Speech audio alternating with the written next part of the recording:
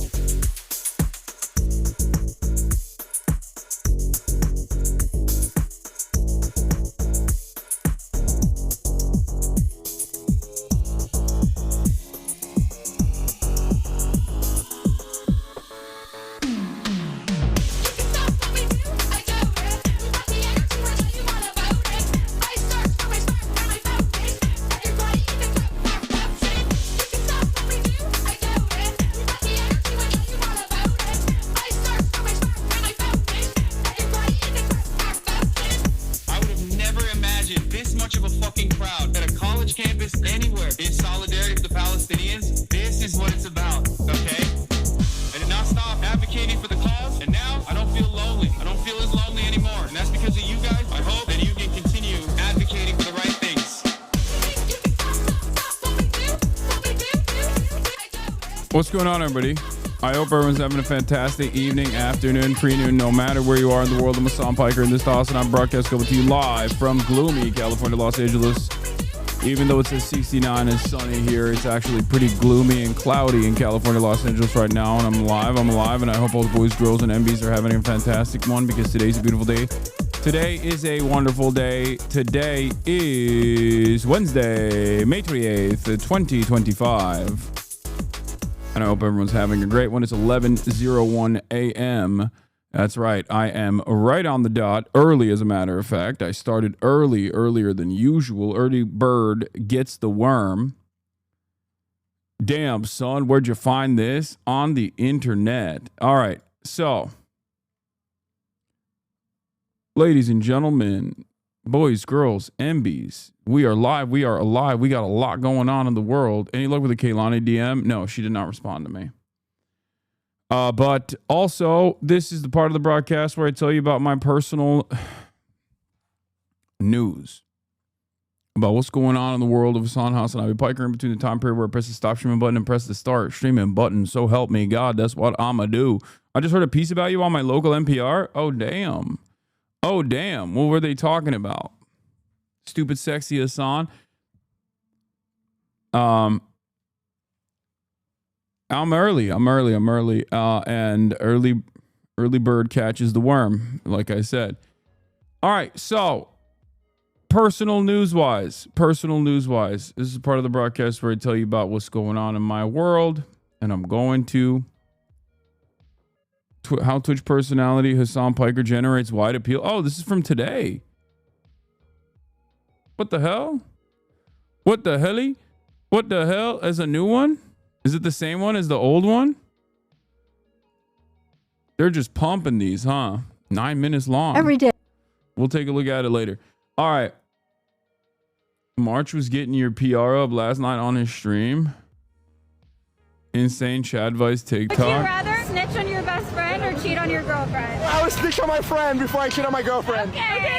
I would never cheat on you, I promise. A few moments later. We just broke up. You're lying. We let another girl dance on him, bro. Not my fault. She was dancing on me. For like a good 5 minutes. I'm not gonna push her away. Yes, you are gonna push her away. You're in a full-on. What the f is not clicking? How would you feel if she danced on a guy for 5 minutes? Well, that's different. It's not different. She just texted me, but I'm not gonna answer. You gave her your number? No. Yes. What do you mean you text? Eddie, what the f? Why would now be when you f***ing tell me that shit? You know what? That's fine because I'm just gonna go find a new guy. That's fine. Is this AI? This is like damn, this bummed me out, dude. It's got to be scripted. I'm assuming this is scripted for the sake of humanity, okay? For the sake of humanity and all things holy, I'm going to assume that is scripted. All right. No, because I am familiar with her content. Okay. All right. Whatever. Last night I ended the broadcast. What did I do? Absolutely nothing. Hung out with my mom a little bit. Watched some Fearin'. Watched the last episode of The Last of Us. It's all right.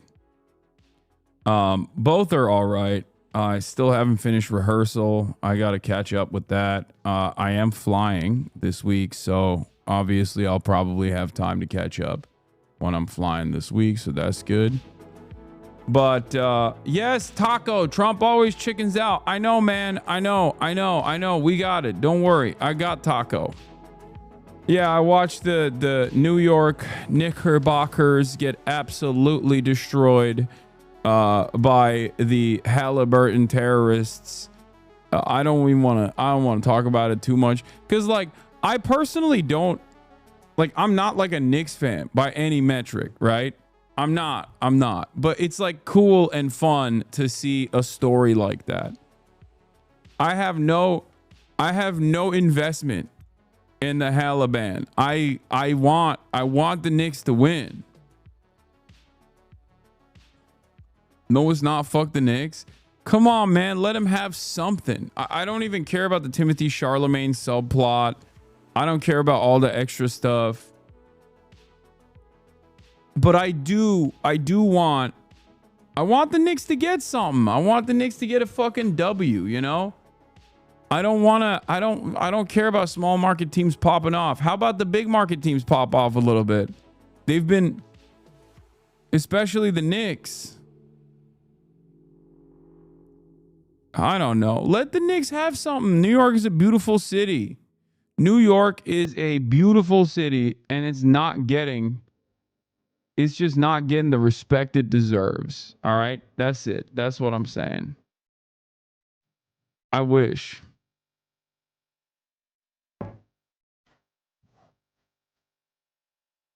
I wish it would. New Joe Rogan of the left dropped. Oh, yeah, I know. Adam Friedland. Hi. Holy moly. Hold up 1 second. I have something outside that I got to deal with real quick. Yeah. Wait 1 second. Right as I go live, there's like a million different things happening, a million different things popping off.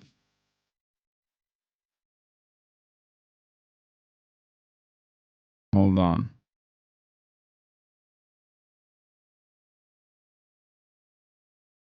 I think the Knicks winning makes Zoran win. That's what I told this to Noah, who is a Knicks fan. At the eve of, not yesterday, but I texted Noah about this. I was like, it feels like this is, the Knicks beating the Celtics. Zoran is on the come up. It almost feels like it's a new tide for New York. It felt like Bernie Sanders. It felt like Bernie Sanders in Nevada. That's what it felt like. Like they beat the Celtics. All of a sudden, things are looking up for New York. Zoran is popping off. Like that was like the vibe. And it sucks because we all know the end of that story. Okay.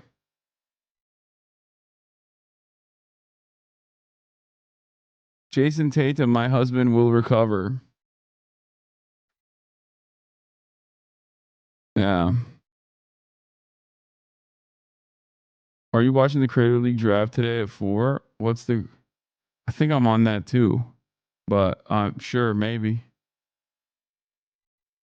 Lex preview. The following is a conversation with Satan. Well, I've seen this before. This is old.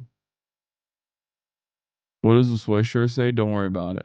Hold on 1 second. I gotta deal with something outside. Okay, hold on. I'll start with this Twitch personality clip from for 8 hours W. or more. Burr. Hasan Piker is live on the video game streaming platform Twitch. Hold on. He is a socialist, left of the Democratic Party, and his commentary sometimes runs afoul of content rules. He shares his political views on Twitch with a dedicated community of viewers. many of whom are young men. Now, Hasan Piker has been viewed as a left-leaning Joe Rogan, brash and broy, and someone who could bring young men to the Democratic cause. Ben Brock Johnson and Amory Sievertson of WBUR's podcast Endless Thread wanted to know more about who Hasan Piker is influencing and how. Whatever you've heard of Hasan, whatever you think of him, however you found him, or if you've never heard of him or found him, let's start with some simple facts. His parents are Turkish. His father is a political scientist and economist who has helped support the Future Party in that country in opposition to the right-wing Justice and Development Party. His mom is an architectural historian teaching at the Institute of Technology in New Jersey. And Piker's uncle started the Young Turks, the popular progressive news network that began on the radio, jumped to YouTube, and is now played on some television channels. You're heading off a cliff, dude, and you don't even realize it. Hasan's of an even younger generation than the Young Turks. He's on YouTube, but he's most established on the video game streaming platform Twitch, where people watch other people play video games. And in Hasan's case, people watch him talking about politics. But if you're going to stream on Twitch, you're probably going to do both. The first time I came across him was when, in the election of 2020, he streamed a Get Out the Vote game of Among Us with Representatives Alexandria Ocasio-Cortez and Ilhan Omar. When you watch this video, as AOC gets onto the stream with Hasan, he seems pretty psyched. We came a long way. Here we go. From 15 people watching me play Fortnite with Felix Biederman to playing Among Us with the top content creators and also two of my favorite politicians.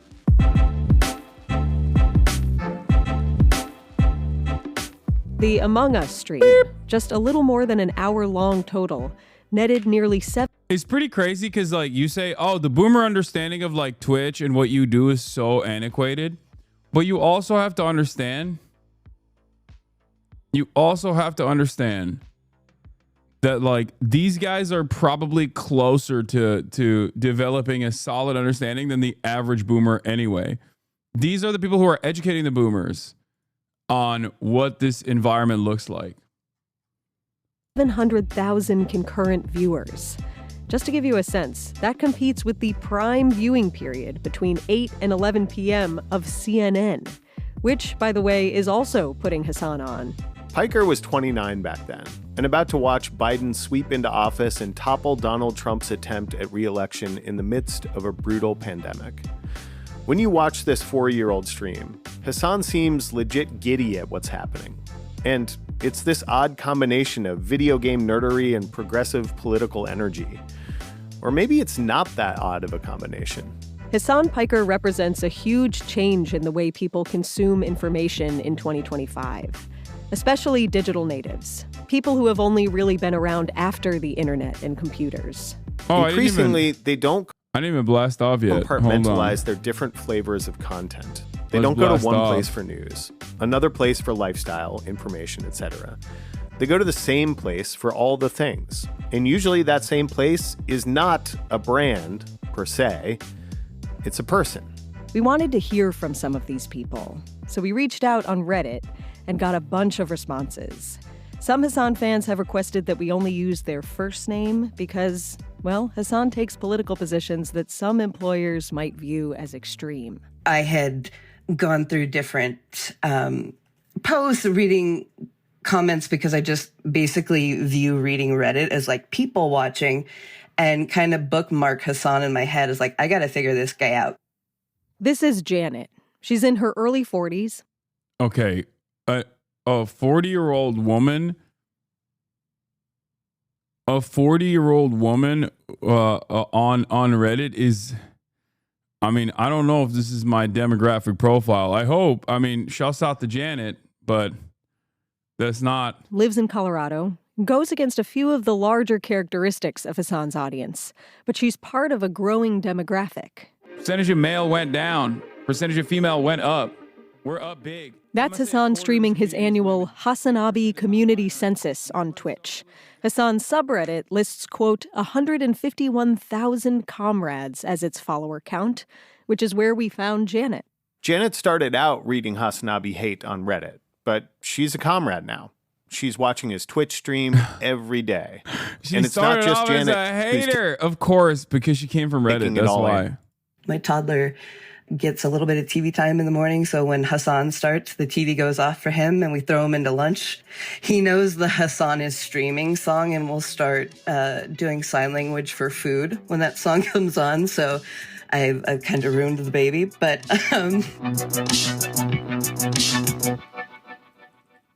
A number of the people we talk to watch and listen to Hasan while at work or while doing schoolwork.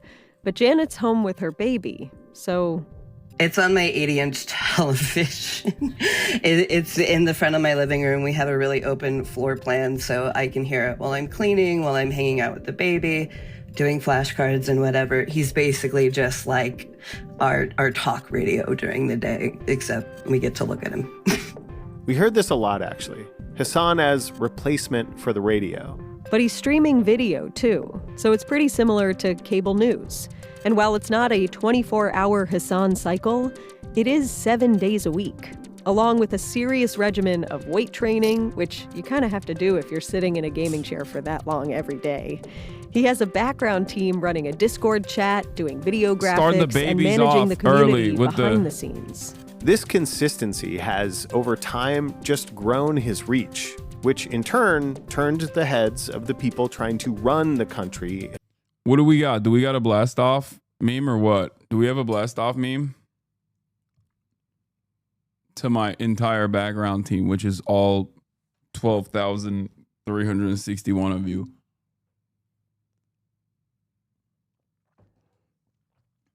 I wish it was 24 hours. I would kill myself. That's not a good blast off meme.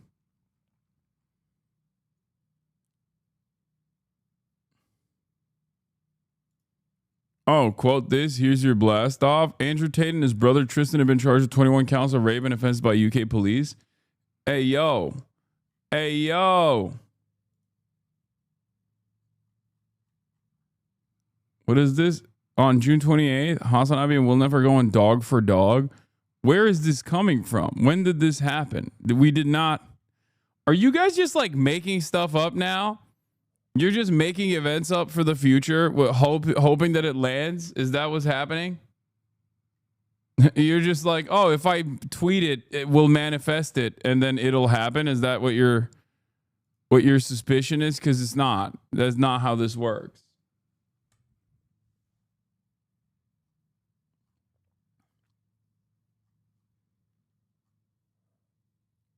Manifesting my streamers dogging. Yeah. Just raw dogging some dogs. Is that what it is? The manifesting my streamer gobbling some glizzies. Okay, whatever. I blasted off. None of you gave me anything good, so I just used the Trump taco take. Okay, let's blast off. Let's let the people know we are live. We are alive. What the hell? What the heliante? Will Neff's alternate account where he's doing the 9 for 9 challenge. When are we going to the Doyers game? Oh yeah, I'm down to do that. I'm so sad with the Tate news. Oh,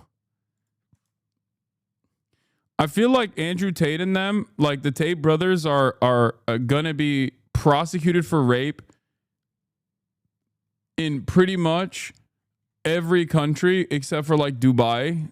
Like they're just slowly but surely every place that they go to, they end up getting charged with rape because they just can't help themselves. I guess they can't stop themselves. Like it's just impossible for them. And eventually it's just going to be like every country. Like every country in the Western world is going to have active rape charges on them. And so they're just going to have to stay in Dubai. They're going to be fucking pardoned or that. Maybe Trump will pardon them. No, he's not going to do that. That's crazy. All right, let's keep going. In the last election, Hasan was invited to the Democratic convention. He was looked at by many in the run-up to the election as Exhibit A that Kamala Harris and company were talking to the right people to help them talk to the people who were going to vote. But then, the other team's podcast Reach Out game turned out to be a lot more full-on. The following is a conversation with Donald Trump on this, the the Lex Friedman podcast. How long have we been talking? A long time. Let's go. Probably like 3 hours. I got to make a speech. Ever since, Hasan has been on what almost feels like a group therapy tour, talking to a lot of legacy media organizations and helping to explain to them how they could have possibly missed this thing that the polls really bore out, that young men were breaking for Trump. I think Trump speaks to male insecurities better. It's not necessarily flooding the market with like a bunch of liberals. Like, oh, if we had like 8 more Pod Save Americas that kind of look like me, for example, like more bro-y, right? Then that would be fine. It's like, no, you can't podcast your way out of this problem. There was a list that... And yet, it seems like if the Democratic Party could podcast or stream its way into the hearts of young men, Hasan could be their guy. Because he courts more than the Janets. He also courts a lot of Jadens. 24-year-old Jaden didn't find Hasan Piker in his hometown of Heber Springs, Arkansas. It's a pretty close-knit community. A lot of people know each other. A lot of people will go to the same church, for example. All the beliefs of everyone are pretty much shared throughout the entire community. When Jaden started to spend more time online in high school, he discovered perspectives that didn't really match the homogeneity of Heber Springs. And when he went to the... Yeah, I think this is Hasan getting on fresh air got to be a recession indicator. I feel like this is is this the same exact NPR piece or is it like slightly tweaked?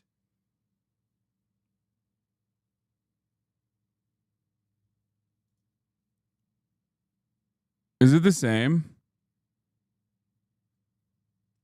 Incredible piece from W. Burr, Boston NPR, on how journalists' understanding on the role Ansar Allah played changed over my interview with a young Yemeni influencer who we all collectively dubbed Tim Houthi Chalamet.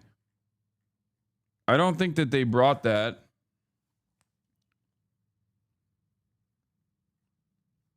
I don't think that they brought that up. Did they? Did I miss that part? They talk about the recent ban at the end. All right, there's like 2 minutes left. University of Arkansas in Fayetteville, his own belief structure started to shift even more. Jaden says straight up that the only reason his belief structure has changed is because college and the internet. Which is where he found Hasan. I thought that the way he broke down certain topics was just really easy to understand, easy to digest. Digest what exactly? Hasan's worldview. Whether it's American foreign policy being ultimately damaging to the world, or whether it be an advocacy for enshrining abortion rights in the Constitution, gun control, like reasonable gun safety measures that must be implemented, focusing on universal health care and free college education. Of course, some of that worldview is reflected by planks in the Democratic Party's platform. Other stances, particularly on international issues like the war in Gaza, put Hasan at odds with many Democratic lawmakers. Representative Richie Torres, a Democrat from New York, has repeatedly accused Hasan of anti-Semitism. And last week, Twitch suspended Hasan's account due to comments he made following the killing of 2 employees of the Israeli embassy outside the Capitol Jewish Museum in No, that's not why. God damn it. Washington, D.C. So it remains to be seen if Hasan's massive viewership will find a meaningful alliance with either major political party. I mean, it's not misinfo. They're boomers. They don't know any better. It wasn't because of the comments. It was because of the manifesto being read at all.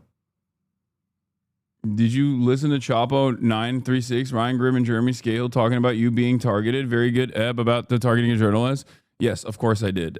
They released it. They removed it from the paywall. I watched it. I listened to all the Chapo episodes whenever I can. They're boomers, man. It's like that statement is no different than them being like, Twitch is a gaming website, you know? It is what it is.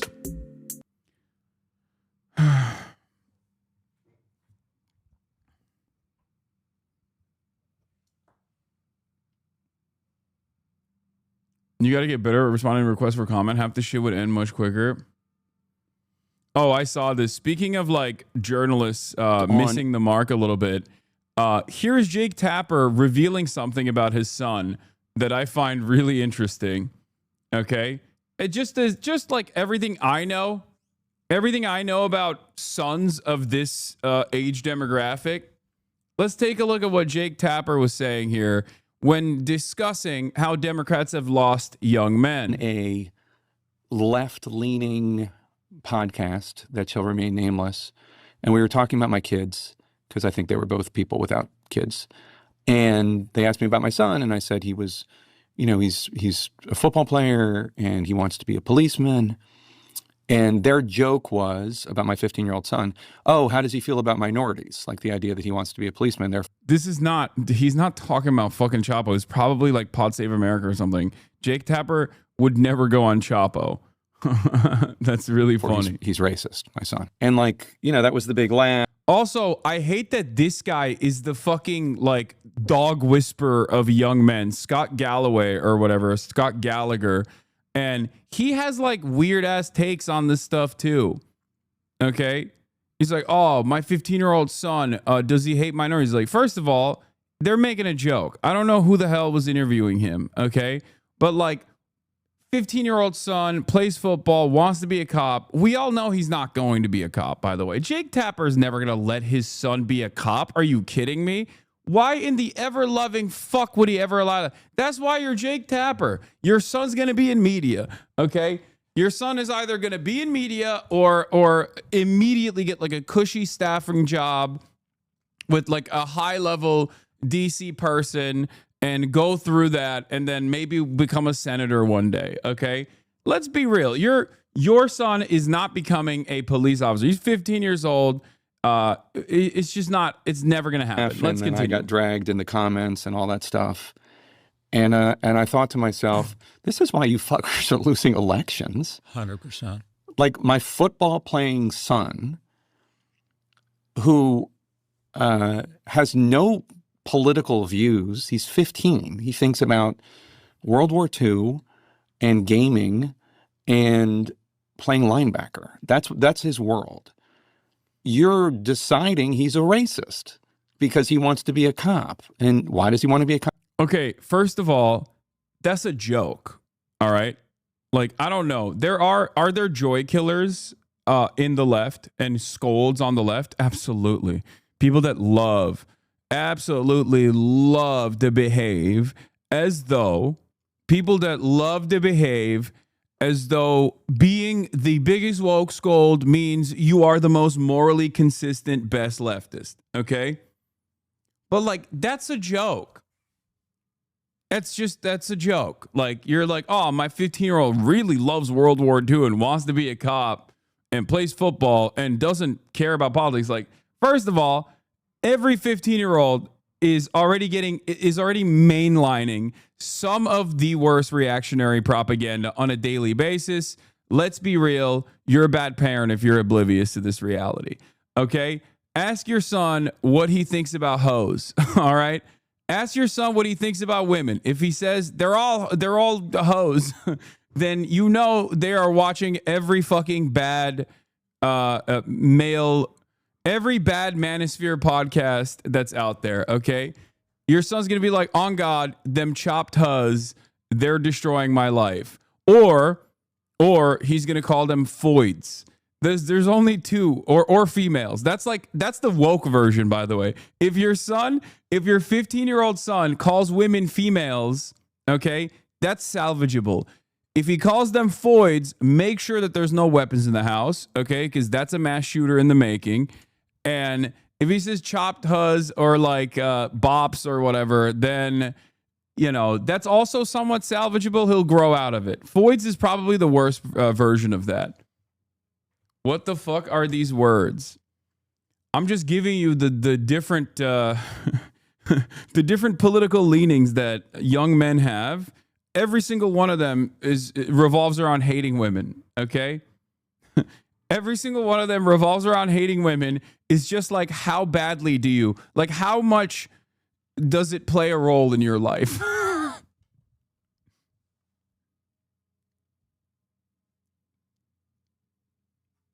Okay? If you say like foids, femoids, that's an incel term, he's probably gone. Okay, very difficult to save.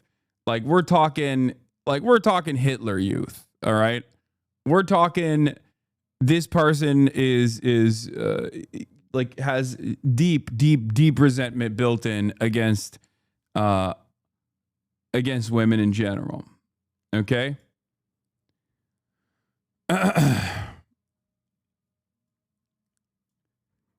If they're saying like chopped huz or chuz or huz in general, like that's just someone trying to be cool. Like that's salvageable to a certain degree. It's still misogynistic, but like, or like fine shit. That's another one. Like this is AAVE baked into the collective consciousness of Generation Alpha and young Zoomers, mostly off of TikTok. Okay. Hasan, please, I'm 32. I don't know what the fuck you're talking about. I don't know why every old person loses their goddamn mind when I'm giving you a brief introduction to, like, you know, Gen Alpha and young Zoomers. I'm telling you what the fuck the terminology is, okay? I'm giving you the terminology. Do you want to know about it, or do you want to fucking act like Jake Tapper and be like, oh yeah, my son is apolitical? Shut the fuck up. Shut up and listen. Okay? Fuck. Yes, 30 is old, because guess what? Guess what? Back in the day, when people were dying before they made it to 18 on a regular basis, okay, 30 was old. Then there was a brief period where 30 wasn't old, okay? For like the last 50, 60 years, 30 wasn't considered old. But now that like people can present themselves as full human beings online at the age of 12, 30 is old again, okay? Especially because 12-year-olds are extremely online, so they dominate discourse. It sucks, but yes, when 12-year-olds online can present themselves as full developed persons when they're clearly not, okay, all of a sudden, 30 is old again. That's how it is, okay? Figure it out. It's just the reality. Sorry. You know, get with the Skibbity program, okay? Skibbity Riz, Ohio Phantom Tax. That's it. Least consistent streamer law. What?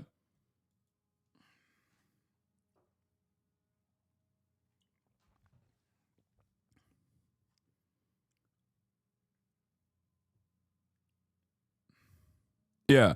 When someone says my son's not into politics, he's into World War II, wanting to be a cop, and also gaming, your son's watching Asmongold. Okay. Your son is watching Asmongold for sure. But he plays football, so he probably doesn't watch Asmongold. He probably watches Andrew Tate, which again, adjusted to how terrifying the situation is, adjusted to how bad things are, I think, I guess like Aiden Ross might be preferable, like salvageable, because like that's a thing that they encountered because it was the cool thing to do. You know what I mean? Because that's what young boys care about, being cool and being and fitting in. And if that's like the domineering force in your age demographic, then you might have found yourself in the throes of this kind of politics, specifically because you thought it was cool or because all of your friends were doing it, and therefore you could probably get out of it. Okay.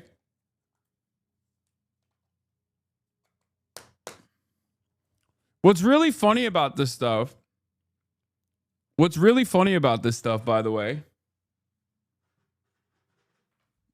is that a lot of people on TikTok apparently have been yelling at me because I said, we gotta figure out a way to like reach young men. They're angry and resentful. And a lot of people instantly went back to their stupid, like, liberal instincts of being like, no, we should continue vilifying men across the board unconditionally. It's like, okay, well, then good luck. You know what I mean?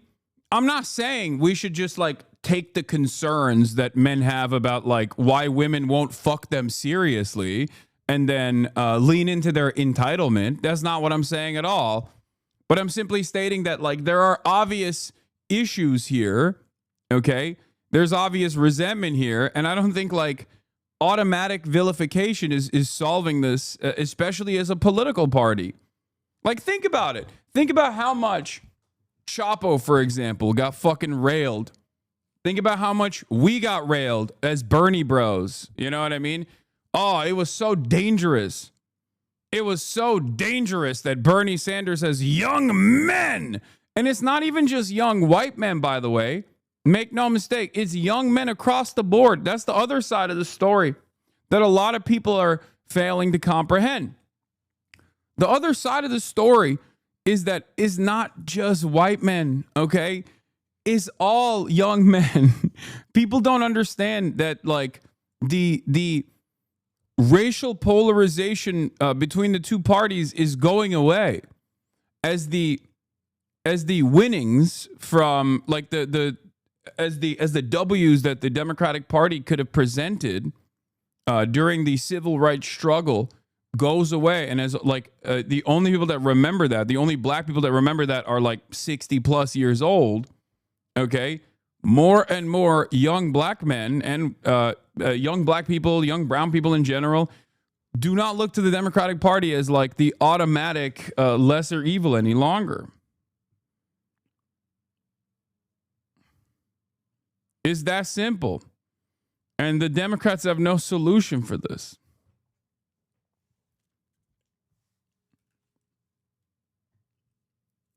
I don't know.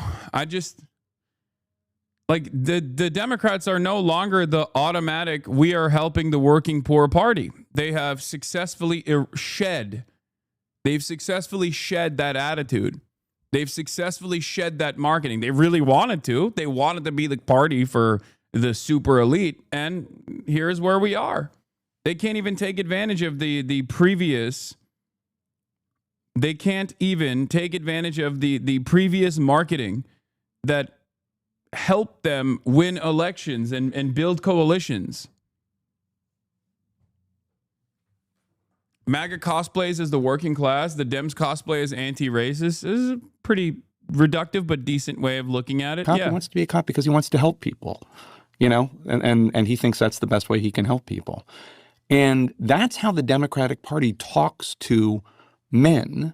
You don't go after their bad role models like you used to, but their behavior is pretty pathological. They're pampered and pandered to constantly.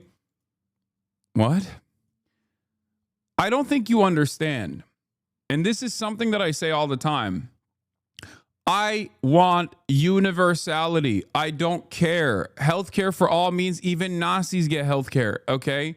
If you think that, like, the things that I'm advocating for are specifically tailored towards young men's false sensibilities, you're delusional. That's not what I'm saying, okay? That's not what I'm saying at all.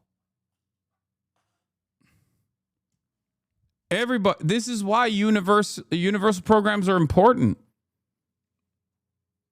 This is what I mean. There is no moment where I'm like, hey, oh, do you feel like you should kill all women because, like, this girl rejected you? Yeah, you're right, King. Lean into that. Like, is there ever a moment where I've said that? Is there ever a moment where I've made excuses? No. I'm simply saying that the Democrats running, right? The Democrats running for office cannot try to present themselves as an anti-racist party only by claiming that their enemy is white men, okay? You're not doing anything. You're not even doing anti-racism. I'm not even saying that this is actually real racism. Reverse racism is real racism. I'm simply stating that presenting yourself as that is not actually doing anything. Presenting yourself as a enemy of they're going to clip you as pro healthcare for Nazis. Well, welcome to the world of HasanAbi Piker. I have always maintained that position. Medicare for all means for all. I want universal social housing, okay, for everybody. I want government funded public housing. That's it. The whole purpose of the goddamn government is to make it so that it's harder for people to entertain It's harder for people to take advantage, opportunists to take advantage of the volatile market conditions, the volatile economic conditions to move people into that direction. I know you say COVID broke a lot of people's brains, but I genuinely think that 2020 BLM broke a lot of young black men's brains in the worst direction. This is all because of this momentum. Joe Brandon coming in and saying he's going to do shit to alleviate police violence and structural inequalities, and then he actively made those two things worse. I think that's the biggest factor of why young black men are shifting more Republican. No, I don't agree with that. But I do think that what the Democrats did, it's not just about young black men. It's just across the board. What the Democrats did is neuter an entire generation's political ambitions. Okay? Because black men are the least consequential aspect of this equation. It's more so the Hispanic voting bloc. If we're looking at like some of the biggest gains, some of the biggest switches that has taken place. Okay, if you're thinking about like who swung in which direction, it's like Hispanic dudes. Okay, way more than black dudes did, and ultimately.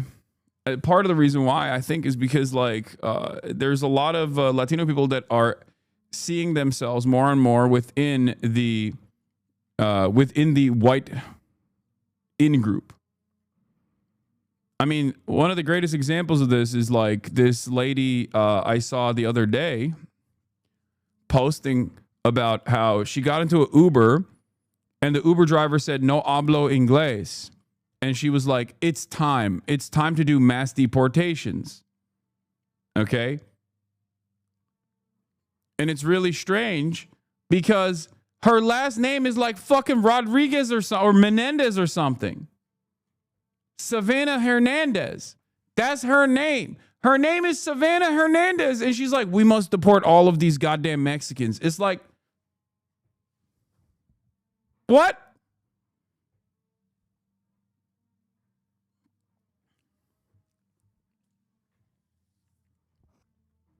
Like, what the hell are you talking about? What the fuck? What? Bro, who do you think is on the chopping block? If the only motivation for this kind of resentment is unironically white nativist attitudes, you're not white, dumbass. You're going too. Just as the entire reason as to why we had to fucking do mass deportations was because all of these guys are criminals and rapists and violent drug dealers and they're doing all this stuff and it wasn't fucking true at all. And that's precisely the reason why the Trump administration currently is like trying to deport a 4-year-old, okay? Like we're deporting 4th graders, 4-year-olds, 16-year-olds, in high school. What happened to the violent drug dealers? Oh, it turns out that obviously the government wasn't just letting rapists go if they were undocumented. Oh my God. Because it had nothing to do with prosecuting crimes adequately and everything to do with trying to make America a more white country.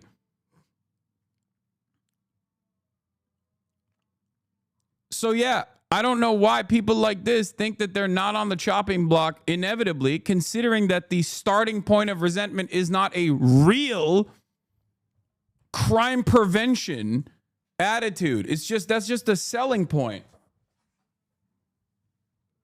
It's the same shit that like black conservatives tell themselves about the dichotomy between, some black people and other black people that are hood, Oh, it's not us that they hate. It's the thugs that they hate. It's like, no, dude, they hate you too, dumbass. The fuck? Like, it doesn't come from... there is no real distinction there. There is no valid distinction there, okay?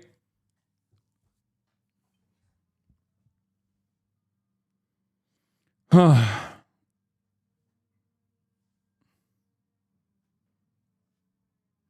anyway, you can't... The thing is, the Democrats used to at least rely on that like resentment that Republicans represent with regular frequency to drum up a base of support, to galvanize a base of support that came from these backgrounds, right? But now it's over. This past election, there was a decoupling of racial politics that I think the Democrats are not ready for.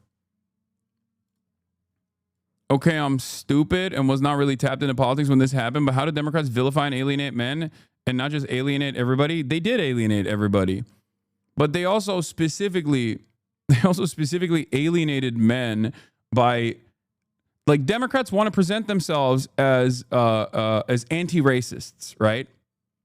Democrats want to present themselves as anti-racist. And there's a couple different ways of doing that. If you are really an anti-racist, you want to solve some of the material inequalities that black and brown people are facing in this country, okay? But you don't want to really do that because that would require you to actually do anything in the legislative agenda, and obviously that's going to be a big problem, right? So the way that Democrats have positioned themselves as anti-racist is basically by saying white men are the devil, okay? Just by presenting themselves as like anti-white men. White men are dangerous. White men are the devil. Now, it's not totally off base to say those things, okay? I'll say something like that. I'm a white man myself, you know? But it's ultimately, it's not how you fucking craft a campaign. You feel me? You can't do that. You just can't do that. I don't remember the Democrats saying that. Oh my Lord. They didn't fucking come out and say white men are the devil entirely, okay? They didn't like verbatim say that. I'm obviously exaggerating. Hello, I'm a Twitch streamer. Fuck. I'm talking about how like their policy positioning revolved around, oh shit, hold on. Fuck. Efendim baba. Okay. Not just white men, but men.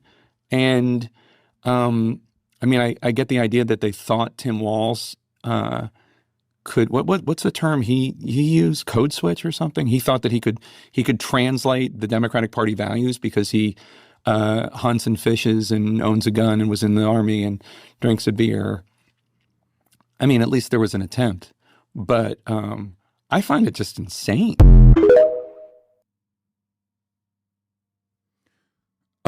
Yeah, hold on. I got to do something real quick. Jesus Christ.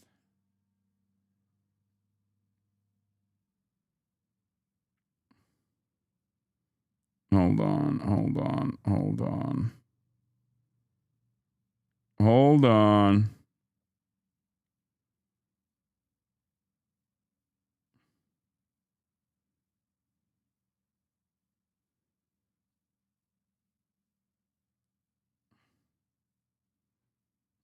1 second. I don't remember Democrats saying that. I know, but how so? That's what the Republicans say Democrats do. Yes, that is.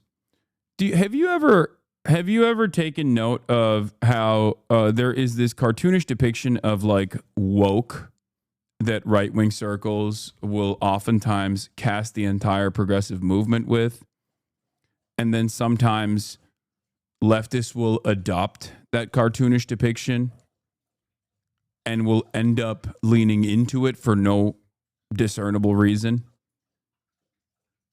Do you feel like this is something that liberals do? Sometimes? It sounds like you agree with Jake Tapper then. No, I don't. I think I have a more nuanced I have a more nuanced approach to this than Jake Tapper, because Jake Tapper himself is a person that only thinks Jake Tapper himself is also conservative and also presents himself as a hurdle in front of what the Democrats must do in order to create a broad coalition. Okay? Democrats believe the Republican framing DEI hurts white men, when in reality, more often than not, they just never message broad general policies that will connect the white men. Exactly. That's why universality is the best approach here. That's why I always advocate for universal policies. Okay?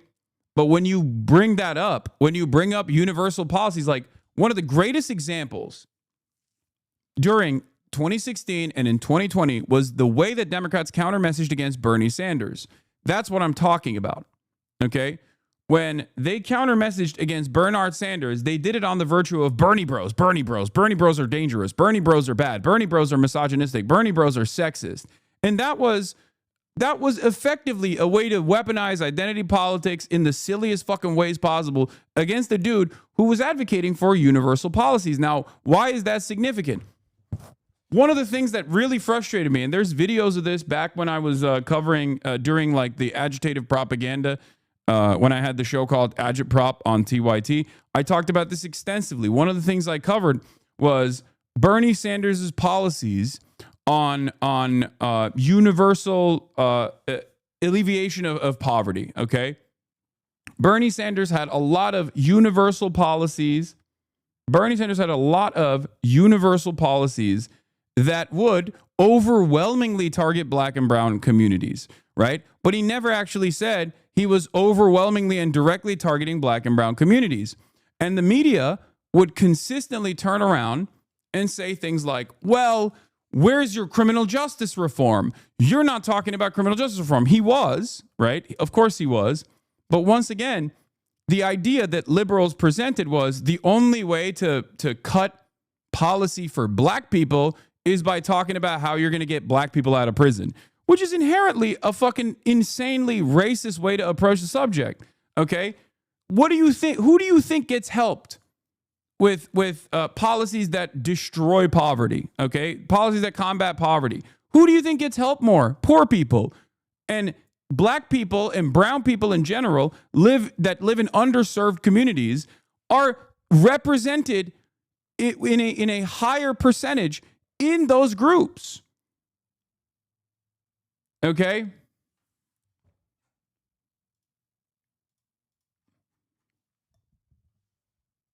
That's it.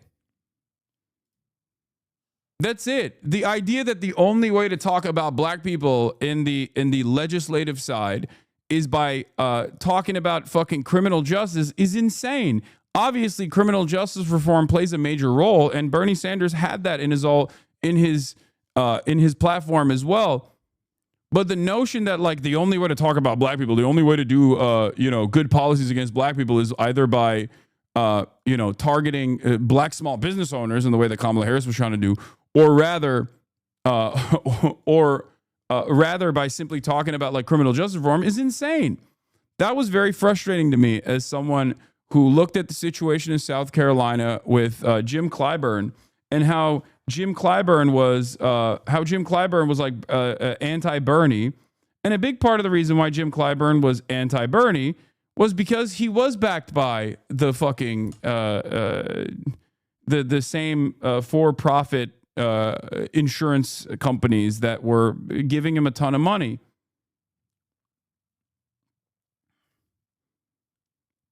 I think Democrats outwardly talk about how diversity for diversity's sake is actually a solution, but they have more insidious ways of vilifying men of all races. You need to shift people's focus away from fighting for crumbs between races to fight for the actual pie against the ruling class. Exactly.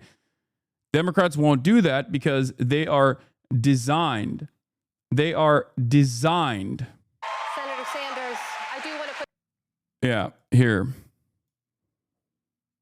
They are, the Democratic Party is designed as a hurdle against actual progressive policies, against anti-capitalist measures. The same question to you, Senator Sanders. What message do you think? Answer that question, but I wanted to get back to the issue of climate change for a moment, because I do believe this is the existential issue. Senator, with all respect, this question is about race. Can you answer the question as it was asked? I certainly can. Like, this is a perfect demonstration. Look. Let's do it again. Senator Sanders, I do want to put the same question to you, Senator Sanders. What message do you think? Answer that question, but I wanted to get back to the issue of climate change for a moment, because I do believe this is the existential issue. Senator, with all respect, this question is about race. Can you answer the question as it was asked? I certainly can. Because people of color, in fact, are going to be the people suffering most if we do not deal with climate change.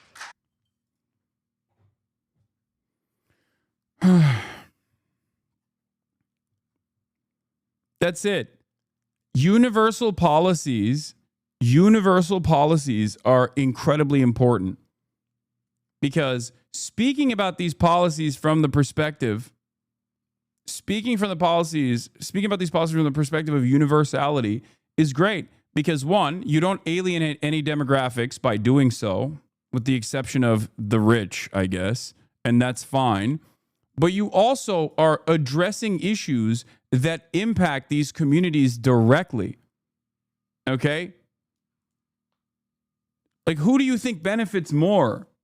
Who do you think benefits more from Medicare for all? A rich white person or a poor black person? Overwhelmingly, these communities that are poorer on average will benefit more from universal programs. That's it. Same with climate change, same with everything.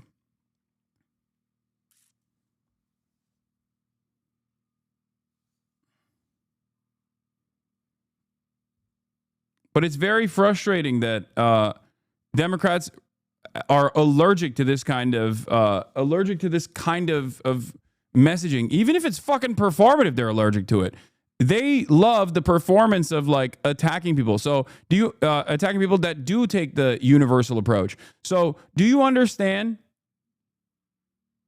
Do you understand what I mean when I say the Democrats did this to themselves for years and years and years? Do you get it?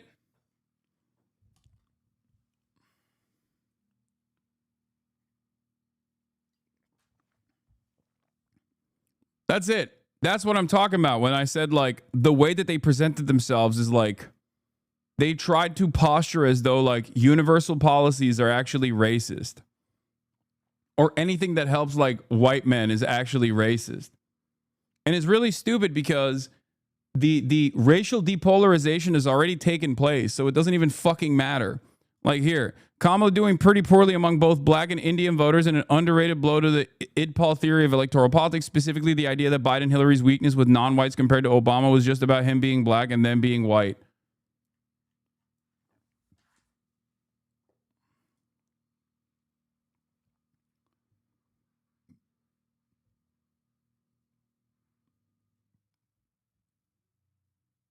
Yeah, I mean, I've talked about this extensively as well. Obviously, a hill I will die on is the Democratic response to 30 million people participating in the George Floyd protests is responsible for a large chunk of nihilism and detachment we see in our politics today. Yeah, I think the first wave of nihilism and detachment came under the Obama administration, and the final blow was delivered by the final blow.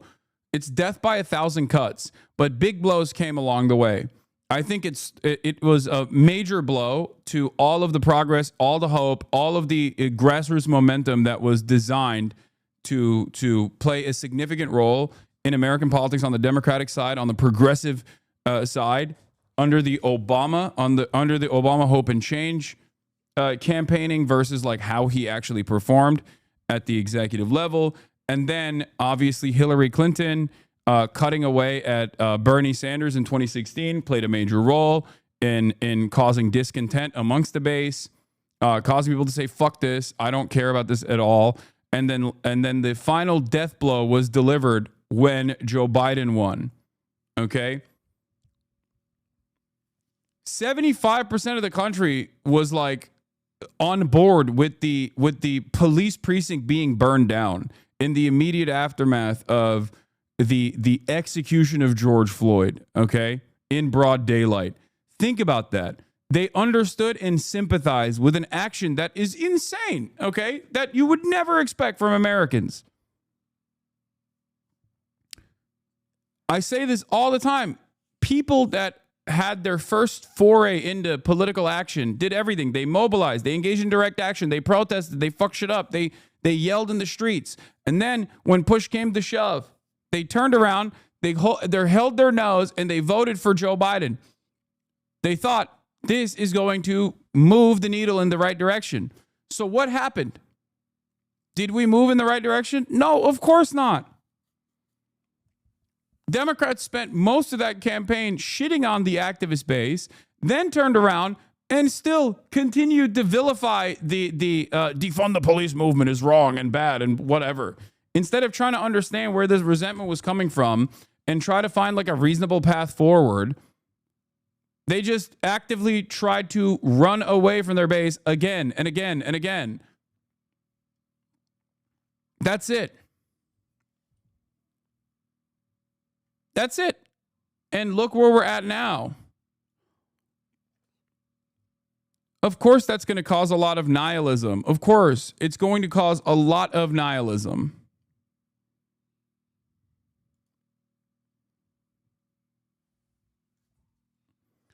For so many people, this was their first foray into mass action. They were met with no even the most meager of positive changes, but instead a party who vowed to fund the police more and shit on their slogans at every opportunity. Way to teach a generation that nothing you will do will ever change anything. Yeah. And then there's always a synopsis after the fact where people will turn around and go like, they'll do an autopsy, right? And you see that even today where people are like, crime is down. It's actually better than it's ever been. So why are people freaking out about crime? Okay. Here, this is like all the data scientists, like the statistics urban, like data scientists who are oftentimes like very firmly committed to liberalism.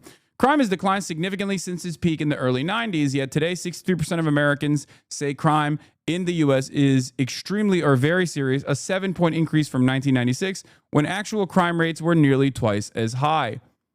Homicide has been a bit more tricky, but the murder rate is still about half of what it was in the 80s and 90s, only very slightly higher than the 60s.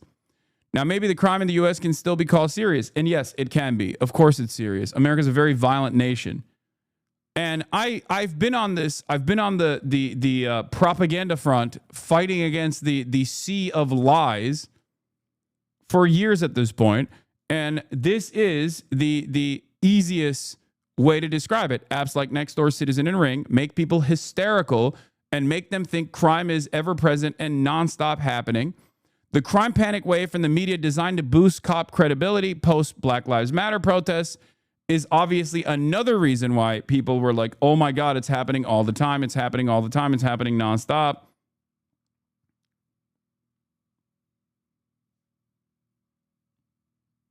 You know?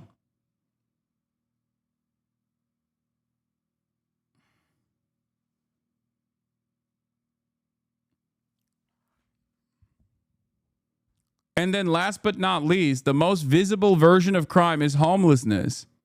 And when homelessness skyrockets in big cities, in blue cities, that's where you saw major drop-offs from the Democratic Party. Okay? Like, this is the other side of the story. A lot of people go, oh, well, Kamala didn't, like, underperform that significantly in rural areas or in, like, in states with, like, larger rural populations and whatnot. She actually, in comparison to Joe Biden, significantly underperformed in big cities. And that problem is twofold. One, because a lot of rich people have been radicalized into thinking that crime is literally ever present and someone is going to rape and kill your entire family any moment. So we have to do Nazi-style policies and melt the working poor and specifically kill every homeless person. Okay?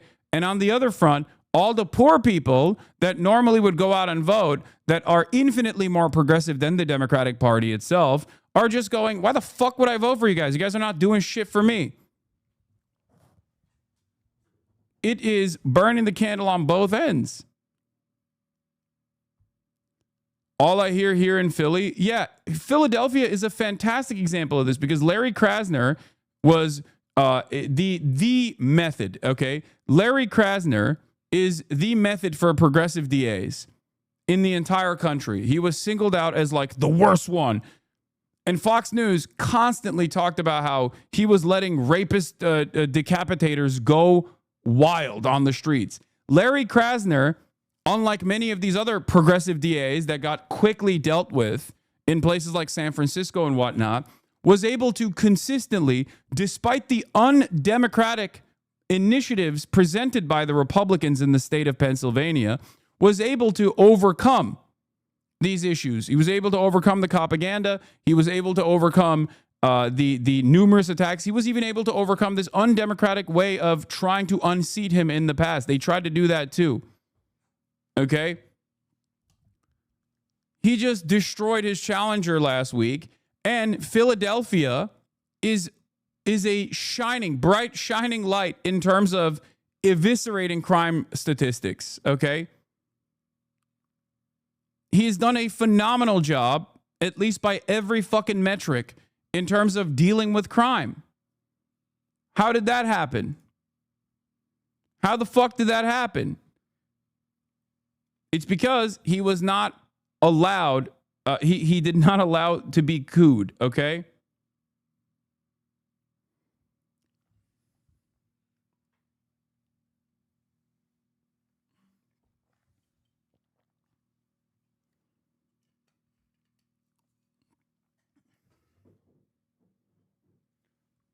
The most hilarious thing is the Republicans want to run Krasner's Democratic challenger that lost on their ticket.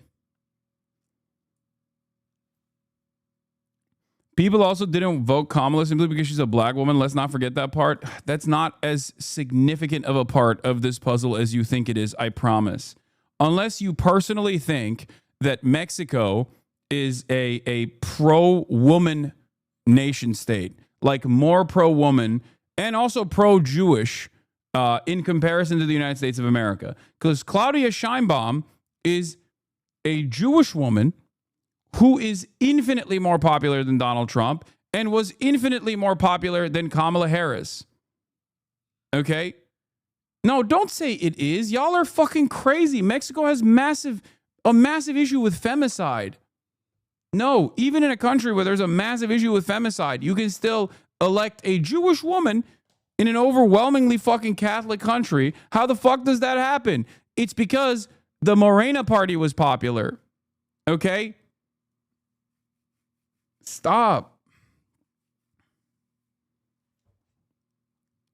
It's because the Morena party was popular. Why was the Morena party popular?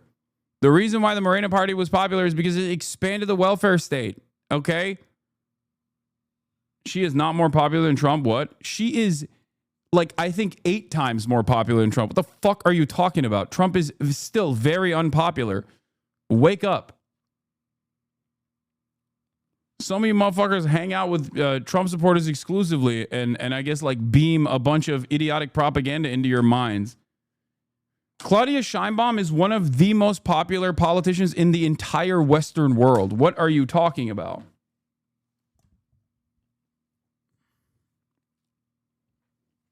It's not even a question.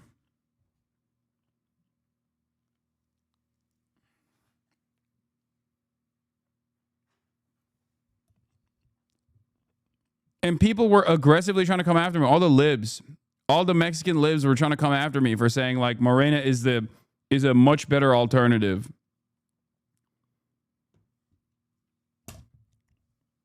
Yeah, she had like I think 85% approval rating. Like that's like we're talking George W. Bush after 9/11 numbers, okay?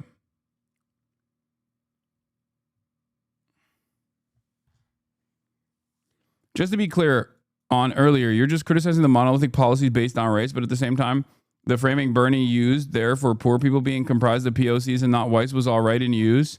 Yes, because the question is specifically about Bernie Sanders' inability to address like issues that pertain to black people and brown people. And he's saying like, who the fuck do you think gets helped in this situation? Black people and brown people too. As a matter of fact, in larger percentages than white people because they happen to be the underserved communities we're talking about. It's not like Bernie's running around being like, black people and brown people, they're so poor, they're broke. They're broke. They're all fucking poor. They live in poverty.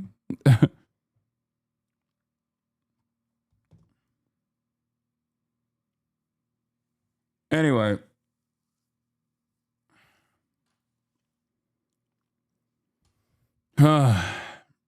You're gay. Tremendous. You're black. Fantastic. You're gay. Tremendous.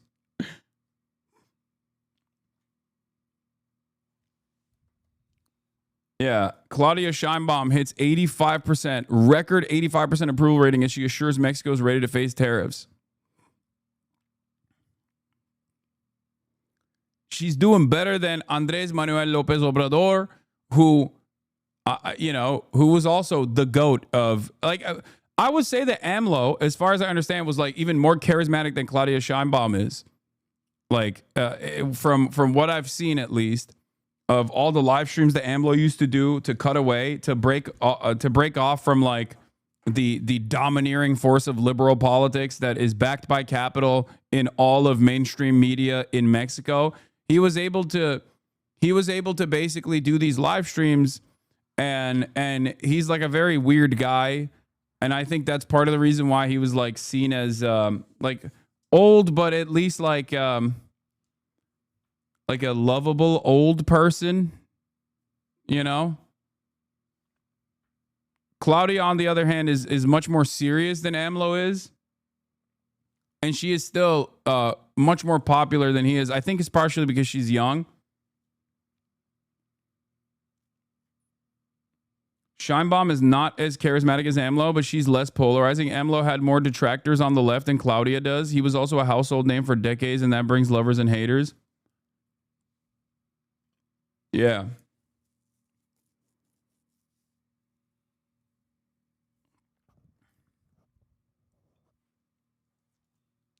Oh, yeah, I saw this. I fucking love this guy's memes, dude. It's hilarious. Hey, can you guys just run on healthcare at the bare minimum? I think that would the DNC. How to fold. Democrats spend millions to learn how to speak to American men and win back the working class.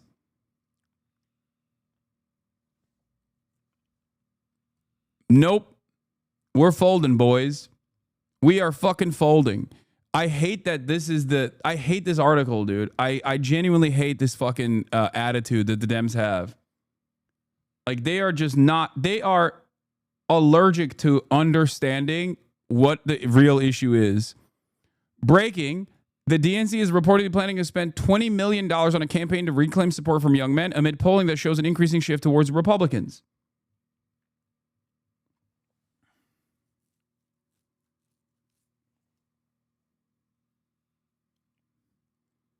That's the point. I disagree of FD signifier, not saying the racism didn't play a role, but like Brazil is extremely xenophobic over our northeastern population, extremely against poor people, super racist and homophobic. And we didn't have to address our dictatorship, and we still elected Lula and Dilma.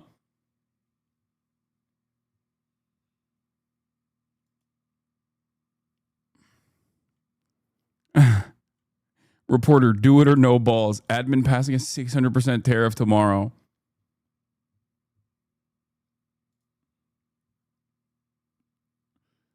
I agree with you. It's gross, but if Republicans aren't doing that much, why are people still voting for them anyway?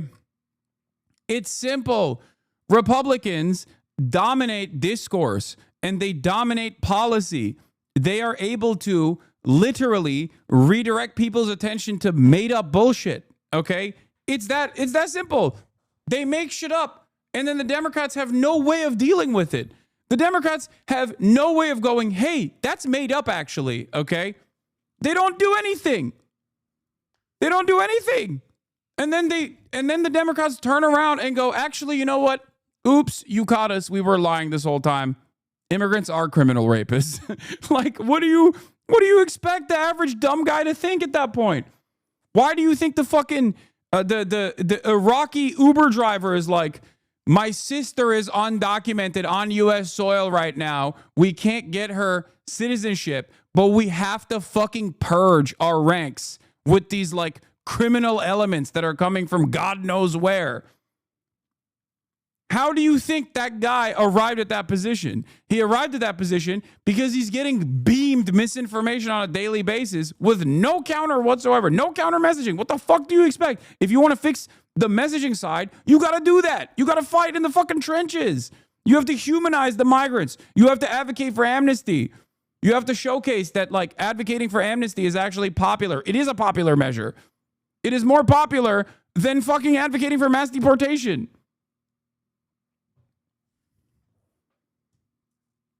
It's so dumb. And then we go, oh, how could this have happened? It's like, you let it happen. You fucking let it happen. No, it's not about there's no lib Fox News. It's about what lib Fox News does, okay? CNN, MSNBC, ABC, CBS, NBC, all of these liberal outlets ranging from like center-right to I guess centrist, MSNBC being like a centrist center-left outlet, okay? They all are at the mercy of Republican discourse. They get dominated by Republican discourse. The Republicans flood the market with a whole bunch of bullshit, and Dems have no way of dealing with it and seemingly no interest of dealing with it at all. Oh, Trump is a fascist, but we also have to find a way to cooperate with these fascists. Like, okay, well, that doesn't make any sense. Then he's not a fascist, or you're a fascist. Which is it? What's going on here?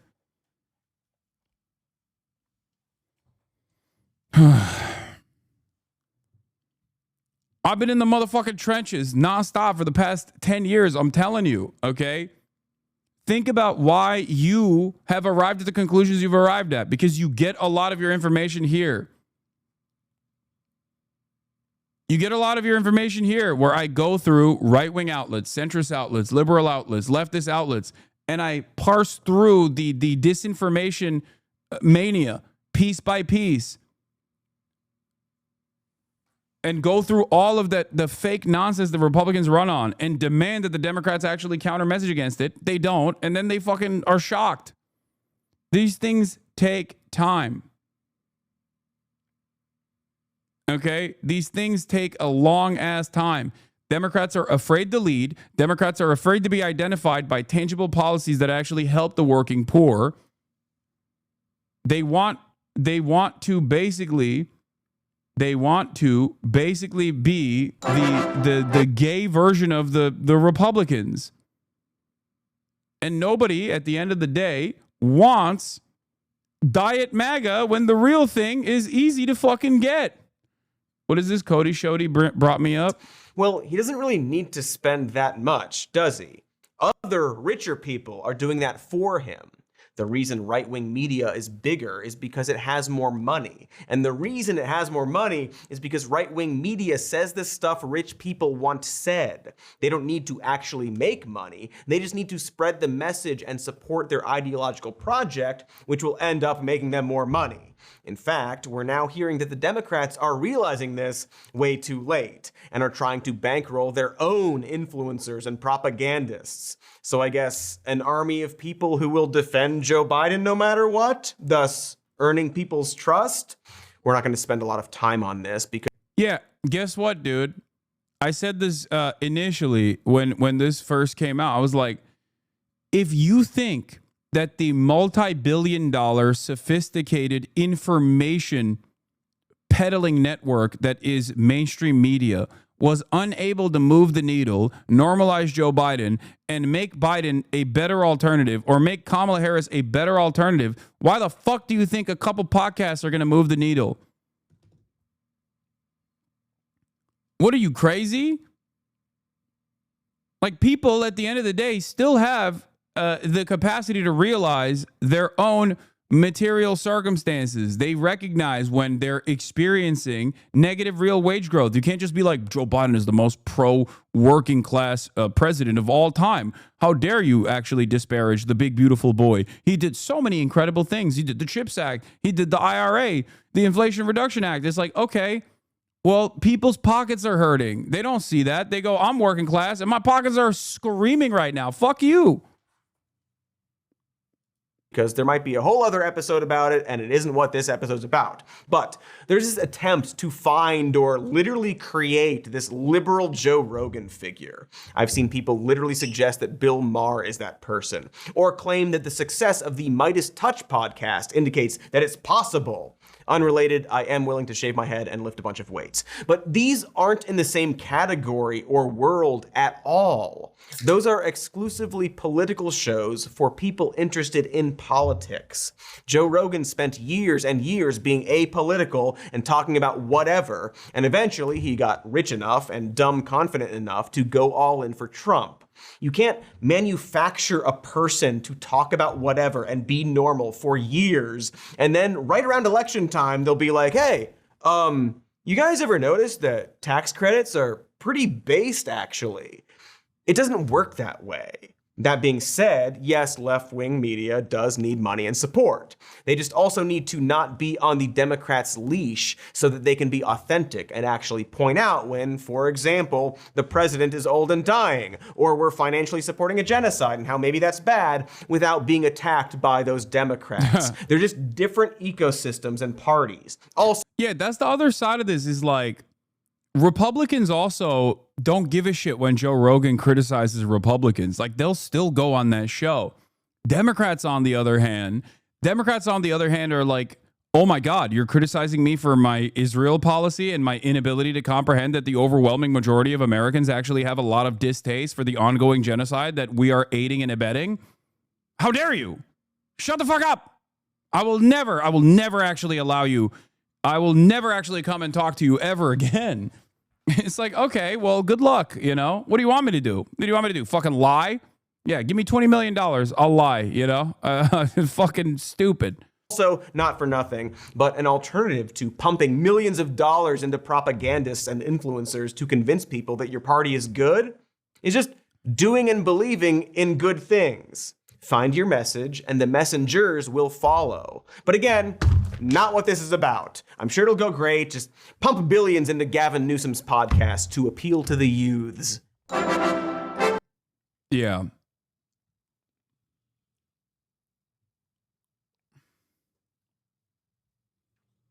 Do you see Dave Weigel talking about Trump's approval recovering already? Trump's approval rating has totally recovered from Liberation Day swoon. One Schumer premise that was that the Dems would keep resisting and the attention on Trump's policy would drive the numbers down, but that hasn't happened. Yeah, it's because the Democrats stopped resisting. They're no longer, they barely resisted for like 3.5 seconds. And immediately Trump's approval rating went down. And then they were like, see, we don't have to do anything, actually. They ain't doing shit. Why, dude? This is why I always fucking say, like, this is the responsibility this is the responsibility of the Democrats as well. It's not just the Republicans. The Republicans are primarily responsible for Republican policies, but the Democrats are also responsible for their inaction. It's so dumb. Ken says, never in my life has the Democratic Party been as much as a ghost ship as it is today. Incredible there aren't more insurgent primary campaigns. Power is just sitting there, and the only thing guarding it is fossils like Chuck Schumer.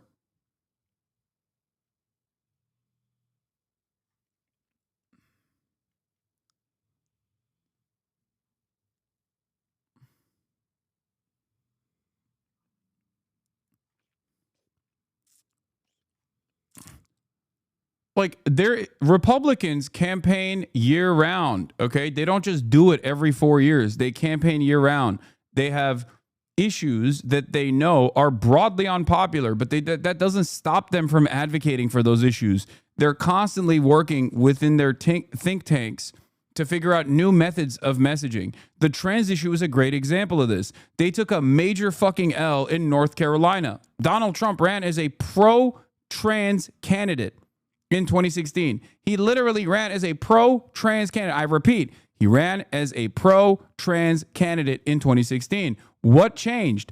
All of those like family annihilator, family values party style think tanks went back to the drawing board and figured out what was a more effective way of conducting and crafting anti-trans messages. They figured out that if you're just attacking trans people alone on the virtue of them being trans, you look like a fucking bully, and most people don't really care about it that much. But if you actually couple anti-trans panic with like a concept that Americans actually believe is still meritocratic, sports, especially if you tackle it as like children's sports, because Americans also want to protect their children, all of a sudden, gangbusters. Okay. And then they went back and they hammered that fucking issue over and over and over again. Now, the alternative in that situation is not for the Democrats to also go, yeah, fuck trans people. The alternative in that situation is the Democrats to actually create policies that genuinely improve people's lives so that the Republicans have to actually focus on that shit, focus on undermining that shit instead of attacking minority groups that are vulnerable, that have no mechanism of pushback to begin with. That's it. That's it.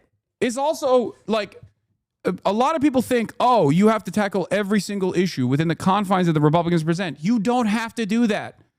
That's why my number one, depending on who I'm talking to, but my number one way of like talking about trans issues is, why do you care about this?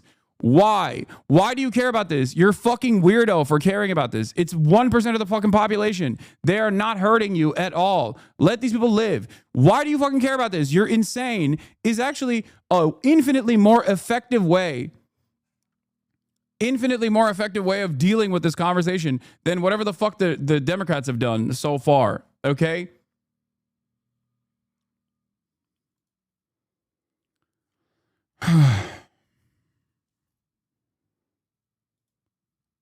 The hyper focus on trans people comes across as gross, especially when people are suffering financially, and all you're doing is just being like, you know what, we need to kill as many trans people as possible. It's like people are going to look at that and go, I don't care, dude. What the fuck?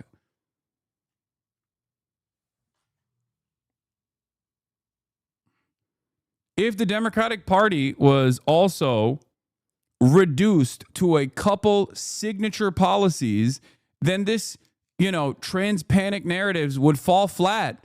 Because if one party is saying, hey, we want to actually do amnesty instead of mass deportation, it's more popular. These people literally work within these communities. They are wonderful parts of the makeup of these communities, okay? And once they have amnesty, conditional amnesty, they will be able to even participate in these communities in more meaningful ways, including generate additional tax revenue, okay?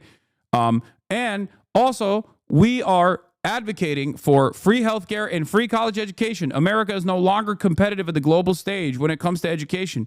Our labor force is getting outcompeted. They're getting outmeted by every fucking country on the planet. We have to fix this. And say that you are also tackling corruption, lobbying, and the pervasive influence of lobbying, and how corrosive that has been, how disgusting that has been, how much of an oligarchy it has created in this country. Okay? Anti-corruption, pro-healthcare, pro-free college, and pro-amnesty for undocumented migrants, conditional amnesty for undocumented migrants. All of a sudden, you have policies that everyone can identify with, everyone can associate with, or fixing the housing problem by creating government housing, okay? Creating public housing. No public-private partnership. Fixing transportation, fixing the fucking potholes, okay? The meat and potatoes of it all. Doing that and becoming the party that actually values those things and is fighting for those things are going to create an impossible force. They're going to automatically cause the Republicans to go against those policies. Those are popular policies. You automatically trap Republicans into a position where they have to advocate against those policies.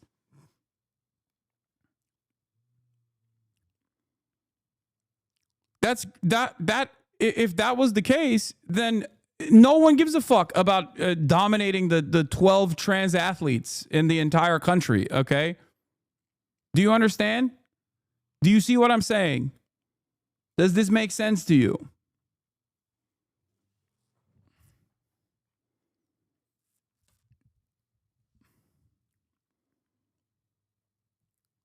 These things can change. They were different back in the day. Democrats benefited from the major gains made by the New Deal, and so did the Republicans, so did America in general. But Democrats politically were able to shift the Overton window to the center left for decades prior to Carter, okay? And post-Carter, especially after Ronald Reagan, everything changed. Neoliberalism became the permanent attitude that both parties represent. But there was a time in American politics where the Overton window was shifted in the direction of economic progress and labor protection, regardless of the fact that capital was regardless of the fact that Capitol was aggressively targeting this and aggressively undermining any sort of like labor militancy, any sort of like mechanism of pushback that existed in the country that was relatively powerful. Okay? It is very frustrating that Democrats don't want to do that. And then they want to do this instead. Democrats spending millions to learn how to speak to American men and win back the working class. How do Dems win back young men? Like, no disrespect, but like, how is this helping? Making men feel welcome, meeting men where they're at, inclusive messaging, simple policy platform, messaging to men. Dems are wrong about men.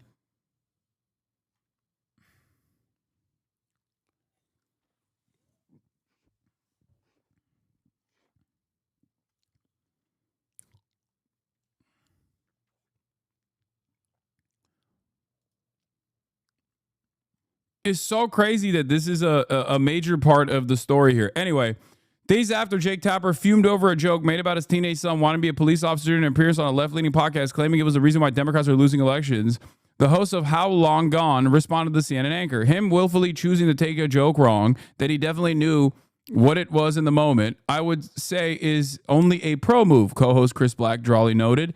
He spun it for his own gain, and it's working. Tapper, who is relentlessly promoting his book, Original Sin, recently appeared alongside co-author Alex Thompson on Scott Galloway's podcast, The Professor G-Pod, to discuss their tome about Joe Biden's cognitive decline and the alleged cover-up of the former president's health ahead of the 2024 election. At one point, Tapper brought up an appearance he made on the left-leaning podcast that shall remain nameless in order to argue that liberals in the Democratic Party are losing political ground among young men.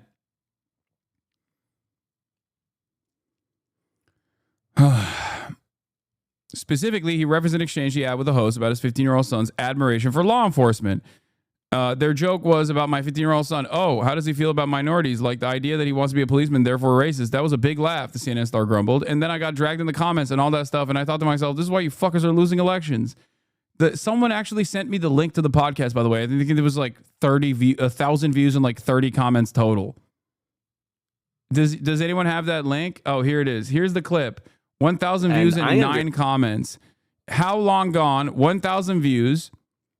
Okay.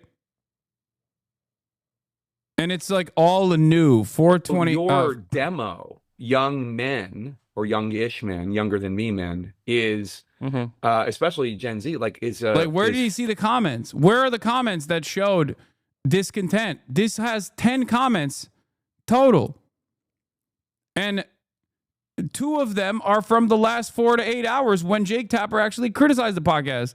There's one that says 4210 for those wondering. You read my mind. Thank you so much. Thanks. Bro, there is no way. This is 1,000 views, man. 1,000 views.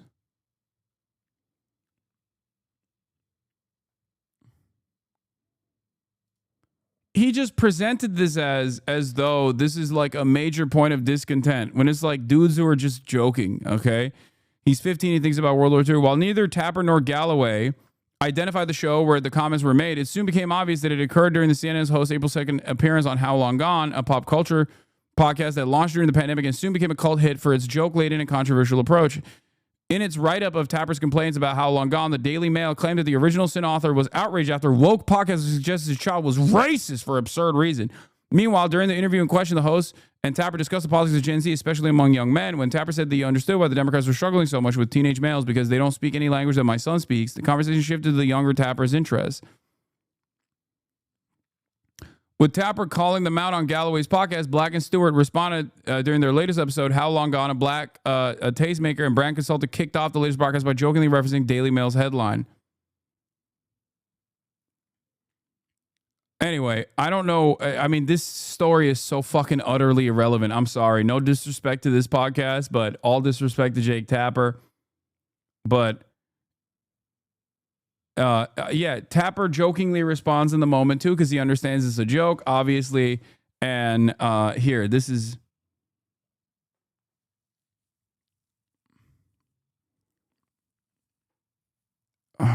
At one point, Tapper revealed his son likes the military and likes police. Co-host Jason, how does he feel about minorities? Pausing for a beat, Tapper said he's pro before moving to a discussion about text messages his daughter sent him recently.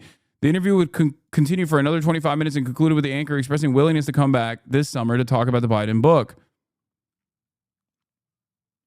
He's pro. Anyway, this is like, I don't understand. In that clip, the hosts are joking around and just kind of thrown off by him saying his 15-year-old son likes police in the military, and the host goes like, the band, the police. It's insane he got upset by this. Anyway, listen to me. None of this is relevant, okay? This is all utterly irrelevant and silly and stupid. There are much broader problems here at play. There is discontent brewing, okay? There's discontent brewing in every demographic. Women see how fucking reactionary, young women especially, see how fucking reactionary their male counterparts have become, especially in the last 5 to 10 years. That causes them to take a defensive posture by voting overwhelmingly for the Democratic Party, which they see as like a better alternative, okay? There is a, I guess, gender polarization among young women, whereas there is a racial depolarization happening in the grander stage for all age demographics within the duopoly structure that we have between the Democrats and the Republicans, okay? It's understandable that women look at the overwhelming sea of resentment that men are displaying with regular frequency and turn around and go, okay, as a mechanism of defense, I'm just going to vote for this party that isn't like openly anti-women, okay?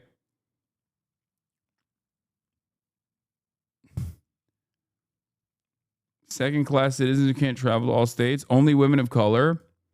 I think that women of color overwhelmingly, but women in general, even white women are young white women are still pro-Democratic Party as opposed to older white women.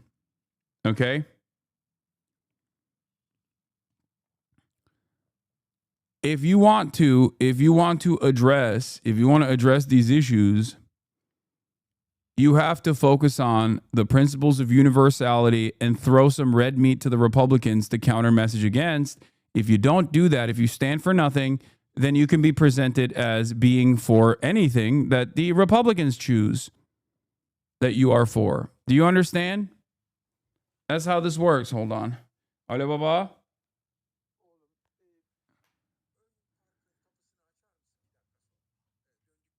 Okay, açık zaten. Açık. Evet. Evet. Şey açık. Gate açık. Hadi bay bay.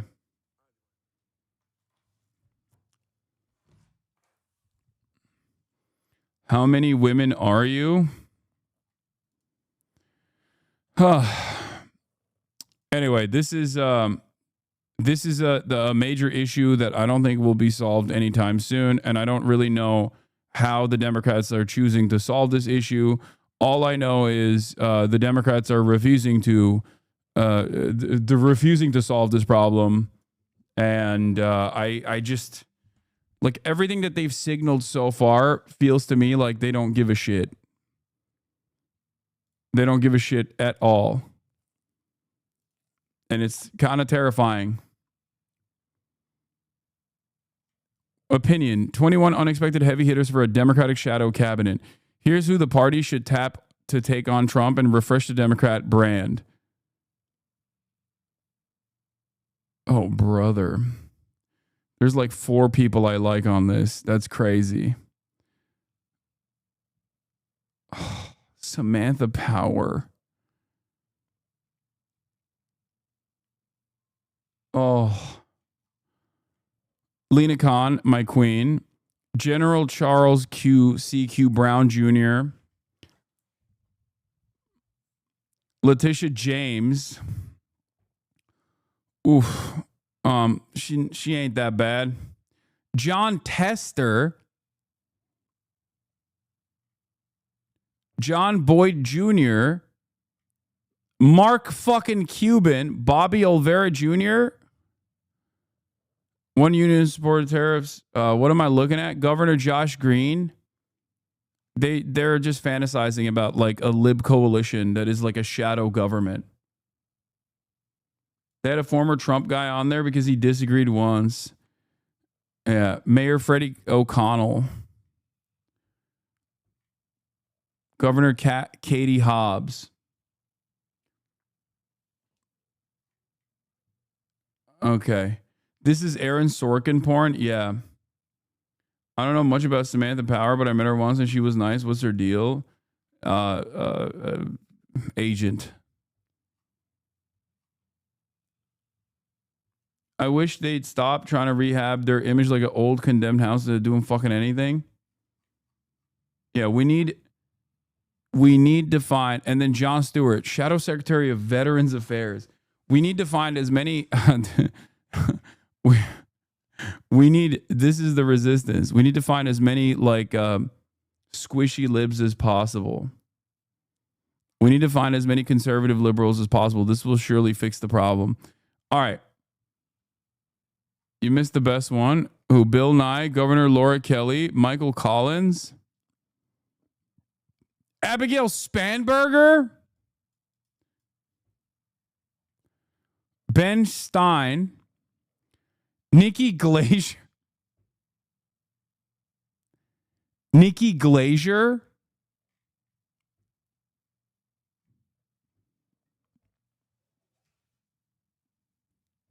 What the fuck?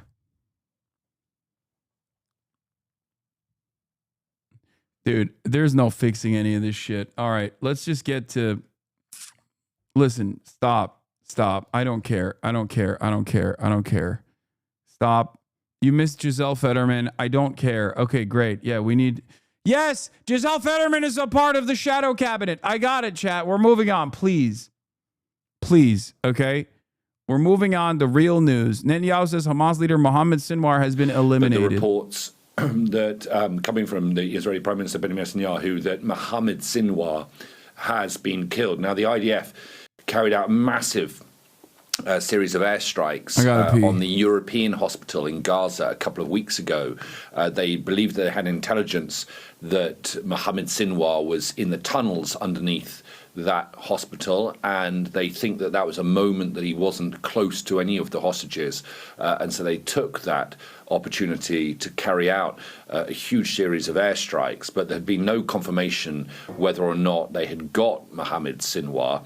Obviously, getting kind of any confirmation is pretty difficult because they cannot get IDF soldiers to the scene, and so they, I'm speculating here, would have had to have relied on things possibly like communications intercepts to try and determine whether or not Hamas communications were indicating that Sinwar was dead. Now, if what Benjamin Netanyahu has said is accurate, and the only reason I caveat that is because there's been no official release from the Prime Minister's office, no official statement from the Israeli military. But if Mohammed Sinwar has been killed by the IDF, then that is very significant. Mohammed Sinwar was the brother of Yahya Sinwar. Yahya Sinwar killed at the end of towards the end of last year. He was the leader of Hamas. He was the mastermind behind October the 7th, and he was succeeded as the leader of Hamas in Gaza, at least, by his brother.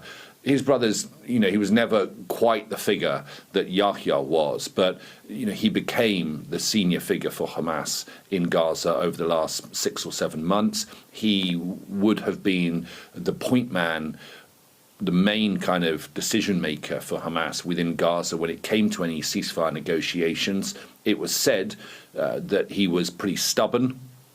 There were reports that often it was Mohammed Sinwar who would put in sort of late demands or... Was he actually behind October 7? I had not heard that. Yahya Sinwar? Yes. Yahya Sinwar is the architect of October 7. Yeah, absolutely. This is his brother, Mohammed Sinwar. And Israel's perspective on this is like, as long as we kill as many leaders of Hamas as possible, they will be more willing to negotiate with the ridiculous demands that we make, like... complete disarmament and also permanent ethnic cleansing of Palestinians. They're obviously not really thinking about the motivations of the Palestinian population broadly. Like, certainly there's a lot of discontent among the Palestinian population, even discontent directed towards Hamas as well, where people are just like, too many of our family members have died. We want an end to this, no matter what it is, no matter what that end looks like. People are incredibly desperate. And Israel is banking on that desperation to basically break the backs of all Palestinian people and continue with their final solution of permanent ethnic displacement of the Gaza Strip. I don't think that this works, though, considering that there's still going to be militancy towards... There's going to be militancy from the Palestinian population. There's going to be a Hamas, even if the leadership is completely decapitated, because as long as Israel exists, there is a necessity for a Hamas-like formation. That's it. You know what I mean? That's it. Like, what? You think people are just everyone is going to put down their arms and be like, okay, you can kill us with ease. No. The more desperate you make people, the more willing they are to fight back. The more willing they are to actively fight back. What the fuck? What is this person trying to do?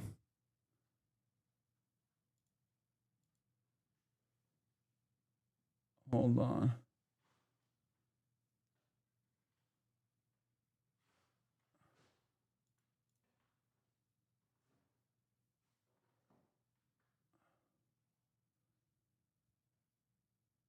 What?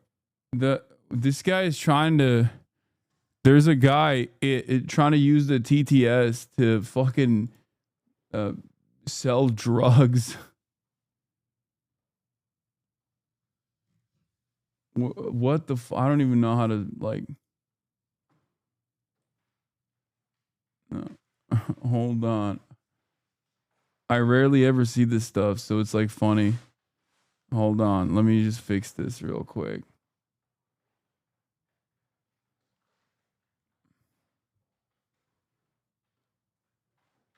How do I tackle this? Hold on. Hey, man, the recession hits hard. Okay, guys, stop fucking joking, please. Jesus Christ. How do I ban this tipper? TTS is not on. I'm just saying he's just like giving money.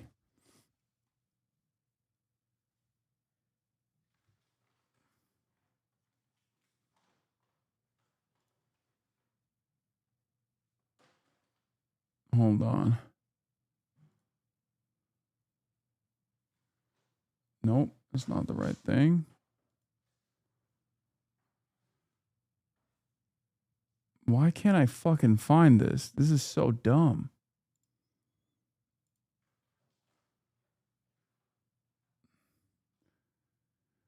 God, you guys are so stupid and none of you understand like what this person is trying to do. Okay? Like this person is most likely trying to get me in trouble, and you guys are so stupid to. You guys are incredibly too stupid to understand. You're just like memeing about it. Okay. Going, oh, stop wealth distribution. I hope they log every single one of your fucking stupid ass statements. Make it seem like it's completely sincere, and then I get brought up on criminal fucking charges. And then they kill me in the process. So I don't have to fucking deal with this shit. Okay?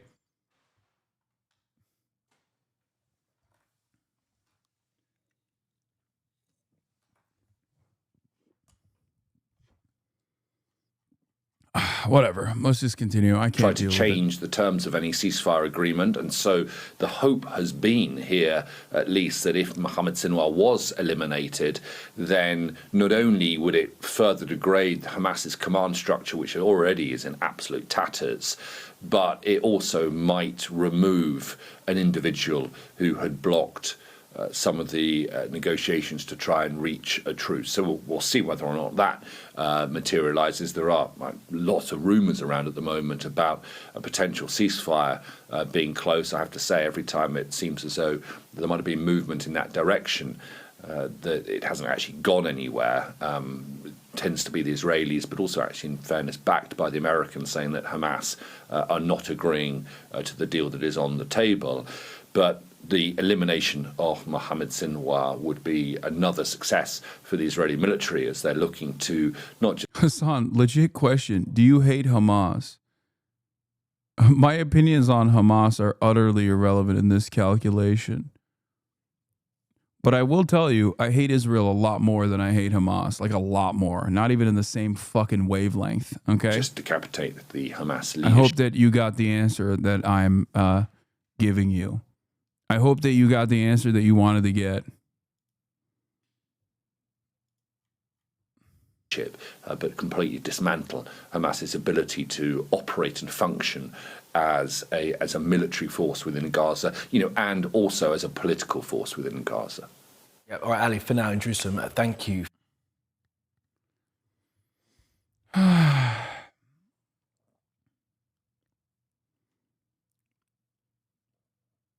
Turning now to scenes of death. Palestinians rush to new aid centers in Gaza as chaos erupts.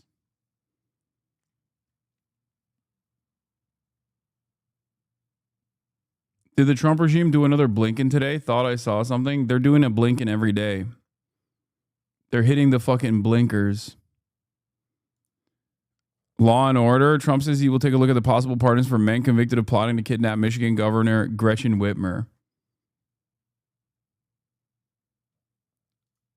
Desperation in the Middle East as Palestinians rush to pick up aid in Gaza after an Israeli blockade restricted food and medical supplies. Shots were fired, and local officials say dozens were wounded.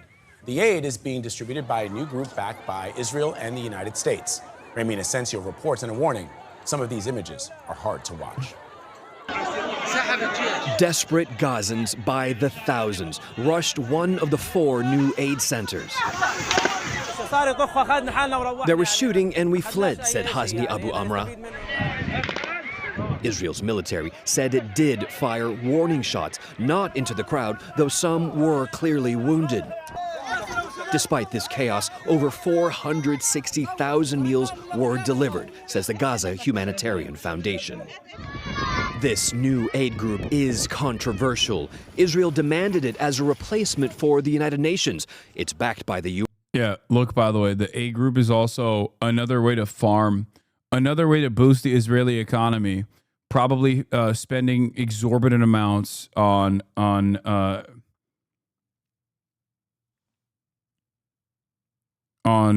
Israeli manufactured products too. Great stuff. U.S. and run by American contractors and ex-military. The UN refuses to work with it, saying aid should be distributed by an independent body. Up and down the strip, hunger is dire and death hovers near. This baby girl, Siwar Ashur, just months old, should weigh close to 15 pounds. She's less than 5. Yet some children still find reason to smile.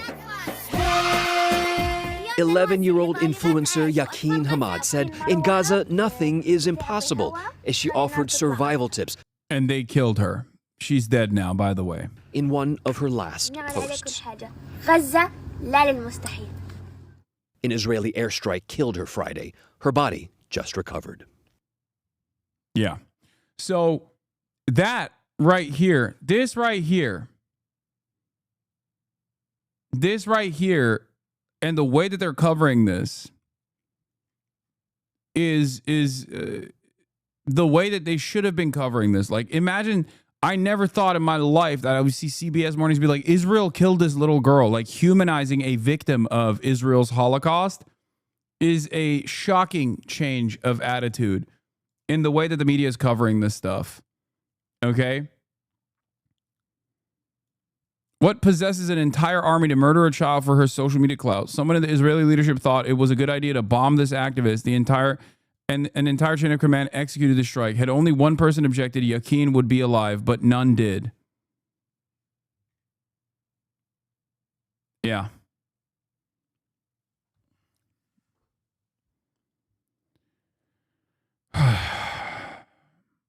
Another shift from CNN on Israel. Every time I was sure this was the end. Former IDF hostage in Gaza says one of her biggest fears was Israeli strikes. This has been they're catching up to like Haaretz's coverage or Israeli media coverage months after the fact.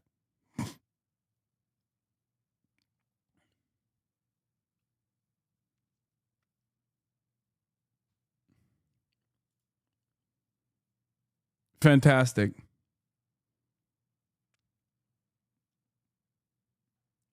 If they had done this, by the way, someone in the chat said that's a Hamas-backed hostage. That's literally what Israeli society's reaction was to these hostages. Anytime a hostage came out and was like, I actually wasn't treated that poorly by Hamas. I was more so terrified of the fucking Israeli bombs that were exploding over my head. Literally, the Israeli society backlash was tremendous. People would just go, you're Hamas. Hamas brainwashed you. You're no longer a hostage. You're a Hamastage. Is this the U.S. trying to wash their hands of what Israel's doing? I think it's somewhat the media trying to do the classic balancing act where they have to at least come across as legitimate. And you can't come across as legitimate if the overwhelming majority opinion is fuck Israel and you're still trying to contextualize Israel's violence as like permissible, normal. Did they actually say Hamastage or did you make that up? I made it up. No, I don't think Israelis are creative enough to come up with Hamastage.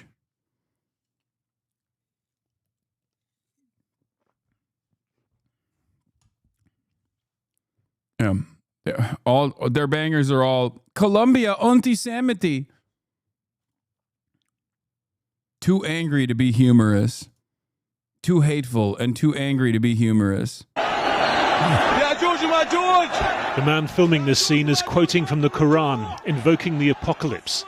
Perhaps those below think they're staving it off after nearly 3 months of Israeli blockade. Here at last, a warehouse full of flour. In central Gaza, it belongs to the World Food Programme. The UN workers, he says, simply melted away as the crowd surged in. Multiple reports of injuries and deaths in the melee.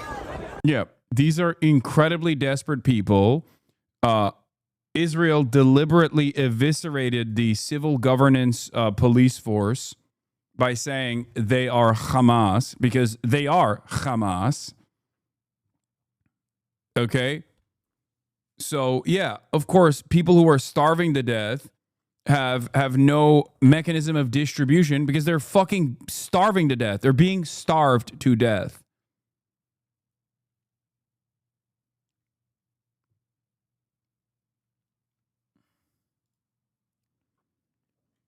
It is rather remarkable that scenes like this did not unfold much earlier. A true testament to Palestinian society in Gaza. Washington, D.C. residents would descend into utter chaos by day 2 of this type of siege Gaza has endured. It took Israel destroying decades-old humanitarian aid system, seizing it, and rolling out a new system deliberately designed to produce this chaos. By the way, this chaos is Israel's ultimate goal. It is to showcase the Palestinians as like barbaric and scary because they have actively dehumanized them and they know that the Western media has actively dehumanized the Palestinians. But I think at this stage in the Holocaust, most reasonable media figures are probably not going to aggressively talk about the victims of a Holocaust in mean terms. It follows yesterday's chaos in the far south at a distribution center belonging to the controversial US-Israeli-backed Gaza Humanitarian Foundation. GHF today called this a brief and intentional relaxation of its security protocols, adding that no Palestinians were fired upon and there were no casualties. But our team witnessed a number of injured people making their way north. The UN says 47 were injured and has today again condemned the GHF operation. Israel has in turn repeated its criticism of the UN, saying it was joining Hamas, mafia-like, in trying to block the GHF. Today, it said it had now given out nearly 15,000 food boxes over 2 days. For all the chaos of this week, To get a sense of Gaza's reality, perhaps better to follow these footsteps. Past rotting debris, beneath circling Israeli drones. They belong to Yara, 10 years old. There's only so much propaganda that you can do as Israel while you're simultaneously starving and killing as many children as you possibly can. That's it. Like, no matter how evil people are, they're never going to be as evil as the person who has been propagandized against Palestinians as like the average Israeli has. And therefore, they're going to look at these images and go, this is completely unacceptable. Someone needs to stop Israel. Okay?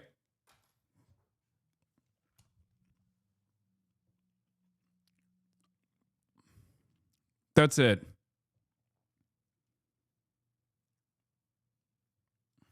She's turned provider for her mother and her 7 siblings. This is her destination, an improvised soup kitchen in northern Jabalia. Step back, I want to fill your pots, but you have to move back, he says. Yara is at the back. The stakes are high, but she waits her turn.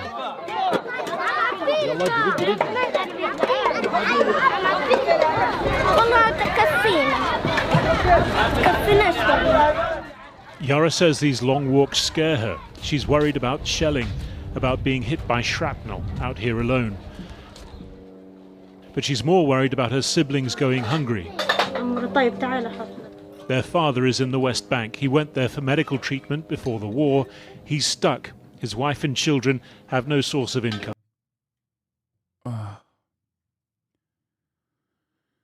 Real Americans need to take a deep breath, reach down, grab their balls, and take this goddamn country back in the name of freedom and solidarity for all humans. Yeah, good luck. بكيف لما أنا أجيب لهم خليهم يأكلوا بدل ما يضلهم جعانين هيك.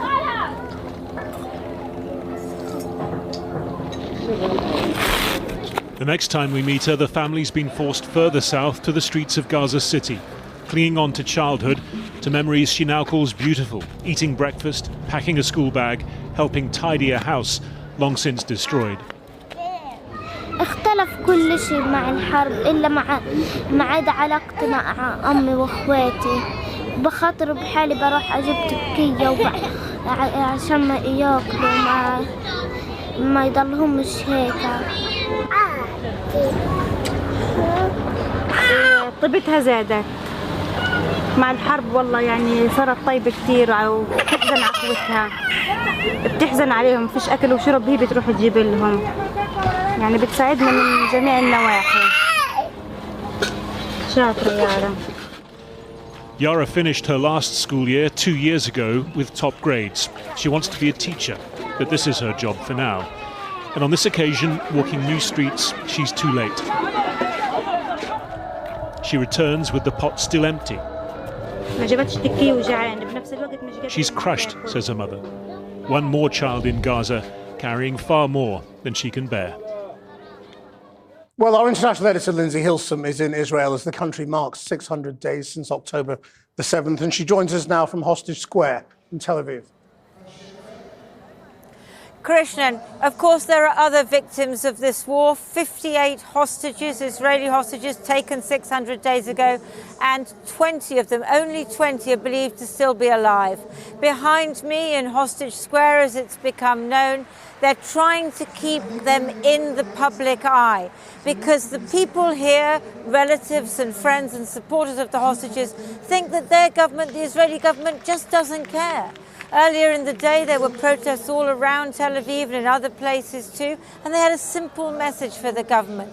Stop fighting, start talking. And it seems that the Americans are paying more attention than the Israelis, because the Americans, they got one of the final American hostage, they got him out through a deal with Hamas, and they are still talking. And in fact, a few hours ago, Steve Witkoff, that's President Trump's envoy, came out and he seemed to be expressing some optimism. I think that we are on the precipice of sending out a new term sheet that hopefully will be delivered later on today. The president is going to review it, and I have some very good feelings about getting to a long-term resolution, temporary ceasefire, and a long-term resolution, a peaceful resolution of that conflict. Well, it's not clear where the Israeli government is in all this because they had stopped negotiating and withdrawn their negotiators from Qatar. And what Benjamin Netanyahu, the Prime Minister, fears that is if he does negotiate, then his government will fall because the far right that keeps it going wants to keep fighting. But he needs the support of President Trump and the Americans. You know, earlier this week, I was at a left-wing demonstration where they were protesting against the war, against the killing of Gazan children. And I saw a man in a T-shirt I would never have expected to see in a left-wing demonstration. It said, "In Trump, we trust." Lindsay Hilson in Tel Aviv. What the Well, fuck? a little earlier, I spoke to Amjad Al-Shawar, the director of the Palestine NGOs network in Gaza, who joined me via the internet from Gaza City. And I asked him to describe what's happening today. It's a horrible situation with full meaning that we are passing through. That you could see the tens of thousands only in Rafah area. That's not in Gaza City. I'm based in Gaza City. No aid entered. It's about 3 months now. Nothing we received in Gaza and the north. These starved people had to walk about 2.5 hours to reach this area for distribution, which not kind of humanitarian hub, it's kind of military hub. And do you think that's going to work as a system to try and feed the population? Nothing can replace the humanitarian system that we all have all over the world context. This is something that hurt the humanitarian principle, and in the same time, it's insult the human beings. And so if you say there's no aid coming to you, I mean, how are you managing? What are you living on? This kind of suffocation, we are managing to live with only half a meal. I cannot imagine it's a meal. Sometimes we are depending on community kitchens to have some rice, and who managed to buy with about 1,000 times expenses, the expensive the things that we are buying if we manage to buy things. So it's a big issue for the Gazans to live here. There is talk of a possible negotiation around another deal brokered by the Americans. Do you think people want Hamas to do that deal now? Yes. It's not from today, from the early beginning that we're pushing every actor all over the world to push all Israel and Hamas to reach an agreement. What if that means Hamas leaving and relinquishing power? Do people want that? Already, Hamas said that. I'm not the spokesman. Yeah, there you go.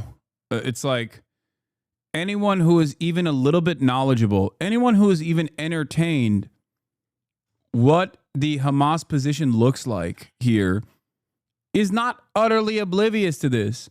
Hamas has said, dude, one must ask the question why mainstream reporters are so surprised at these basic components of this ongoing back and forth ceasefire negotiation process.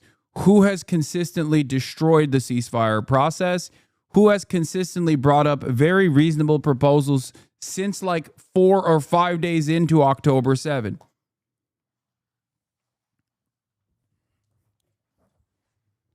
It is incredibly frustrating. And the media has genuinely dropped the ball on this. And they didn't even drop the ball means it's a mistake that they did. An accident. It's not an accident. It is deliberate. It is by design. How many outlets, with the exception of myself, Drop Site News, and maybe a couple other independent media outlets, how many mainstream outlets have covered Hamas's numerous proposals in terms of the ceasefire? How many outlets have covered the true spoilers, the true spoiling party in this process, Israel? How many Western media outlets have done that? How many Western mainstream media outlets have actually told the truth. It is insane. And not only that, but all of my naysayers in particular want to unironically silence me for that reason. They know that this is a major platform where this alternative perspective that helps you identify the truth of the matter needs to go away. It's not enough that there's only like a handful of outlets out there, non-mainstream, independent outlets out there that are actually actively covering exactly what is happening with these ceasefire talks by putting the blame where it must be put. Israel is the spoiling party in this and has been consistently since day one, because their goal was to utilize the hostages as a way to justify permanent ethnic cleansing and permanent ethnic displacement.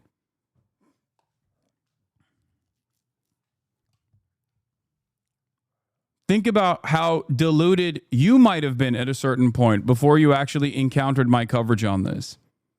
Think about how confused you were maybe when Anthony Blinken kept saying Hamas is just ruining these ceasefire negotiations and that Israel would kill the fucking principal negotiator in Tehran.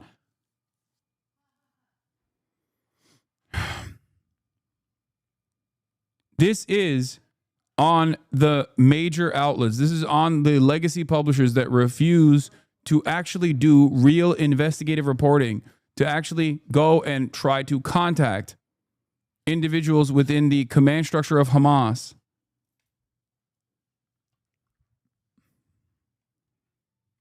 That's it. It is shocking that these outlets have refused to cover this perspective, the perspective of those who are victims to a genocide, unless those victims to a genocide are critical of the governing affairs of the only party that is currently defending Palestinians. It is shocking. The depravity is shocking. Like, I really thought that there was a point. I really thought that I really thought that there would be a point. Spokesman of Hamas, but already we have this Egyptian plan, which is, it's there. And this approved by all the political parties, that the new governance body will come. So it's few months ago that it was issued by the Egyptians and it's approved by all the Palestinian actors. The problem is Israel now to approve this and to agree on this. And so what do you think the next step is going to be? If there will be no ceasefire, I have high concerns that, as Netanyahu said, he will establish concentration camps for the people of Gaza in the south area and Rafah, which almost destroyed now, in order to deport them and to reoccupy Gaza. All of Gaza will be occupied. We're on the 600th day of this war now. Did you ever imagine this would go on this long? No, ever. And the worst nightmares. I couldn't imagine this happened to us as Palestinians to have. I was largely uninformed about Israel-Hamas before I started watching your streams, thinking the war was definitely a bad thing, but complicated because the mainstream media muddied the waters for me and downplayed the situation. I've since been corrected in my ignorance. Yeah. It's good that you were at least open-minded and charitable. And there are many people who refuse to be open-minded and charitable. Okay? There are still a ton of people who have the same perspective that you have, which is, oh, it's just a war. Oh, it's like maybe Israel's going a little too hard. Maybe they should dial it back. But Hamas is really bad. Hamas is the worst party here. Hamas is the primary offending party here. October 7 just happened out of nowhere.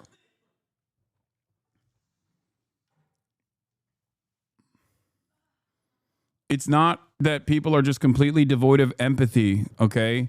No, it's not. It's because people are busy with their own personal issues, and that's why the media is incredibly important. It's supposed to pick up the slack for people who are oblivious to what the fuck's going on. Okay? you have to remember your perspective has been shifted on this issue because you're in here fairly frequently, okay? It takes a lot to, one, unlearn some of the primary responsible bigotries here, like Islamophobia. The notion that, like, you've only seen images of hollowed out buildings from the perspective of, like, collateral damage. You don't think about these hollowed out buildings as buildings that were filled with life, with human beings that had dreams. You think about it as like, oh, well, I've seen like images from, Syria. It's kind of like that. They kind of deserve it, or it's just like their thing, it's just like Muslim stuff. They're violent. They're fighting against each other, This is 2 decades, almost 3 decades of tremendous amounts of social conditioning that made Americans dull to this kind of violence happening over there. And maybe even desensitized to the violence that happens here as well.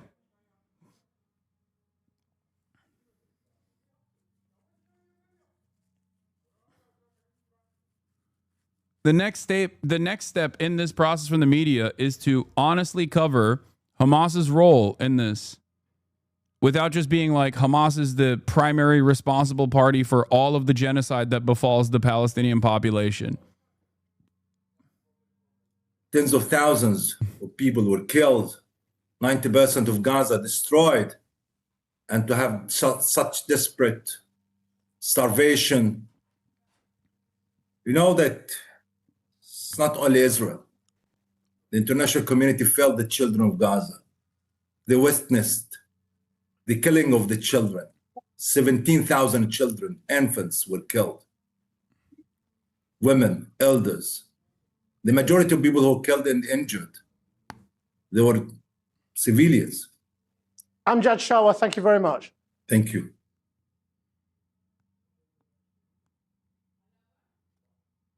Overnight, Elon Musk criticizing the president's massive spending bill, said he was disappointed. A couple last things I want to point to here.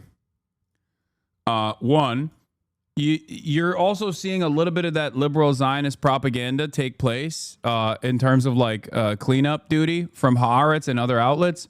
One of the articles that I saw on Haaretz was, parents, here's how to talk to your children about not being so dehumanizing towards Arabs. That was like one article that they released. Here's another one. Most Israelis are not aware of what's going on in Gaza and what is being done in their name. And one of the key culprits in this cover-up, which has such dire implications, is the mainstream media in Israel. Which, of course, conflicts with their other reporting that just came out. About 82% of Israeli Jews want permanent ethnic displacement of all Palestinians in Gaza. They finally translated to English. There was a Hebrew article that came out a while back. Israel has one of the highest rates of internet usage in the world. 85% speak English. Government ministers and talk shows have openly celebrated atrocities for 19 months. Poll after poll has shown overwhelming support for ethnic cleansing. They are aware. They have always been aware. So this is like basically playing defense. But even the article itself, as David Grossman points out, acknowledges that Israelis have the capacity to watch international TV and browse the same social media sites where we all see the atrocities daily. Their lack of exposure is mainly because they don't care. The average Israeli is still hardly exposed to what's going on in their name in Gaza. Yes, Israelis can access international news sites. They can choose to watch international TV channels available in Israel. They can click on a story or a post on social media. But most Israelis don't and won't do that, and only partly because of the language barrier. Mainly it's because they don't care. 82%, according to the recent study that came out, 82% of Israeli Jews want the Trump plan, as they call it, permanent ethnic displacement of all Palestinians living on the Gaza Strip. 2 million plus people.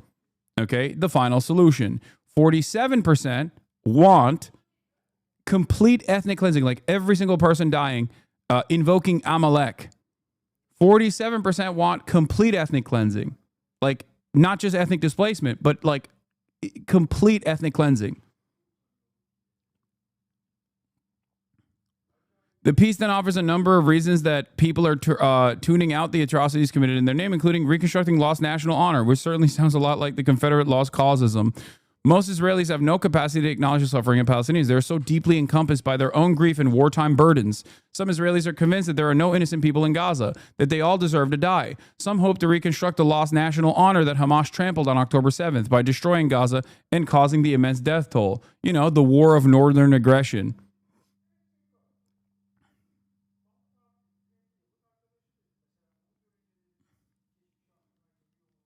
What? My man, when are you finally going to call Emily from Twitter? We need to see how this arc plays out. What arc? Emily from Twitter. What? What the fuck are you talking about?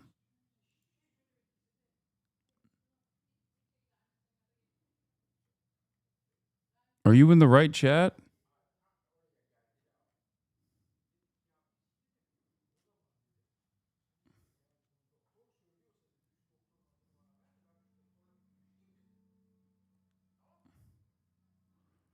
Anyway.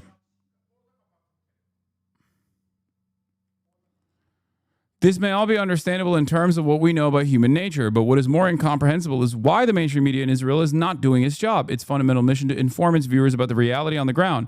The mainstream media is effectively aligning itself with the sentiments of the lowest common denominator of the Israeli audience, with those who think that all Gazans deserve to die.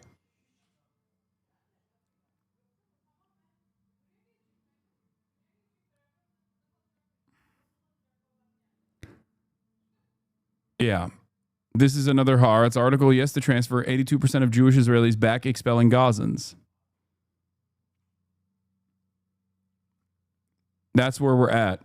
They are not oblivious to it. Here is the finance minister, Bezalel Smotrich. Hamas has been under tremendous pressure and in distress in recent days as a result of the change in the aid distribution system and its loss of control over the population of the Gaza Strip, combined with ongoing military pressure. We need to continue tightening the rope around its neck and force him into a complete surrender deal with all the hostages all at once. It would be delusional folly to release pressure now and sign a partial deal with him, Hamas, that would give Hamas oxygen and a lifeline to allow Hamas to recover. I will not allow such a thing to happen, period. All it would take for Bezalel Smotrich to shut the fuck up is one call from America, by the way.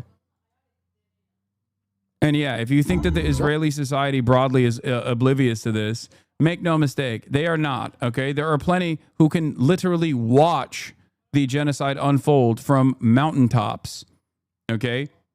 They see the death and destruction. They hear the sounds. They hear the cries even. They hear the sounds of bombs. They like it. The idea that they are oblivious to this is ridiculous.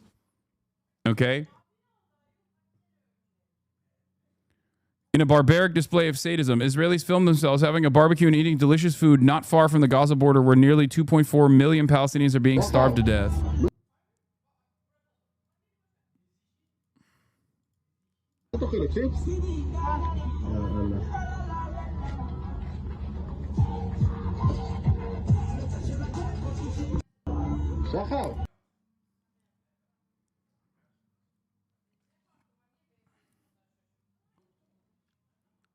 Come on, dude. I mean, this is zone of interest. This is like hosting a dinner party right outside of Auschwitz.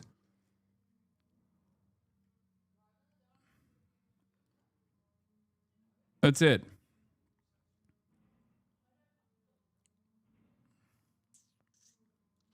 To be super clear, this is nurture, not nature. From a very young age, Israelis are conditioned to be this way. No, absolutely. I know that.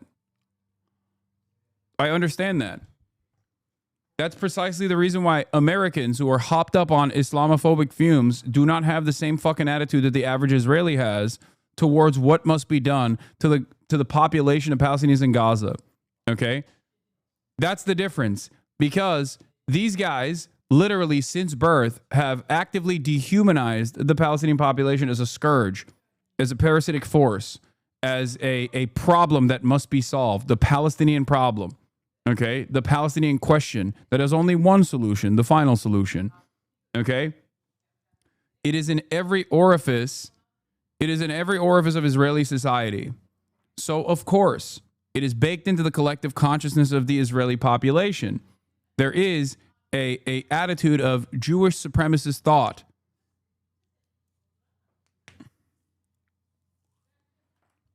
It's ironically projection when Israelis claim that Palestinians are taught to hate Israel from an early age, taught to hate Jews from an early age.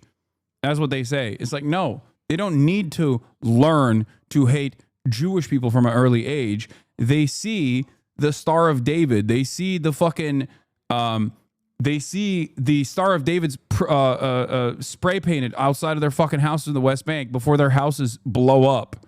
They see the IDF defend the settlers. Palestinians learn to hate Israel when Israel blows up their school. They don't learn to hate Israel at school. They don't have to learn to hate Israel at school. It's pure projection. Yeah, this is what they see every Flag Day, by the way. On Jerusalem Day, Israeli women chanted "May your village burn" as they marched through the Armenian quarter in the old city of Jerusalem.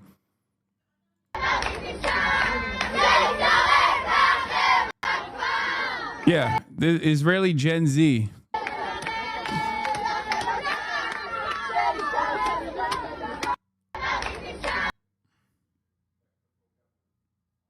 Death to Arabs, may your village burn. This is, by the way, celebrating the occupation of Jerusalem.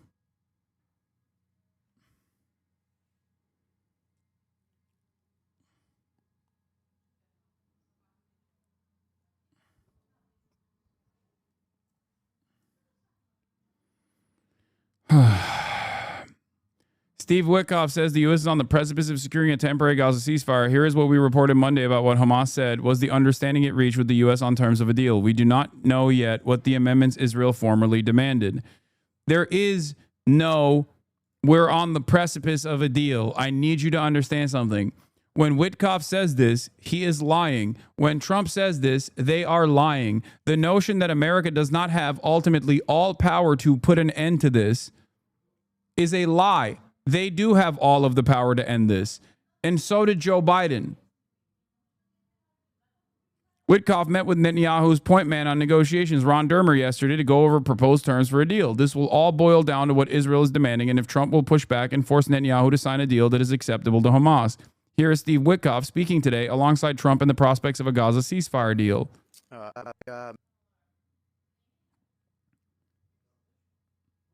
I can't repeat this enough, okay? Whenever you hear, oh, it's out of our hands. Oh, it's out of our hands. Oh, man, Israel is just simply not playing ball. Understand that they are lying, okay? They are posturing this way as though they are powerless in this when they have all of the power in this, okay? All it would take is, like I said, one fucking phone call. And that is exactly how Biden lied about it, too. Biden lied about it consistently, saying, oh, we're so mad at Benjamin Netanyahu. I'm so mad at Benjamin Netanyahu. It was fucking bullshit. It was a lie. So when Trump does the exact same thing, remember that. This is no different than the Biden-Blinken dynamic.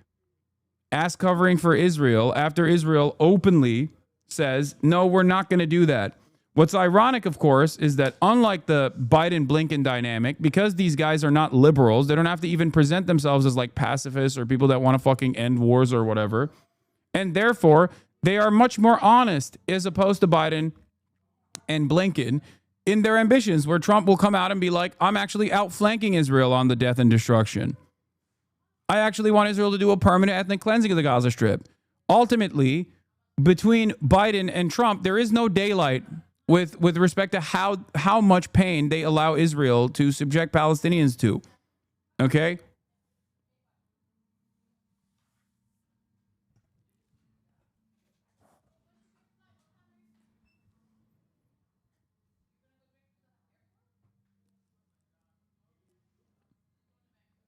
Isn't that like saying you Russians are complicit for not protesting against the Ukraine war, even though we'd get imprisoned? What are you talking about? What? No, the American government has ultimate power and ultimate responsibility in this, because Israel would not be able to do any of the things that it has done over the last 19 months without our go-ahead and without our weapons, without our endless munitions, and also our endless deployment of the American Navy and a coalition force that protects Israel every step of the way, every single day. Without America's defending the nation state of Israel, okay, as it's conducting its genocide, Israel would never be able to be this unrestrained in its maximalist violence. Israel would get fucking immediately destroyed. Like there would be backlash, tremendous backlash. Yemen would be able to fucking strike at the heart of Israel if America was not defending Israel every single step of the way. I think that. And that threat alone is enough. And this is the reason why I'm mentioning this is not because I'm suggesting. The reason why I'm mentioning this is not because I'm suggesting like, oh yeah, America is going to like stop defending Israel tomorrow. The reason why I'm suggesting this is to help you understand how much power we have. If I can recognize this, you think Benjamin Netanyahu doesn't? Of course he does. That's the reason why every single thing that's happening right now that Israel is doing to the Palestinians is being done with the go-ahead of the United States of America. Be more emotional. What do you think about debunking misinformation and building emotional relatedness? Like, have you considered playing on feelings over facts? Emotional understanding, motherfucker. Be more emotional. What? We are on the precipice of sending out a new term sheet that hopefully will be delivered later on today. The president is going to review it. And I have some very good feelings about getting to a long-term resolution, temporary ceasefire, and a long-term resolution, a peaceful resolution of that conflict. Yeah, it's bullshit. It's bullshit. Hamas officials said the understanding with the U.S. would also include large numbers of Palestinians held by Israel being freed as a part of the deal, but it is unclear if the numbers would be based on previous formulas or a greater number. Hamas has said it wants all for all.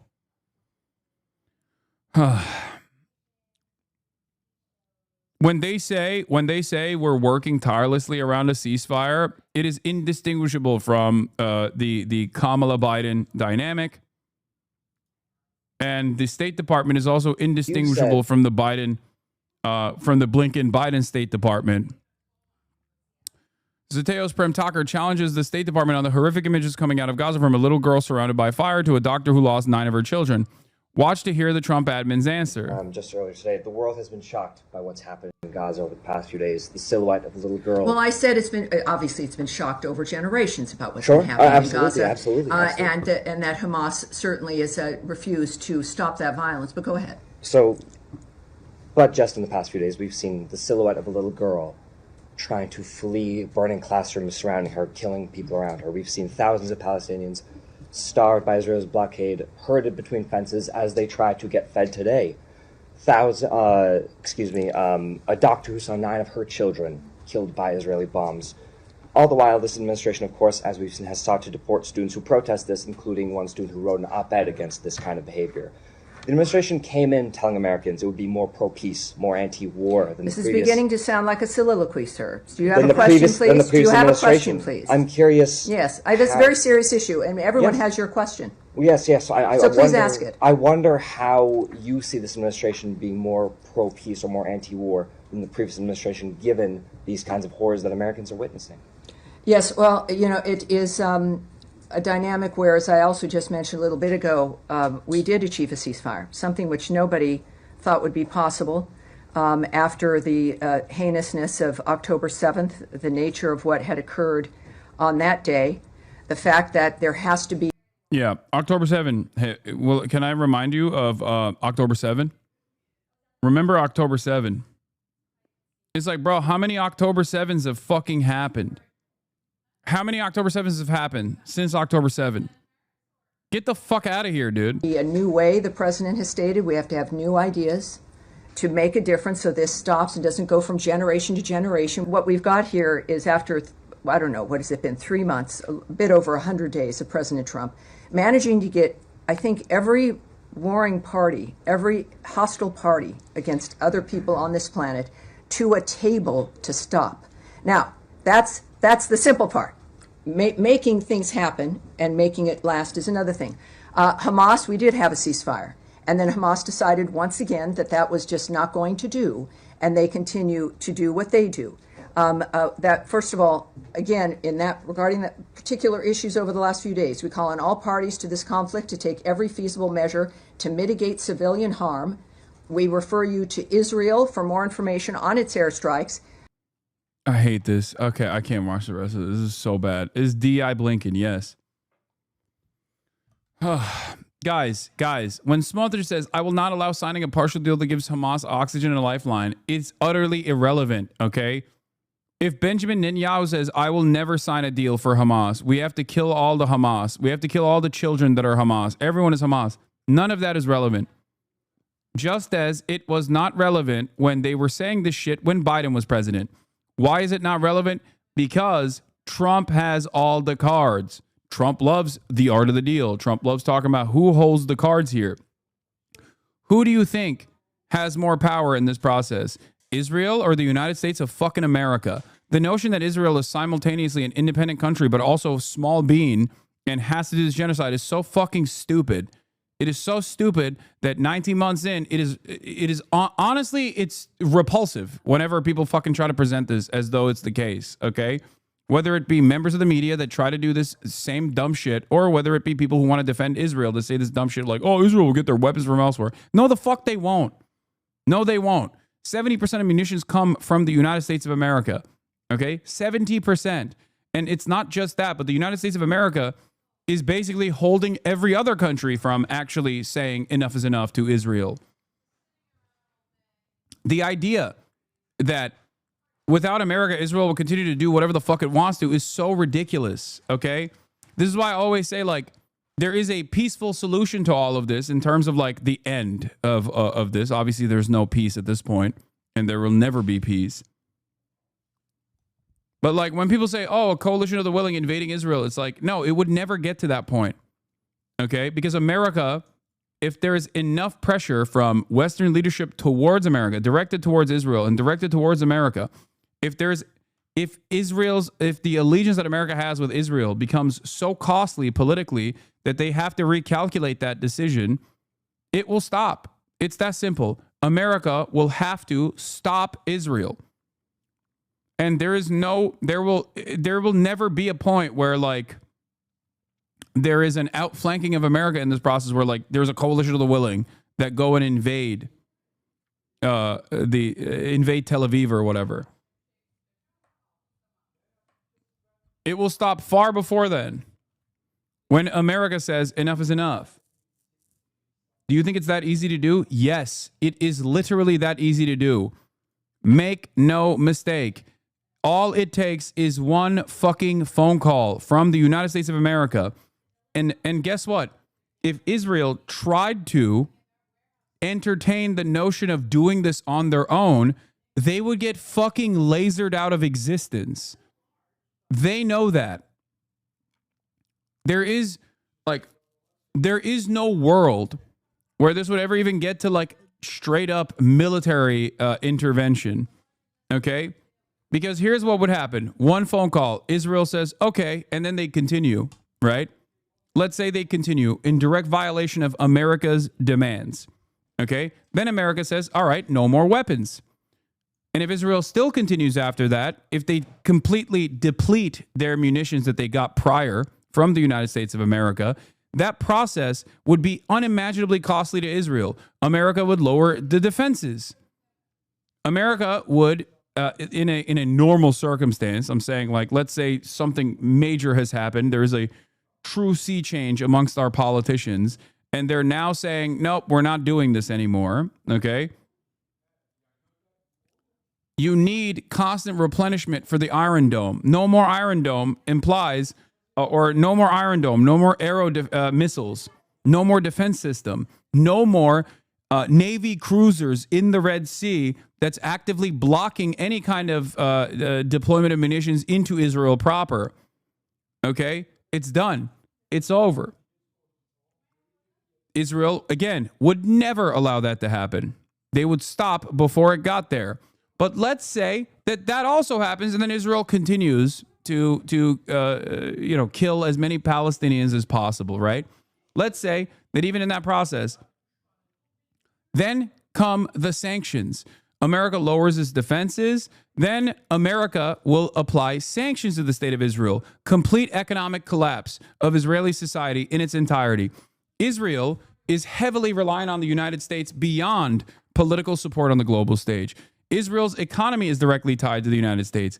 There are more Israeli companies in the U.S. stock market than like India, China, and numerous other countries combined. Okay? All of a sudden, cutting ties with all financial instruments that that Israel relies on would fucking destroy them. It would cripple their economy. It would be over. It would be akin to like dropping a nuke on Tel Aviv at that point. Okay? That's never going, it wouldn't ever get there. But after all of that is done, after all of that is said and done, and if Israel is that aggressively invested in conducting its genocidal operations, by that point, only by that point would there be a coalition of the willing that would invade Israel and forcibly stop this process. That is the reason why I always say America is the responsible party here. It's not just Israel. That is the reason why I say America controls what Israel gets to do, and it's not vice versa. American leadership might rely on Israeli intelligence. American leadership might get their notes from Israel as though they claim, as though they believe that Israel is the perfect understanders of the region and how to dominate the region. Okay? But at the end of the day, we hold all the fucking cards. Israel would not be able to do anything without us. Nothing. Our government is just as responsible for this genocide as the Israeli government is. This is why I get very frustrated with people when they say, oh, this is a Zog, Zionist-occupied government, or Israel controls America. Israel is the puppet master. That is not the case, okay? Those are silly people who want to abdicate responsibility away from the United States of America because they have patriotic feelings. That's why, more often than not, it's usually conservatives that entertain this notion. It's understandable that people think this because that's what it looks like if you are even a little bit aware of what's going on. That's what it looks like. It looks like Benjamin Netanyahu's dog walking Biden. It looks like Benjamin Netanyahu is spitting on even Trump's face, right? That's what it looks like. So I understand it's very dangerous, but that is not what's going on. Unless you think like Jews have mind control powers, okay? At which point I think you've fucking lost your mind. You know?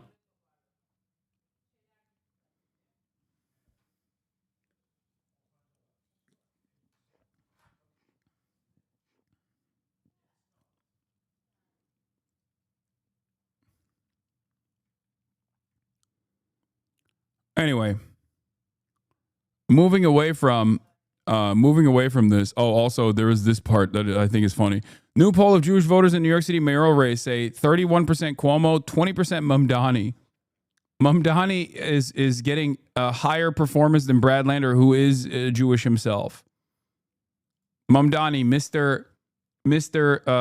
the Zionist entity must be dismantled.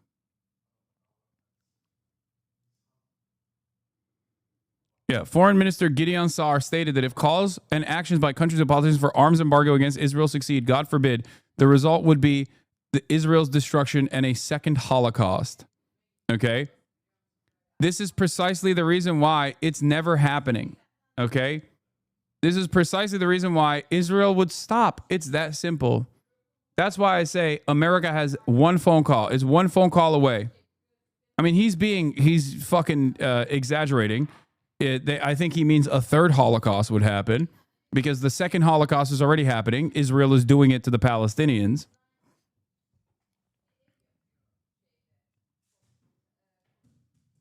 Yeah. If you still don't get it, ask yourself where Israel will get Iron Dome missiles. Yeah. Tamir interceptors. Who is making them? We are making them. How would they replenish those resources? Who would they go to? Russia? China? You think Russia and China would not use this as an opportunity to fucking to basically showcase the depravity of American foreign policy? They absolutely would. Okay? Russia is a major ally to Israel, and so is China. They're a major trading partner to Israel. They absolutely would, having said all of that, they absolutely would use this as an opportunity to be like, see, this is what America's done. Not only that, but also, how the fuck would they, exactly, as you pointed out, how the fuck would they ramp up that kind of production quickly? They can't.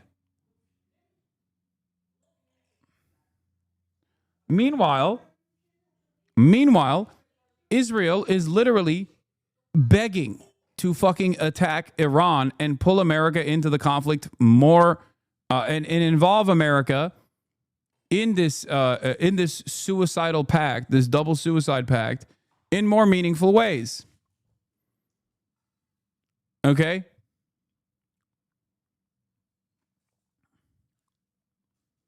But will this actually end if America's gaining money and influence? America's not gaining influence in this process.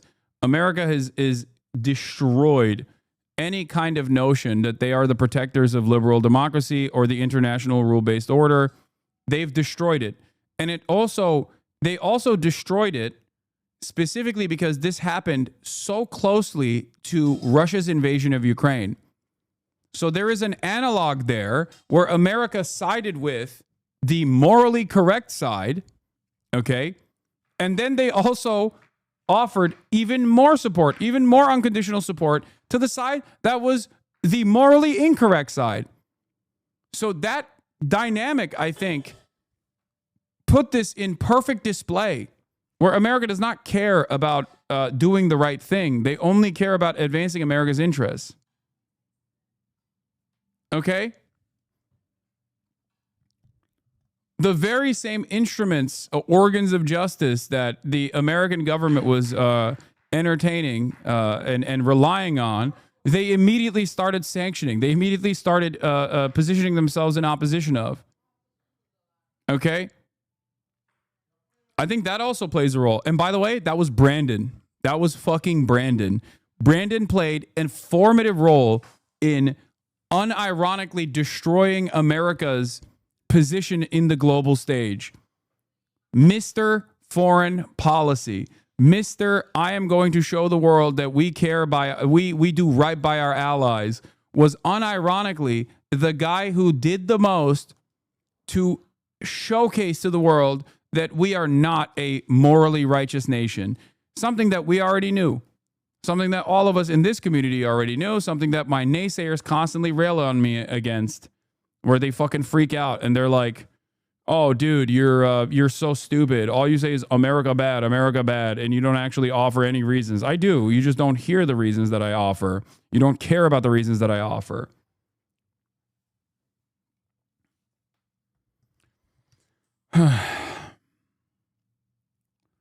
Anyway, getting back to domestic policy on the domestic front. Let's cover the girlies fighting now. The girlies are fighting, as I told you it was going to inevitably happen. Here it is. Elon Musk slams Trump's spending bill. He's very disappointed. Overnight, Elon Musk, criticizing the president's massive spending bill, said he was disappointed to see it. Let's go to Capitol Hill. Correspondent Jay O'Brien with the latest. Good morning, Jay. Yeah, Michael, good morning. President Trump has been adamant he wants Republicans united behind his mega bill, full of a laundry list of campaign promises. But one top ally is still not on board this morning, Elon Musk. Overnight, President Trump's biggest ally coming out against his recent legislative victory. I was disappointed to see the massive spending bill, frankly, which increases the budget deficit, not just decrease it, and undermines the work that the Doge team is doing. Billionaire Elon Musk, who pledged to take a step back from politics, slamming the president's bill, which was pushed through the Republican-led House. On this vote? I think a bill can be big or it can be beautiful, but I don't know if it can be both. My personal opinion. For days, Musk has hinted at his discontent with the GOP bill, but his latest comments underscoring division within the Republican Party over their own. Why don't you think China's using this as an opportunity to present themselves as more pro-Palestine, at least posture-wise? Wouldn't that give them people a different moralist superpower to look to? They are. They are doing that already. They come out and make statements all the time. They speak at the UN. They actually fucking They're in the Security Council voting against Israel and against America. None of it obviously matters ultimately. And if you're asking why they're not doing more in terms of like cutting funding or offering sanctions, China doesn't, one, have that kind of power in the global stage. America still has the reserve currency. America still controls all of global trade.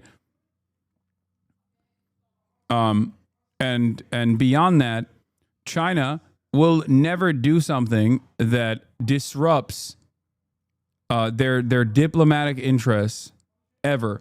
They are ultimately an incredibly self-interested nation in the same exact way that America is, and that's something you have to remember. Okay? This is something that I've brought up a million times over.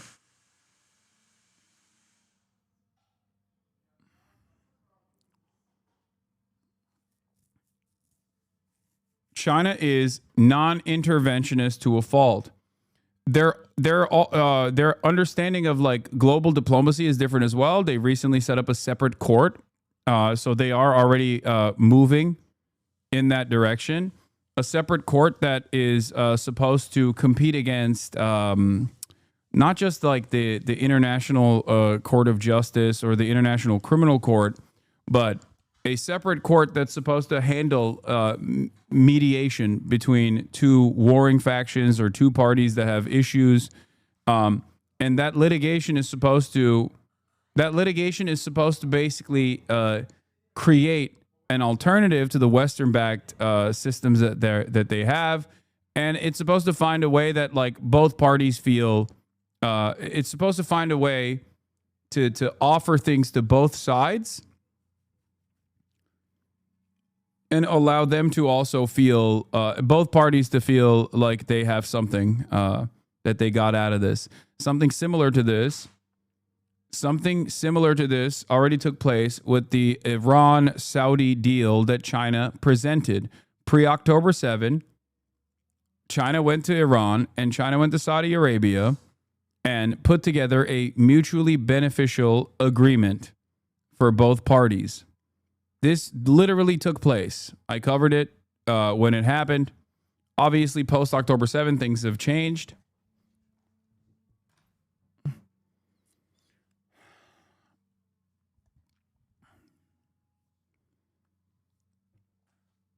But it does not matter. The U.S. has been... wait, what? Oh, no. China's stated foreign policy position is pretty much always non-interventionist regardless of what the subject matter is. This doesn't mean they never intervene, but it's certainly their posturing. Yes.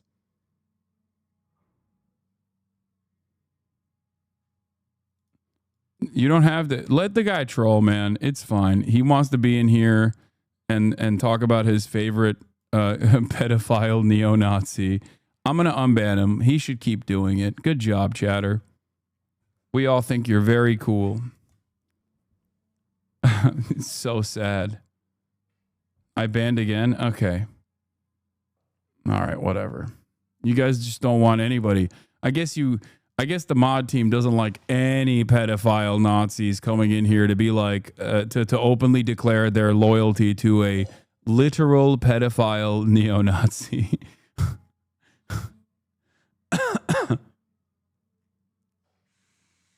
No free speech around these parts. I thought comedy was legal. Yeah, we're USA. We're making comedy legal again. I guess you don't want comedy to be legal. That's comedy. That's comedy. It's just dark comedy, bro.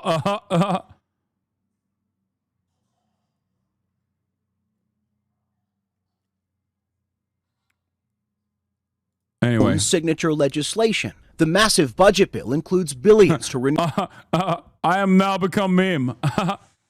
Dark construction of the border wall, along with billions more for defense spending and an extension of Trump's 2017 tax cuts, which government estimates find will increase the deficit by nearly $4 trillion over 10 years. But the bill also makes significant cuts, slashing SNAP food assistance and making changes to Medicaid that could lead to more than 8 million Americans losing their insurance, according to early estimates. Sounds great. Sounds awesome. This is exactly what the American working class needed. A swift kick in the ass, you know, to kick them into high gear, to get back to fucking work. Like some of the ways that they are slashing SNAP benefits, for example, is like I think it's like lowering the age restriction of or lowering the eligibility restriction to like I think 55, if I'm not mistaken, on the details, where it's like in the past, if you couldn't find a fucking job and you were 55 years old, but you weren't like so severely disabled that you were eligible for Medicare, okay, you were eligible for like a disability payout, you would still be able to get food assistance, right? Now they're like, nope, get back to work. Get back to work. And your children also have to suffer as a consequence of that. Okay, sorry, sucks to suck. Your children will now starve. Yeah. Kids between ages 7 and 11 can starve as well. That's also great. Fantastic stuff. You know, maybe they should also work, those children. Yeah, dependents are only eligible until they are 7, so that's cool. That's another cool provision here. Hey, we're cutting some of this fucking stuff. Why are we cutting this? Well, because we have to cut this so we can give tax cuts to the wealthy. Are you kidding me? We have to give taxes to the wealthy. Obviously, duh. We have to give taxes to the wealthy and billions of dollars in aid to Israel so that they can have food assistance programs over there without ever having to spend any money on their defense, because we got that shit covered, big dog. You know, they can have free college. They can have free real estate, as a matter of fact, on occupied territory that is illegal. But, you know, we got to do that. We have to keep it going. Now, Trump's massive legislative package is now in the hands of the Senate, where Republicans are expected to make significant changes and then send it back to the House. So the GOP infighting over this bill is far from over. Robin. All right, JR, thanks to you for your reporting. So today we're honored to swear in Janine Pirro, somebody I've known for a long time. Ay, ay, ay. Basically, what right-wingers think about Europe freeloading through NATO. Why is Elon against it? I'm not entirely sure what Elon's arguments against it are. I think he's just like edging. I think he just like thinks it's not cutting the deficit. He's become this like he's become this big deficit hawk with Doge. I'm Cacius Maximus. I'm Doge. Ha ha. It's not enough. It's not cutting enough. I'm Elon Musk. It's not cutting enough.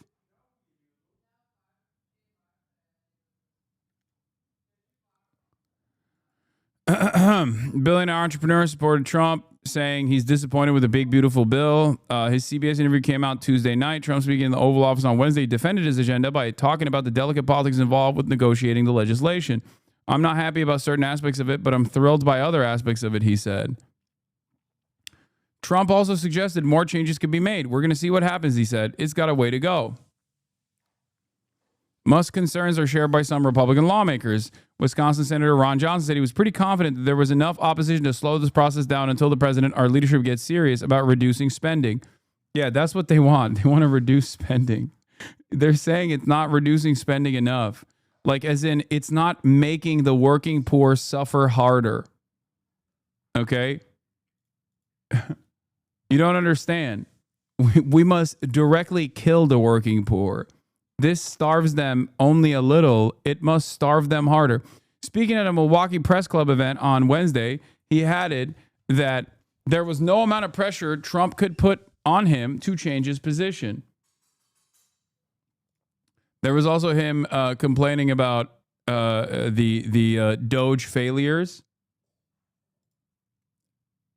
GOP tax bill helps his biggest donor, Musk, but harms his company, Tesla. There's also, hold on, I think it was, one second. Let me find this clip real quick. If you want to understand how the Republicans are responding to these tax cuts. Okay.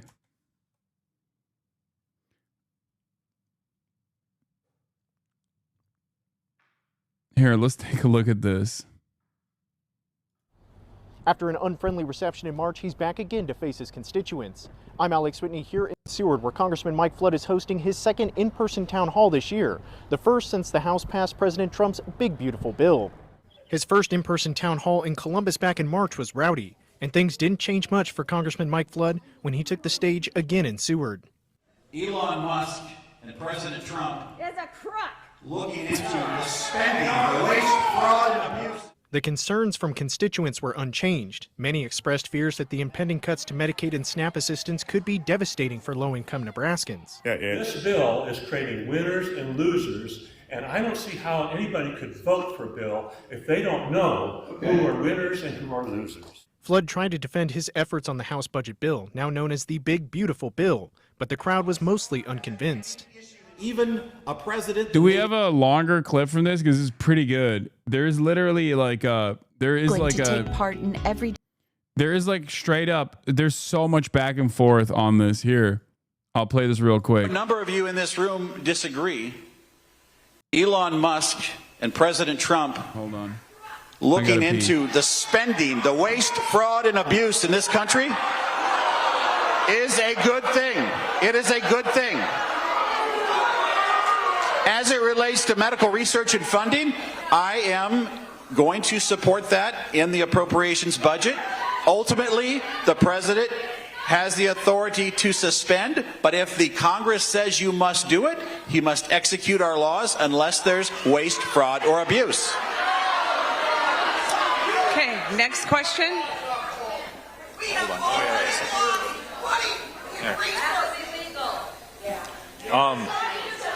At your last town hall I attended in Columbus, you emphasized fixing the U.S. debt, as you have here also.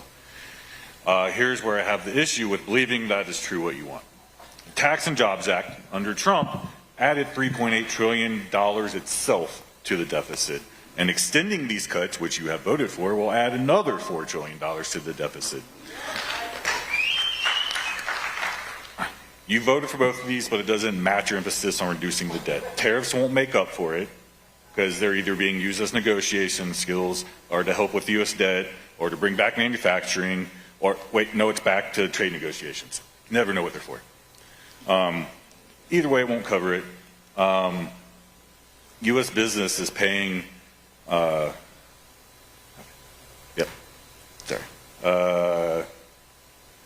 so with all this emphasis on helping the working class and the deficit, why is it that only the rich benefit from this, and the rest get stuck having to pay the debt later as we do with this bill? Say that last part again. Sorry. Why do we have to pay the debt later as we do with this bill? This is not going anywhere. Obviously, it's the thing that I care the most about. This bill, while it isn't perfect, is the first. Look at these paid actors, man. First time in generations that we've actually made major mandatory spending cuts. We have to grow the economy as much as we cut this in order to get out of this. Otherwise, here's the interesting thing to me though. If we think this is uncomfortable tonight, imagine the day that comes when the bond market and people don't buy our 10-year treasuries. This conversation gets a lot harder. A lot harder. And I believe that we are at least going the right direction by cutting mandatory spending. There is no easy way out of this. All right, next question. All right. So, Professor Jason Stanley said that fascist politics intentionally distort the source of anxiety. A fascist politician has no intention of addressing the root cause of hardship. The deficit and wasteful spending are a distortion from the fact that. What's up, Mr. Hamas Diddy Piker? Guess the ban wasn't long enough. Thank you for coming to the broadcast, chatter. Maybe you can learn a thing or two about what the Trump administration is doing to fucking people like yourself. Hopefully you'll be able to, at least by accident, understand like a little bit about what your future looks like. You and other million and billionaires are personally benefiting from the tax breaks that come at the expense of social programs and regulations. It is not addressing the cause of our hardship, that is, the president is destroying our democracy by defying the courts and the Constitution, attacking and silencing free speech in the media, allowing security breaches, erasing history, using tax dollars and presidential power for personal gains, blaming DEI and using it to discriminate, and promoting eugenics and genocide, all while showing signs of cognitive decline. Your votes, actions, and inactions show that you are a fascist politician, so please explain how you are. Dude, these are fucking Nebraskans, okay? At the town hall for Congressman Mike Flood. This is not a DSA meetup. I need you to understand. Obviously, these are some of the most politically active people. No like normal, regular ass person is like going to a town hall, right? But you must understand. The average person's perspective is closer to yours than you think. Okay? The average person's perspective is closer to ours in this community than the way the media represents these issues. Not encouraging fascism, and are you going to invoke articles of impeachment against Trump?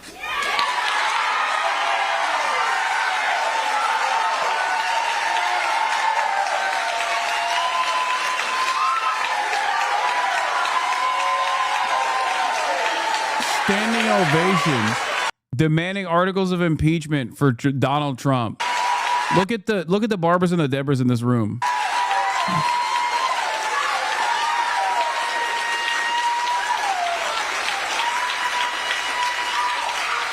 I get that you get an applause line when you call me a fascist, but I'm not. Oh God, he's such a weenie. He is such a weenie, dude. Yeah, you're calling me a fascist, but I'm not. This is so funny because you're just broadcasting your L, dude. He's like, I get that calling me a fascist is actually making everyone in the room stand up in thunderous applause. But I'm not.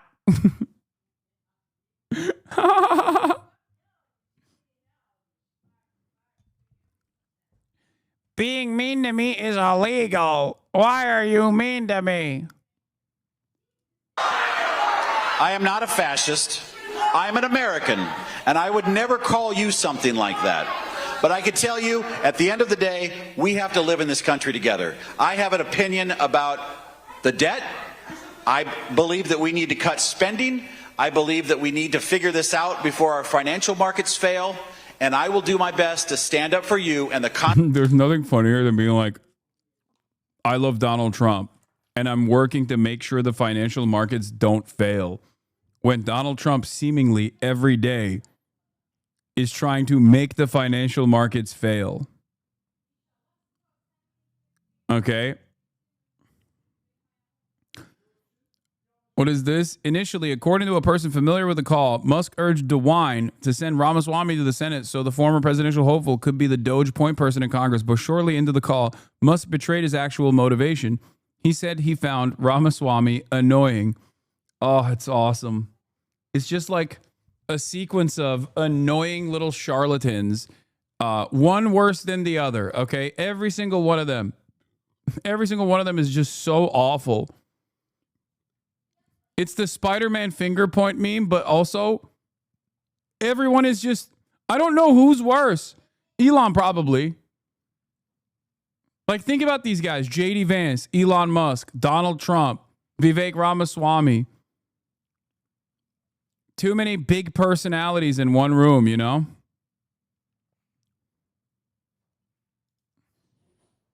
I think Musk is probably pissed Trump isn't doing more to fund the tech billionaire sitting. They're starting to set up. Have you seen this? It's crazy. What? Oh, Honduras, the private tech billionaire for-profit city in Honduras. They're doing this all over, by the way. It's not just in Honduras. Tech billionaires have... This kind of stuff is so crazy, and this is like, they're building like little libertarian utopias all around the world. Or they're trying to build these libertarian utopias all around the world. Tech billionaires have had a noticeable presence in US politics recently. Some are now even practically running the government. But there's something else you should know about, a project many of them are investing in to create alternative models of governance that could have massive implications around the world. It's got a lot of names, but yeah, Gulch, Honduran Gulch. The idea is the same. Free private cities. Charter cities. Startup societies. Zones of progress. You know, what I'm really calling... It's not BioShock. It's Ayn Rand, chatters. God damn. Some of y'all forget the OG. The OG is Ayn Rand. Is not...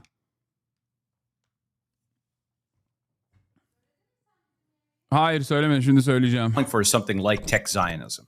Yeah, we'll come back to that last one in a bit. The idea is to create free market enclaves with their own rules and laws. But is this really a way to jumpstart innovation and bring prosperity to developing countries as its proponents claim? Or is it just another scheme for the wealthy to skirt regulations and taxes and get even richer? Billionaire tech powerhouses like Peter Thiel and Elon Musk champion these kinds of cities, as do others in President Donald Trump's inner circle. Trump even campaigned on building privatized cities on U.S. federal land. These freedom cities will reopen the frontier. There are many of these kinds of semi-autonomous cities around the world, and in late 2023, I visited the most controversial one here on this small Honduran island. It's called Prospera. I think one of the funniest parts about this is that you might think this is new, okay? It's not. Libertarians have tried and failed to do this a million times over, okay? They've tried it with company towns. Much more successful titans of industry like Henry Ford have tried to do this with company towns, and it's failed. And in many circumstances, they try to build this stuff, and then it just collapses because it's just completely unsustainable. I don't think there's any way to like successfully build something like this. I don't think you can do that. You can't like maintain it with crypto. You can't, because at the end of the day, you need human beings. You need like slaves, okay? You need human beings to work. And they are always going to outnumber the bosses, okay? And that kind of, this is, what's it called? It's like the theory that in the aftermath of a nuclear holocaust, like it's like Fallout, right? If you have these little bubbles in the that all the mega wealthy go to in the aftermath of the Holocaust, the nuclear holocaust, that they would not be able to survive because there would be mutiny, right? Like if you had these vaults, there would be too much mutiny, and ultimately the majority that is supposed to be working inside of the vaults for the super wealthy would immediately pick up on the awesome power that they wield by sheer numbers. Okay? Because in a dynamic that is that small and that isolated, class consciousness immediately picks up. Immediately. It's like impossible to deal with that sort of thing. Which is why all of these structures inevitably fail. They're always bound to fail. Prospera is building the future of human governance, privately run and for profit. If the people of the world do not like their governments, welcome here. Companies based in Prospera pay low taxes and can create their own regulatory frameworks. And that's why it's become a hub for experimental medical procedures not approved by the U.S. Food and Drug Administration. I came to Honduras with the intention of editing and altering my genetic makeup. I've gotten in the habit of getting crazy medical treatments that are only available in Prospera. I also recently got myself like an implant into my hand here. You can program several things into it, like opening a Tesla car. This is the type of person we exist to attract, right?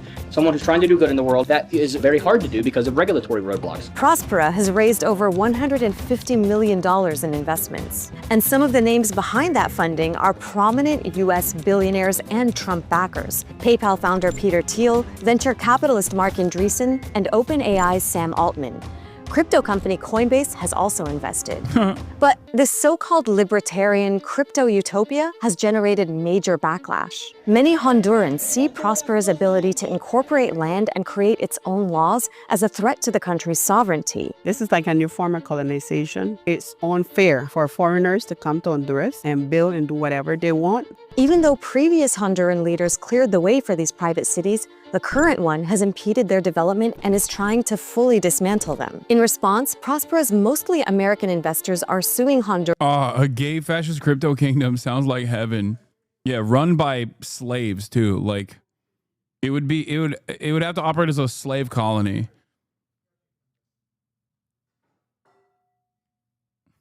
For, get this, almost $11 billion. That's nearly 2/3 of its national budget. How is it not exploitative for mostly American investors to come after such a poor country like Honduras for almost $11 billion? They're not coming after a poor country. They're coming here to invest, to create jobs. Since I visited, Prospera's legal future continues to hang in the balance. But here's the thing. What I learned about the fight brewing over this one private city in Honduras gives us a lot of insight into the future of private governance around the world and how local communities could be affected. This is a very simple village, and you're up against this multi-million-dollar project. It's not fair.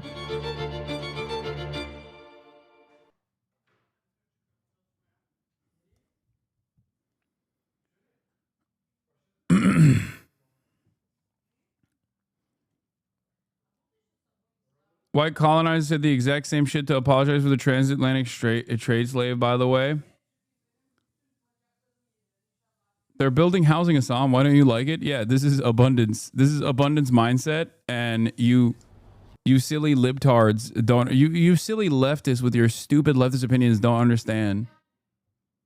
China and the Asian countries released a joint statement condemning, yeah, here it is. Joint statement of the Asian China GCC summit.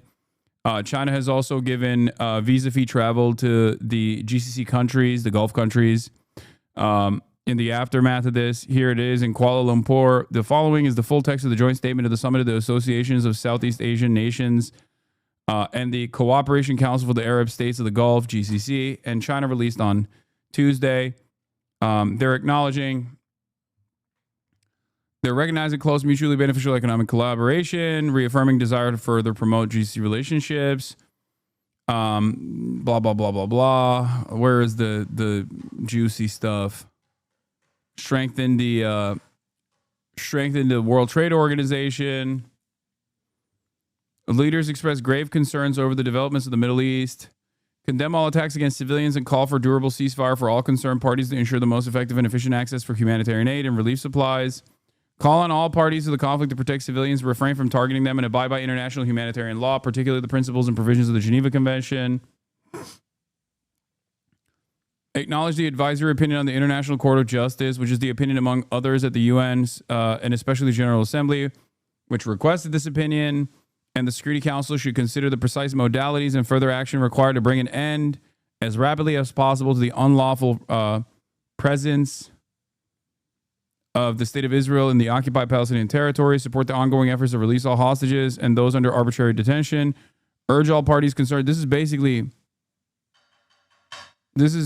what Hamas's framework is for a ceasefire being pushed by all the Asian countries and also the GCC.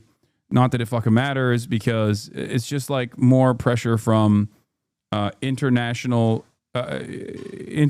cooperative agreements against the United States of America, but obviously that has yet to work, so don't know why that would work now.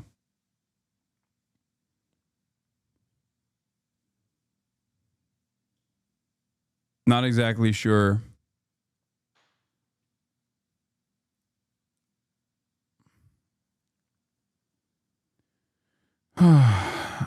Republicans changed the rules. Now practically any action the executive branch takes can be challenged in Congress. Any 30 senators can bring up a vote and get a guaranteed 10 hours of floor time, so Democrats could hold the floor indefinitely if they wanted. Georgia State University assistant professor and former House Oversight Committee staffer Todd Phillips laid this out in a prospect piece earlier this month. Any 30 senators can force a CRA resolution onto the floor, With a required 10 hours of debate time, these resolutions would need the president's signature, and nearly all of them wouldn't even get the Republican votes necessary to pass the Senate. But according to Senate procedure, they have to be dealt with if enough senators force them onto the floor. They must be debated and voted upon ahead of other Senate business if brought up for consideration. This means that Democrats can tie up the Senate floor for upwards of 10 hours with any single CRA resolution. Senate Dems know about this and have already threatened it, highlighting the absurdity of the Senate procedure may finally force changes, but only if both sides are willing to be absurd.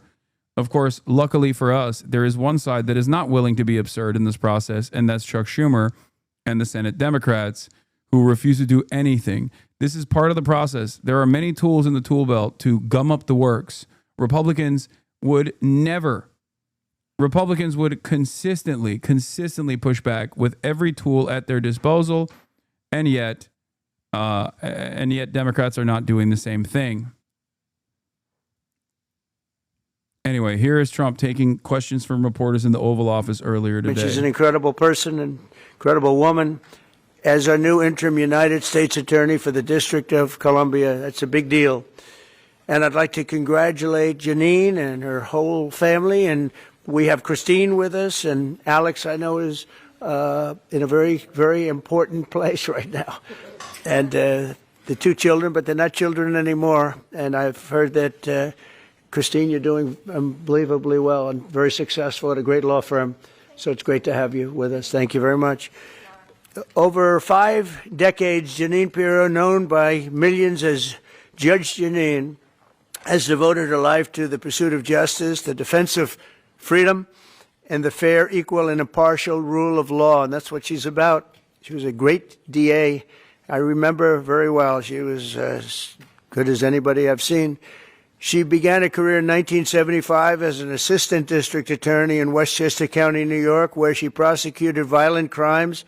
And that was a serious prosecution. And she went after real criminals, not fake criminals like we seem to do today nowadays, people that shouldn't be prosecuted, including rape, murder, and was a tireless warrior on behalf of the most vulnerable people in our society. In that role, Janine helped create one of our country's first domestic violence bureaus. I think it was the first, Janine. And as its chief... Okay, we're going to skip to the questions because I can't stand him glazing Janine Pirro. I think it's wild that Janine Pirro... I guess it's not that wild that Janine Pirro is a part of the administration. It's probably the most expected outcome. God, what a time to be alive, dude.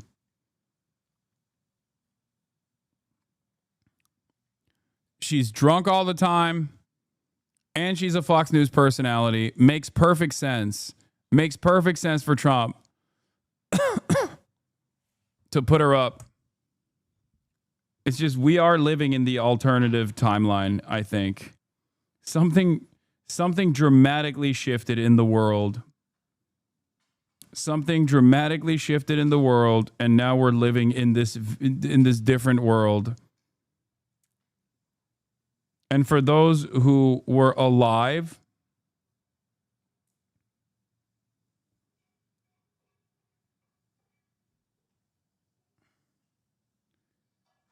before this dramatic shift happened, every day that goes by is like another step in the descent to madness.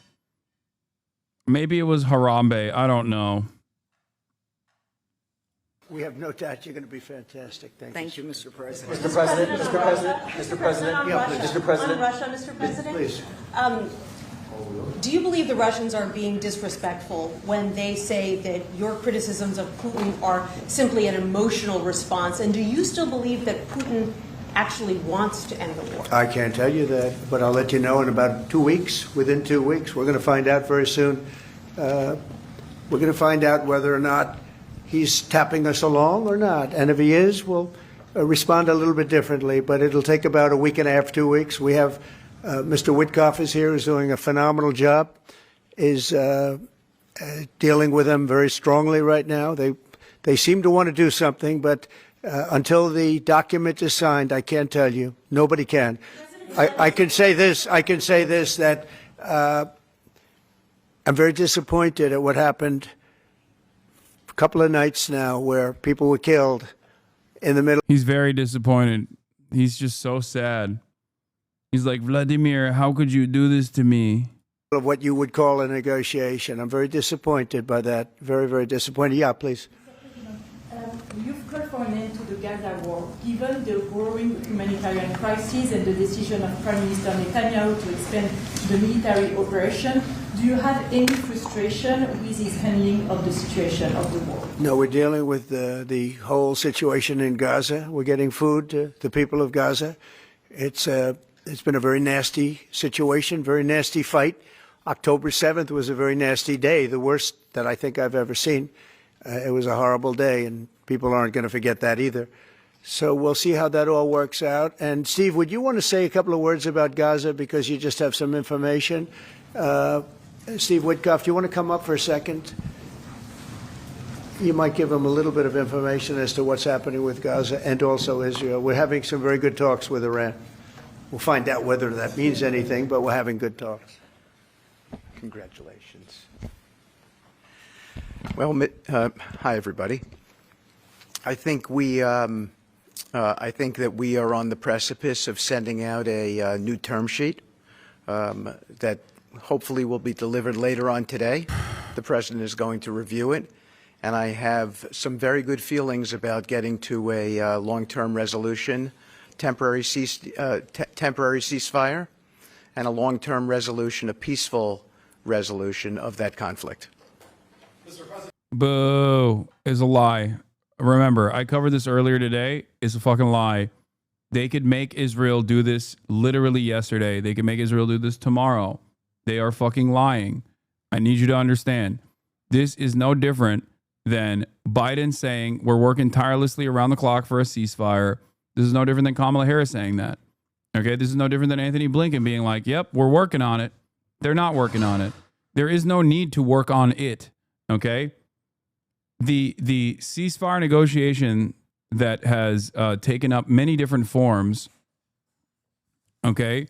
The ceasefire process is entirely dictated by Israel's inability to contend with the ceasefire because Israel is using the hostages and using October 7 as a mechanism to do permanent ethnic displacement of all Palestinians in the Gaza Strip. That's it. Anyone that doesn't realize this reality is silly, lying to themselves. And America has all of the power to put an end to it. They could do it instantly. It's having to do with Iran. We're having very good talks with Mr. President, you said yesterday that Putin is playing with fire. What will be the consequences for Russia if Russia continues to Well, I'm not going to tell you exactly, but the words speak pretty loud. We're not happy about that situation. I think we're doing very well with Iran. I think we're doing very well with Gaza, but we are doing very well with Iran, and I think we're going to see something very sensible, because there are only two outcomes. You know what the two outcomes is: a smart outcome and there's a violent outcome, and I don't think anybody wants to see the second. But I think we've made a lot of progress, and we'll see. You know, they still have to agree to the final stages of a document, but I think you could be very well surprised what happens there, and it'd be a great thing for them. They could have a great country into the future. Yeah. Mr. President, Elon Musk in a television interview criticized the one big, beautiful bill, saying he was disappointed it didn't cut enough, essentially, that it undercut the Doge efforts. What's your reaction to that? Well, the reaction's a lot of things. Number one, we have to get a lot of votes. We can't be cutting. We need to get a lot of support, and we have a lot of support. We had to get it through the House. The House was. We have no Democrats. You know, if it's up to the Democrats, they'll take the 65% increase. You know, if that doesn't get approved, this country is going to have a 65% increase in taxes and lots of other problems, big problems, almost bigger than that. But we'll have a 65% increase as opposed to the largest tax cut in the history of our country. We will be negotiating that bill, and I'm not happy about certain aspects of it, but I'm thrilled by other aspects of it. That's the way they go. It's very big. It's the big, beautiful bill, but the beautiful is because of all of the things we have. The biggest thing being, I would say, the level of tax cutting that we're going to be doing. We're going to make people really be able to. We'll have the lowest tax rate we've ever had in the history of our country, and tremendous amounts of benefit are going to the middle-income people of our country, low and middle-income people of our country.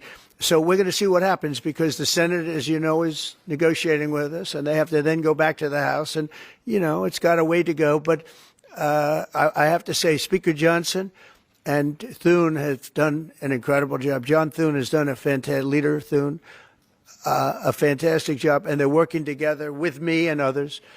And I think we have an amazing, if we pull this off, remember, we have 0 Democrat votes because they're bad people. There's something wrong with them. You know, they'll let people pour into our country.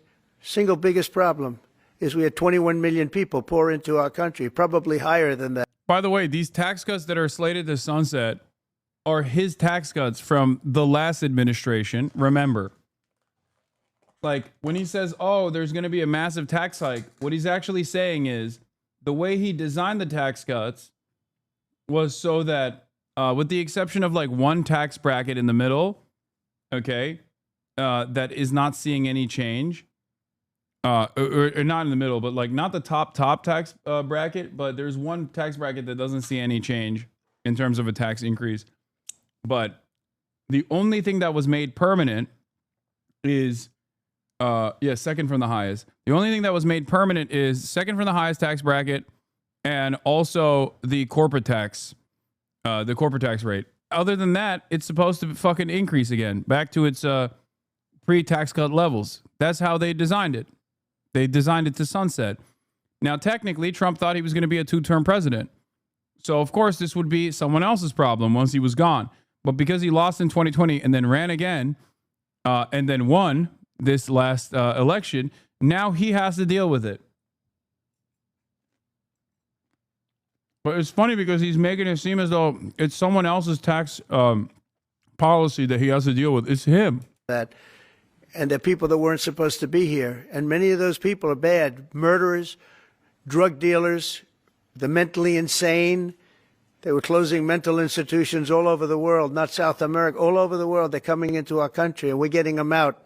And we're having a hard time because some judges aren't making it very easy for us, and it's tough enough. They approved that. They allowed that to happen to our country. We don't have one Democrat vote. And if I were a Democrat, I'd be voting for this bill, and I'd get elected to any position I want as a Democrat. They're crazy. They're voting for a 65% tax increase. And they're only doing it for hatred. They're not doing it for any reason. They're only doing it for hate. They know it's terrible.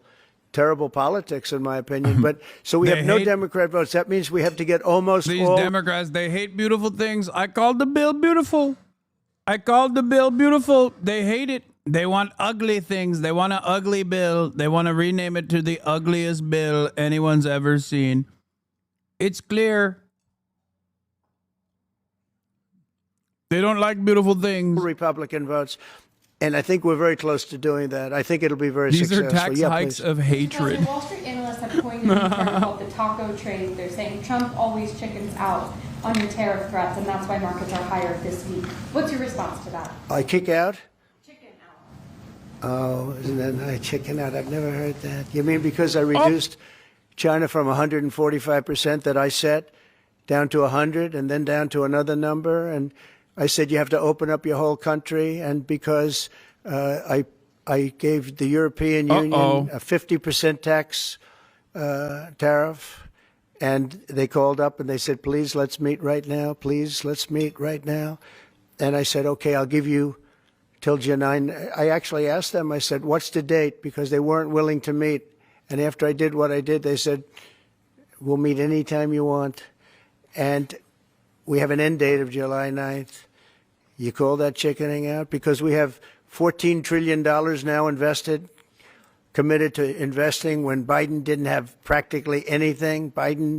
This country was dying. You know, we have the hottest country anywhere in the world. I went to Saudi Arabia. The king told me.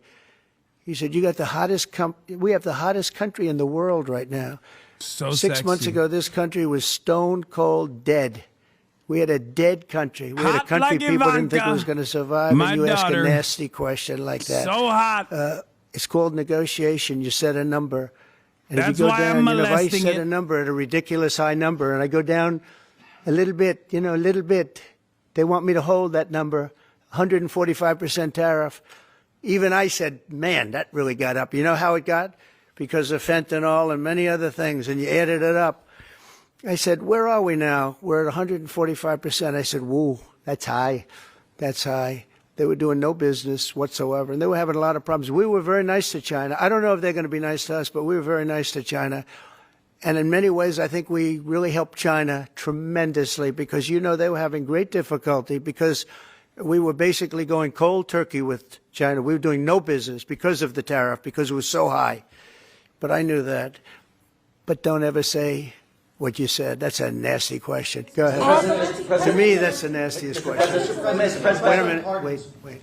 Go ahead, please. President Zelensky says he's ready to sit down with you and Vladimir Putin in Geneva, and it sounds like General Kellogg is working on preparations for that. Are you planning to sit down with the two of them? Well, I will if it's necessary. You know, it takes. We have to. I think I'm at this point. I wish it would have been that way a couple of months ago, but at this point, we're working on President Putin, and we'll see where we are.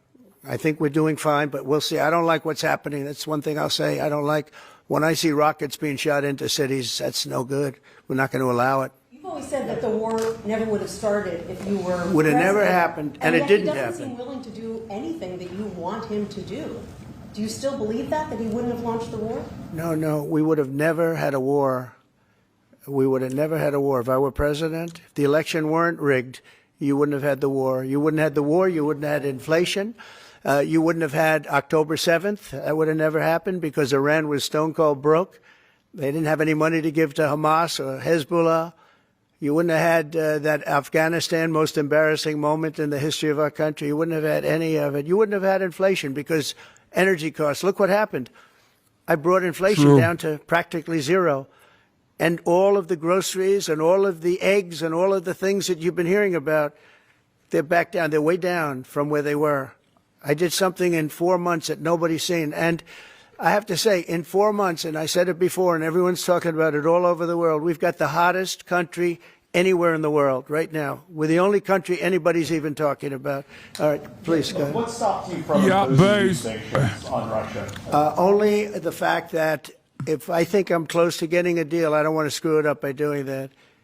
Let me tell you, I'm a lot tougher than the people you're talking about, but you have to know when to use that. If I think it's going to hurt a deal, this isn't my war. This is Biden's war, Zelensky's war, and Putin's war. This isn't Trump's war. I'm only here for one thing, to see if I can end it, to save 5,000 lives a week and a lot of money, the money being much less important because I made that money. I went to Saudi Arabia, Qatar, and UAE, and we brought back $5.1 trillion.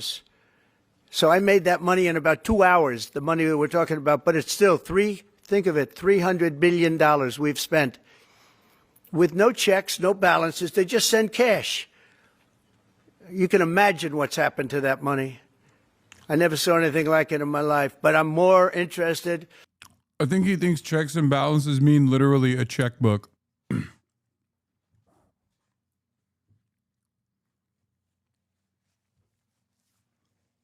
I have never been more committed to the theory that Trump doesn't know what asylum seeker is, and he thinks that it means that we're letting in people from insane asylums. Then at this very moment, where when he says checks and balances, I think he literally means like an account balance with a checkbook.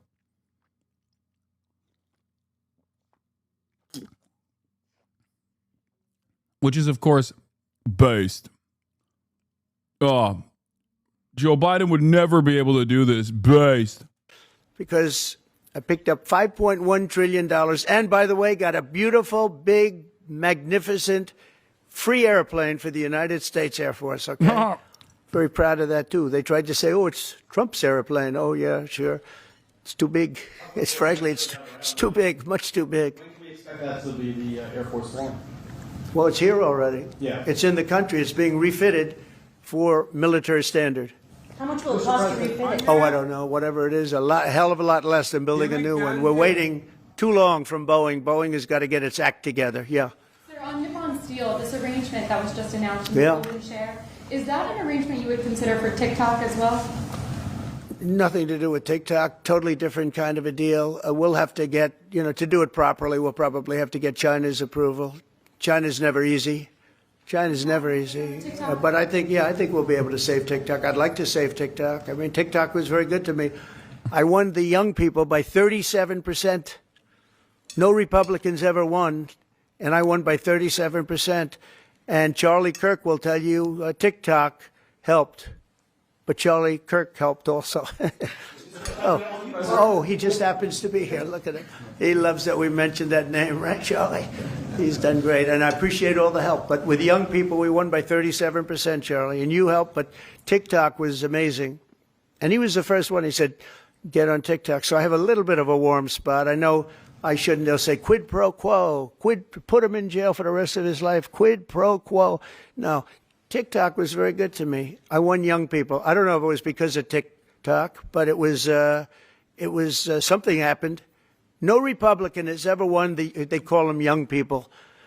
Young people, you can define it a lot of different ways, but I won every age group in young people. And it never happened, and won by 37%. That's a lot. Yeah, it didn't happen. It didn't happen this time either. Did you warn Prime Minister Netanyahu against taking some sort of actions that could disrupt the talks there? In a phone call last week? Well, I'd like to be honest. I call them young people.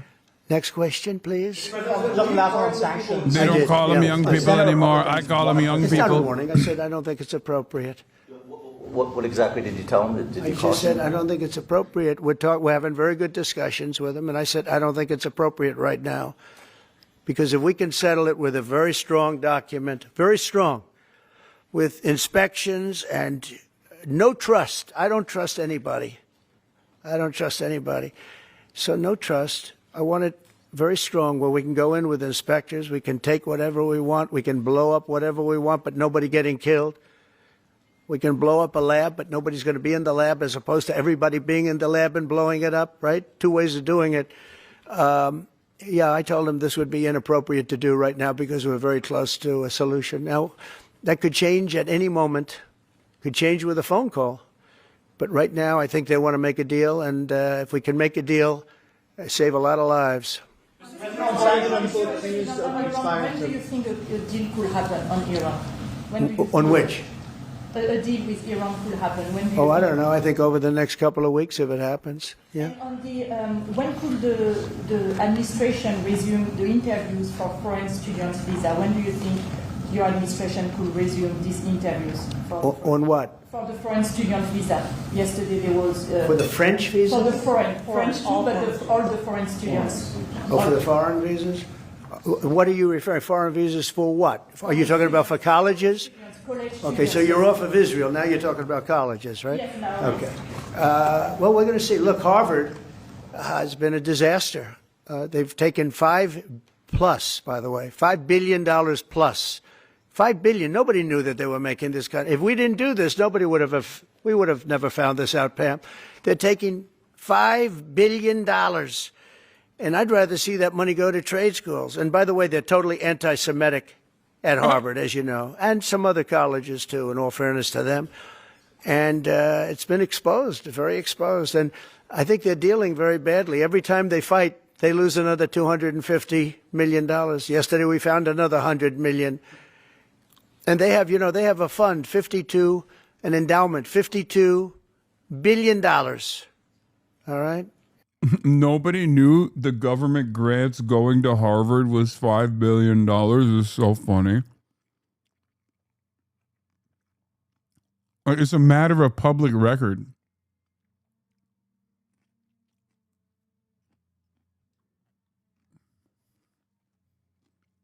Like, how do you think this happened?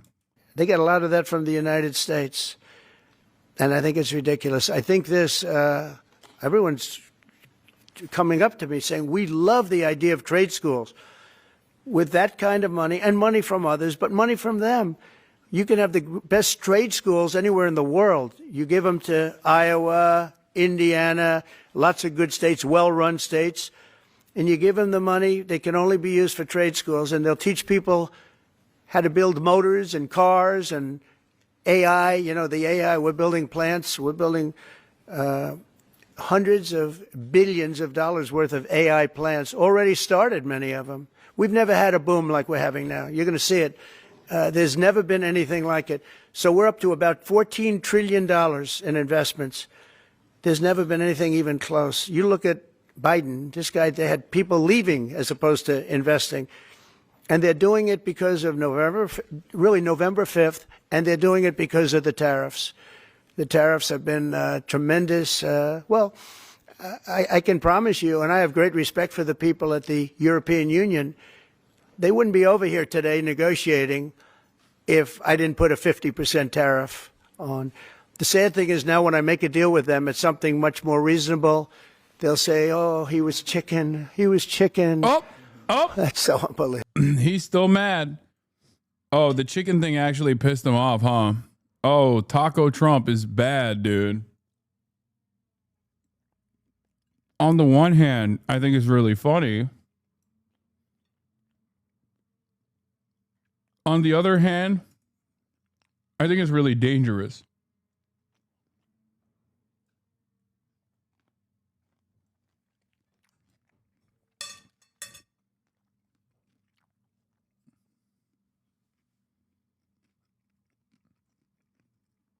I think it's really dangerous that he's this insecure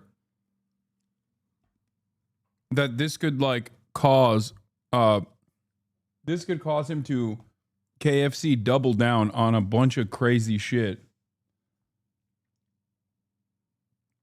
It's wild that as a child,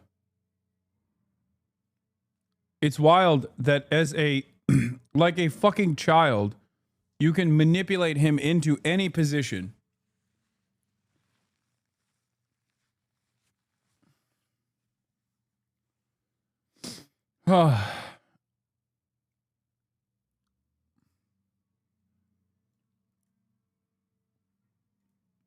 This is where the chicken thing comes from, by the way.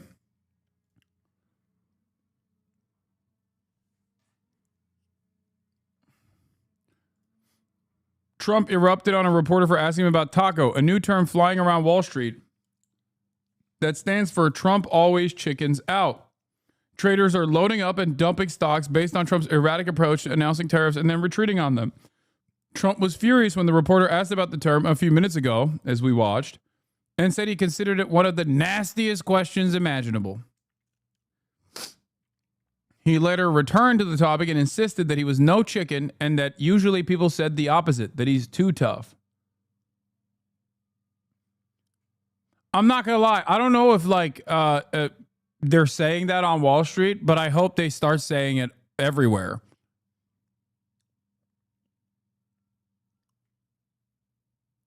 We need to say it for Israel. We need to say he's chicken with Israel. We need to talk about how scared he is of Benjamin Netanyahu or something. I think he's going to facilitate the invasion of Tel Aviv if we push him hard enough. Wow, I can't believe how much Benjamin Netanyahu manipulates you, Donald Trump. I really thought that you would be America first. It seems like America last under your leadership. It's really messed up how big of a bitch you are to Benjamin Netanyahu. Yeah.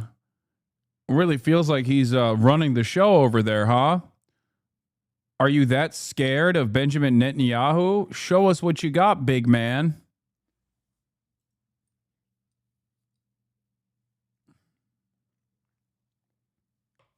Yeah, Mr. President, many are saying that Biden would have invaded Tel Aviv way harder than you.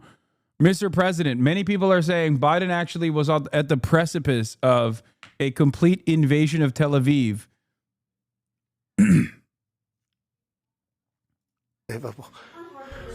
I usually have the opposite problem. They say you're too tough. Mr. President, on Harvard, there were some Jewish students protesting on campus yesterday. They said they don't want you making these huge cuts, cutting off student visas to Harvard in their name, because they feel Harvard like it has makes to them show more us. of a target. Okay, Harvard has to show us their lists. They have foreign students. About 31% of their students are foreign-based, almost 31%.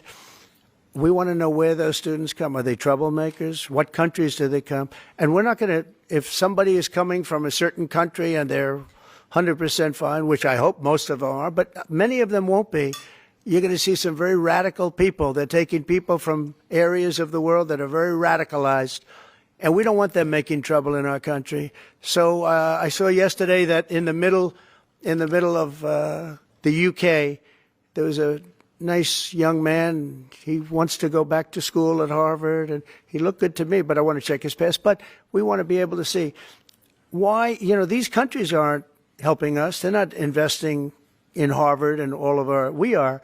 So why would 31%, why would a number so big? I think, number one, I think they should have a cap of maybe around 15%, not 31%. We have people who want to go to Harvard and other schools. They can't get in because we have foreign students there. But I want to make sure that the foreign students are people that can love our country.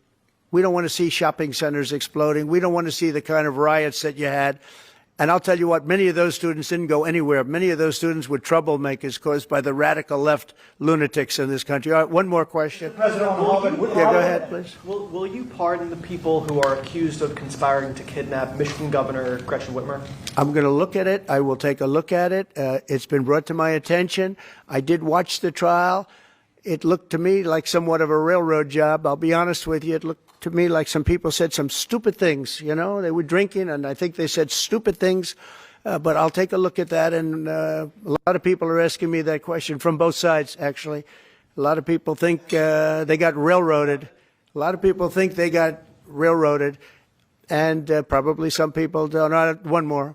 Go ahead. How will the confrontation with Harvard end? You will see. I don't know. I don't know. Harvard's got to behave themselves. Harvard is treating our country with great disrespect, and all they're doing is getting in deeper and deeper and deeper.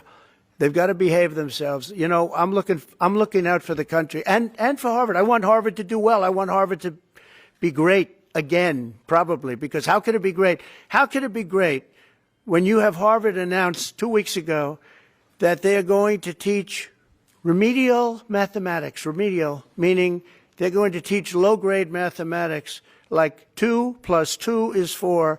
How did these people get into Harvard if they can't do basic mathematics? How did they do it? I mean, people with 1,600 in their boards don't get in, and they're letting people in, and they're bragging about how they're teaching them basic mathematics. Where did these people come from? So we have to look at the list, and Harvard has to understand the last thing I want to do is hurt them. They're hurting themselves. They're fighting. Columbia has been really, they were very, very bad what they've done. They're very anti-Semitic and lots of other things. But they're working with us on finding a solution. And, they're taking off that hot seat. But Harvard wants to fight. They want to show how smart they are, and they're getting their ass kicked. Thank you very much, everybody. Part of me wants to keep saying, are you happy now, you fucking stupid libtards that ran on the panic button? You created this issue. You gave him all of the opportunity to weaponize false smears of anti-Semitism to just undermine every fucking liberal institution that you guys cherish. You did this. You fucking did this. You fucking did this. Like, this right here is straight Hitlerian policy, academic receivership, mass lists of foreign students that they want specifically so they can start the process of deportation of foreign students for whichever organization that they might be a part of that they consider to be bad.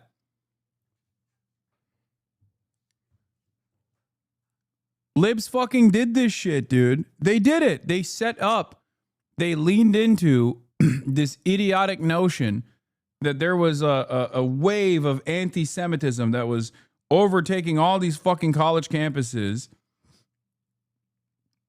And Trump is perfectly using that opportunity to dismantle the intelligentsia. Okay? Good job.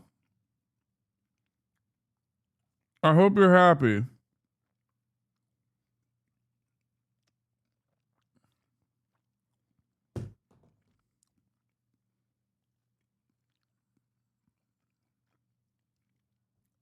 They still do it. They're still on the same team. But they have visas. The government already has their info. Yeah, but the government doesn't have extensive information on what kind of activities that they're doing on college campuses. They want that. They want private information about the students that normally these institutions are supposed to shelter from the government. And they want to do it without conducting like a legal search. They want to do warrantless surveillance that schools normally maintain and obviously maintain without ever issuing to the government, unless there is a reason to do so. But you can't get this information without a warrant, and you can't get this information for every single foreign student. I'm telling you right now, liberals played a major fucking role in this by entertaining this idiotic back and forth about like, oh, dude, so much anti-Semitism happening on college campuses. Like, we have to put a stop to this anti-Semitism on college campuses. What was that anti-Semitism? What is this? Bill Clinton didn't undo anything after Reagan. He signed in more Reagan policy. Yeah.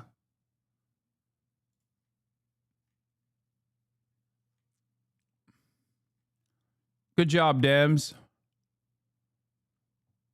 Good job. This student, this HasanAbi We are now student joined was by a interviewed. Harvard PhD student from China who's about to graduate from Harvard. Zealand Ma, thank you so much for being with us. Oh! Let's go! Chinese HasanAbi hands with a PhD, rise up! Chinese HasanAbi hands with a PhD at Harvard University, rise up! Rise the fuck up! Let's go! Let's go!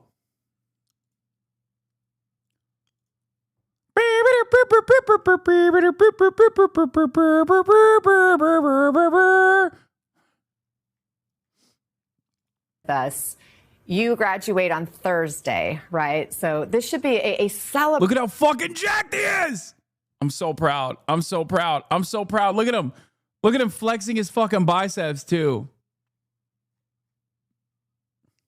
Woo! Celebratory moment. How are you feeling? I mean, definitely it feels less celebratory than I should feel. I feel a lot of uncertainty. I feel puzzled. I feel shocked. To learn. Wait, is this fucking Top G, dude?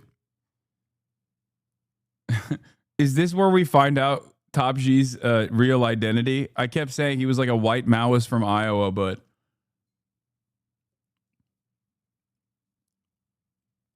is it?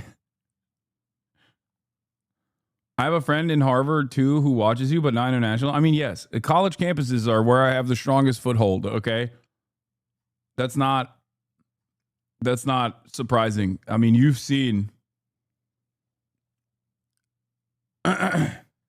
No, not Top G. Top G, who is a chatter in this. Bro thinks he's Charlie Kirk. Oh, fucking! Why would you do that to me? That, you know, because I'm a PhD student doing important research on how AI is transforming workplace. This is something that White House has labeled as a national priority. So it's definitely disheartening and impossible. HasanAbi hit Nebraska. Wow, boring. Who cares? HasanAbi hit China. At least now we know who are the real unappreciated chatters. To see the policy targeting the very people doing that work. Right. Do you plan to stay in the U.S. to work after you graduate, or have President Trump's actions caused you to alter your plans at all? So for now, I think until the hearing, my plan is to stay at the Harvard Business School to continue my research as a postdoc scholar with the D-Cube lab. But, you know, anything could happen in a hearing. And because of these uncertainties, I definitely need to think about, other ways to continue my research. And then, you know, I've also heard about my friends, my colleagues, be it like, U.S. citizen or not, have been considering elsewhere to conduct their research or even moving out of the country. What do you say to those who may be thinking right now, I don't care what happens to a few people at this super rich Ivy League school? Explain why they should care. Yeah, of course. I think, first of all, it's not a few people.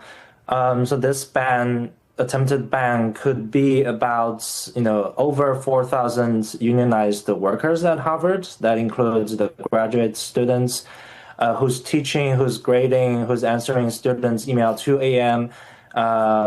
We are the people who make the university work. And it is also about this work visa called OPT, which is tied to the student visa. If the ban exists, proceeds, then this work permit will be canceled, and everyone in the class of 2023, 2024, 2025 will be impacted. And these people have been currently working full-time jobs at top companies, doing the kind of technological, scientific, and economic work that keeps American economy running.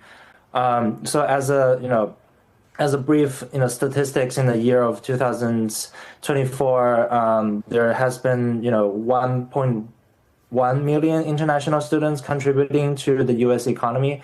So that is not a small number. That will be a big threat to these workers. No, that's such a great point. And I know you've also pointed out previously that you think about the type of work that you and other students like yourself are doing, who are also contributing to the workforce, as you point out. And you had said, the next breakthrough in AI, the work you're doing, the next cancer cure, the next Nobel Prize.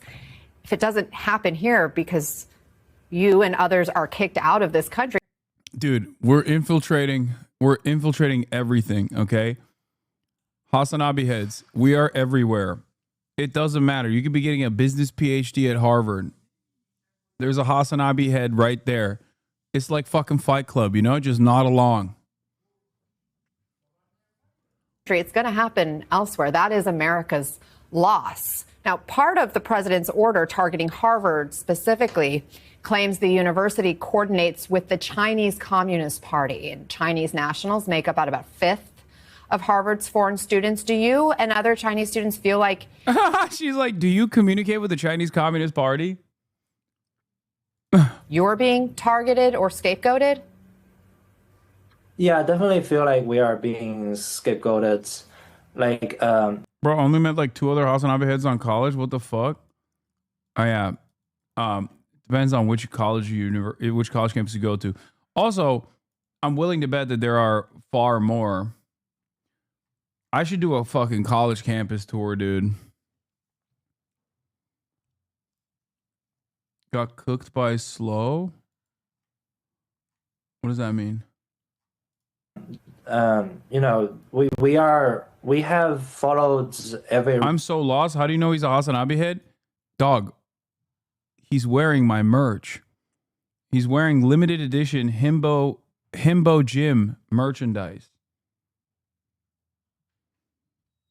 He's wearing limited edition Himbo Fitness merchandise. My entire row in my PLSC class are HasanAbi heads? Hell yeah. Rule, we have got the visa, we have passed all of the background checks. That was pretty, thorough. And we have, as Chinese students, some of us work here, some of us, pay tuition to get here.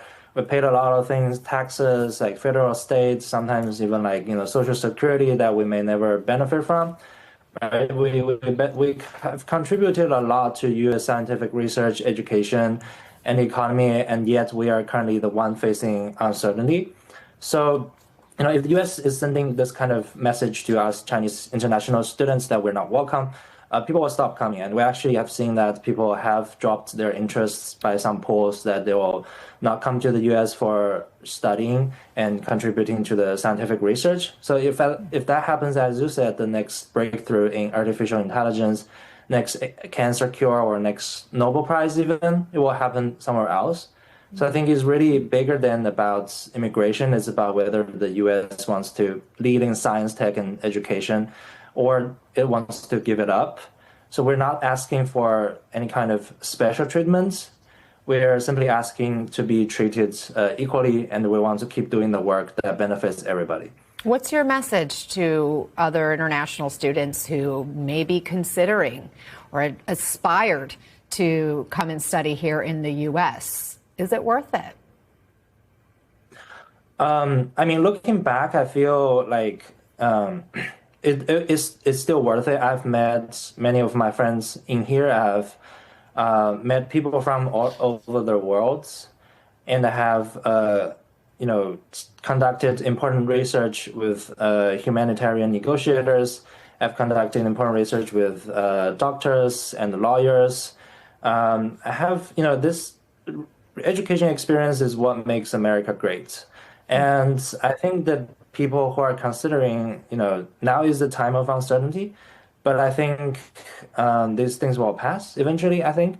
There were similar policies targeting us in the past, but it all, went smoothly. Hopefully this time will still be the case. So my suggestion to my fellow, maybe Chinese students, I think is be cautious, but still open to the idea of coming to the U.S. to experience this amazing education system. Well, thank you for sharing your thoughts with us and your experience. Celine Ma, appreciate your time and best of luck to you. Congratulations on your degree. Americans don't realize how badly brain draining like this is gonna fuck them in 5 to 10 years. Yeah, no more Chinese HasanAbi heads. Rabani makes a good point here. Oh yeah, it might be objectionable, but would hardly be unusual if U.S. consular officials vetted visa applicants for hostility to the United States or its government and denied those known to harbor such hostility entering the United States. Unfortunately, numerous governments behave this way. What is absolutely bizarre is that the U.S. government couldn't care less what visa applicants think about the United States or its government. It is their views about a U.S. proxy in the Middle East, Israel, that constitute grounds for visa denial and revocation. Never forget the U.S. government is controlled by Qatari money and owned by Saudi Arabia. That is what's so insane about it. You can say fuck America till the cows come home, and the American government's like, that's free speech. You can be a foreigner who says fuck America, America can suck my dick, and it's fine. But if you say fuck Israel, Israel can suck my dick, the American government's like, we will kill you. You will be deported. You must be deported instantly. You're a threat. You're a threat to this nation's beautiful values. It is crazy.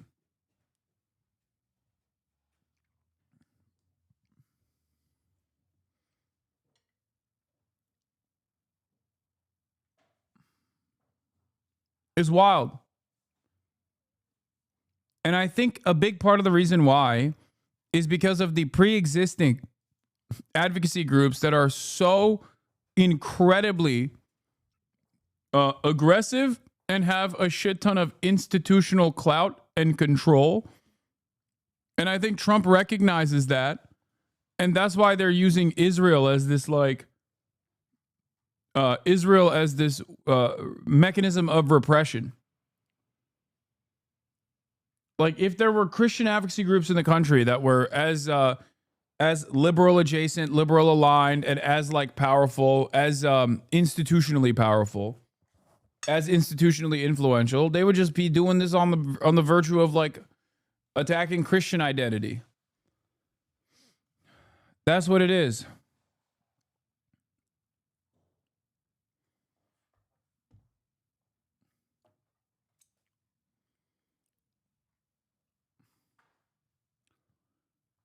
Anyway, Germany and Ukraine to jointly produce long-range missiles for Germany Kyiv. has announced that it will finance Ukrainian-made long-range missiles for the country to use to fight off Russia's invasion. Now, it had been thought that Germany could supply its own Taurus missiles for Ukraine to use. Let's get a bit more detail and bring in our Europe correspondent, Siobhan Robbins, who is in Berlin for us. So, Siobhan, look, this announcement that Germany is going to finance Ukraine's homemade industry to make these long-range missiles, I guess, will be welcome news in Kyiv. Do we get any more detail, or perhaps not, on the Taurus missiles and whether they'll be provided as well? Yeah, Taurus was the word that definitely wasn't the headline on either the Chancellor or the President's lips today. But let's just go through what was announced in this joint news conference by President Zelensky and the new German Chancellor, Friedrich Merz. So as you were saying, one of the things that they've said will happen is that Germany is going to help fund the joint production of long-range missiles in Ukraine and also possibly in Germany as well. They're basically, this is the very first step on this journey together. They're going to sign a document about this today, and hopefully we'll get more information as the days and weeks go on. However, maybe not, because the Chancellor was saying they would keep many details close to their chests for military reasons. Now, other things that Germany confirmed was that it would continue military assistance, that it would help to fund some of the Starlink. This is wild.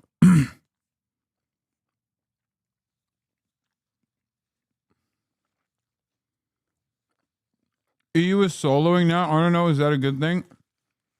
No. It's fucking wild, because how long do you think that would take?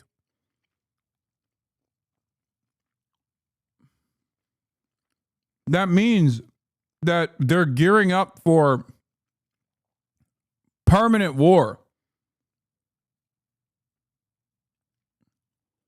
Like, you think this is, that means like at least for another fucking 2 years minimum, probably longer, they suspect that this will continue. And then obviously after that, once these factories are built, then they'll start producing. And then that means, you know, they'll keep using those missiles. As in, this puts a timeline on what European leadership suspects is the continuation of the war, and it's at least like a decade.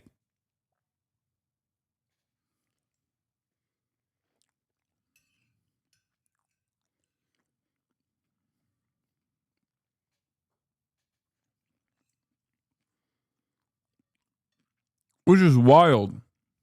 Starlink services that are given to Ukraine, and also the fact that Merz has said he will do everything he can to ensure that the Nord Stream 2 pipeline is not put into operation. The other thing that he underlined is that he said he didn't feel that Putin has made really any efforts to take part in peace talks, and Zelensky seemed to welcome what was announced today, and also underlining his view that the only way to get Russia to the negotiating table is with continued pressure. And it's interesting that Germany said that they would back the next round of sanctions being worked on by the EU, but also tried to talk to the US about sanctions as well. So what does this all really mean? Well, what it doesn't seem to mean at the moment is that Taurus missiles, these long-range missiles which can fly for more than 500 kilometers, are going to be sent imminently. It does allow Ukraine to start its own production or get a boost to production, and I guess that's good for the long-term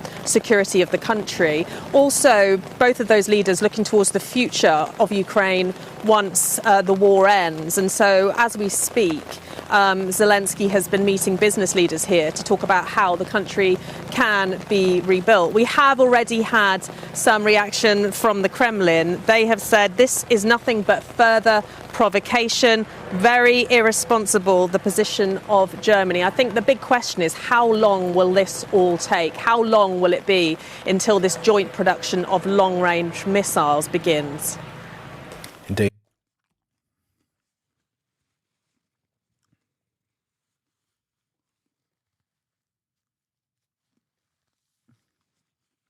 President Trump is considering new sanctions on Russia as he warns Vladimir Putin over repeated attacks on Ukraine with no peace deal in sight. Senior White House correspondent.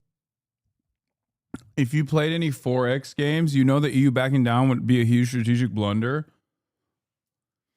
I mean, there is no... Like, Europe is nothing, okay? Europe is nothing. Especially in this process. Especially because, like, all of its military power still comes from NATO, which is America. So, this could be one way This could be one way for our European allies to basically militarize without raising any alarm bells, which is a demand being made by America anyway. EU frog's not going to like this. I mean, it's true. Because Europe can only do so much as to try and pressure America. Okay? There is no real genuine material impact that the European countries can have outside of what America's demands are. Okay?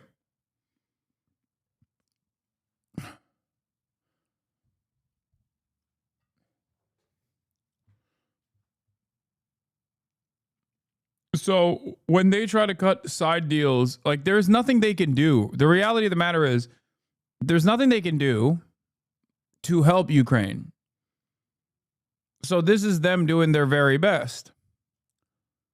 Outside of disbanding NATO or sending their troops into Ukraine or forcibly removing all Ukrainian able-bodied men that have refugee status from within the boundaries of the European Union and pushing them into Ukraine so that they are drafted, trained, and sent to the fucking front lines, there's not much Europe can do to change the dynamic of the situation. Because the biggest problem here is a lack of manpower, diminished confidence in being able to hold out. They're trying to make up for that with like technological improvements in the battlefield. They have like crazy ass drone shit. They do like drone walls now. They have all the latest and greatest in drone technology. Okay. I see the Russian tanks getting smoked by drones. I see all of it. But at the end of the day, when they're doing massive pushes with overwhelming manpower, there's only so much that technological improvements or technological efficiency can help.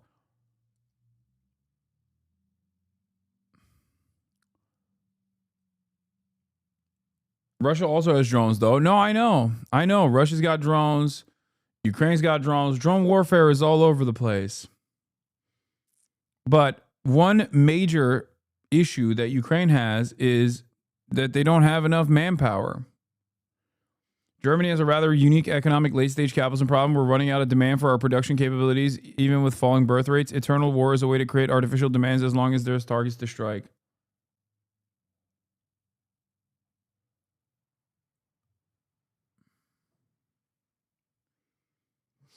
The capitalist powers of the world are preparing for global confrontation and world war. This is why I hate the new Cold War narrative, because the present historical moment of multipolarity combined with the collapse of U.S. hegemony is the basis for a world war, not Cold War. Yes, but there has never been a world war with nuclear-armed nations. The entire reason as to why there is a Cold War and not a world war after World War II is because of nuclear armament. We have never fought a global war where either party has nuclear arms. That's the difference. And no, I don't think the fucking Golden Dome makes up for that. Have you seen some of those Chinese warheads, dude? Are you kidding me? There's like warheads that just fucking scramble up and have like 5 nukes on it. And then they just go in random directions once they enter the American airspace. Like, there's no... What are you supposed to do to that?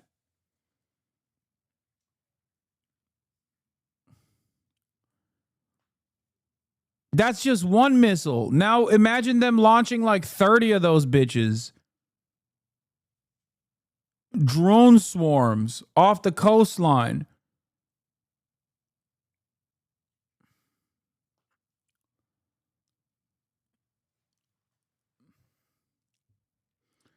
There's also, I think, a technology gap, a technological achievement gap.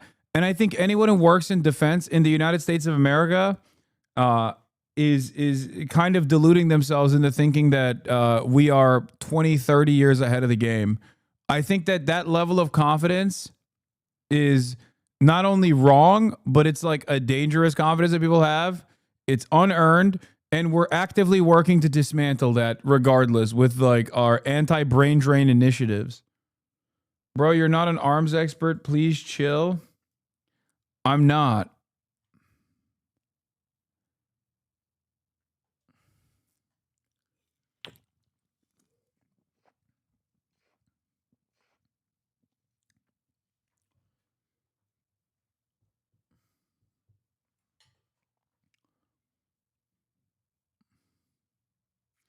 That's why proxy wars exist when two superpowers fight indirectly. Exactly. Why the fuck were we doing all these proxy wars if we were going to do a full-blooded state versus state conflict with nuclear armed nations?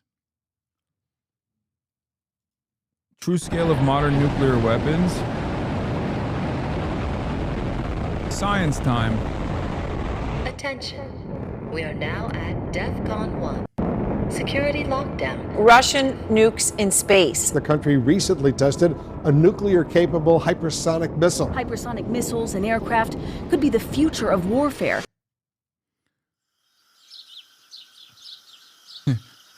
If only. If only they would One take of the out most powerful nuclear weapons. If only they would take out the California coastline with me in it. You know what I mean? Finally. In the world is the B-83 nuclear bomb. I'd be done. I'd be done with this nonsense every day. The heavyweight of the U.S. arsenal. Weighing about 2,400 pounds or 1,100 kilograms and stretching 12 feet or 3.7 meters in length with a diameter of 18 inches or 46 centimeters, it's roughly the size of a small car. But within this imposing frame lies a force of unimaginable destruction. The B-83 is a gravity bomb, meaning it's dropped from an aircraft and relies solely on gravity to reach its target. No rockets or propulsion systems, just a free-falling descent. This might sound simple, but the devastation it can unleash is anything but. Carried by strategic bombers like the B-2 Spirit stealth bomber and the B-52 Stratofortress, the B-83 can be delivered deep into enemy territory. With a blast yield of up to 1.2 megatons of TNT, the B-83 is approximately 80 times more powerful than the bomb dropped on Hiroshima, which had a yield of about 15 kilotons.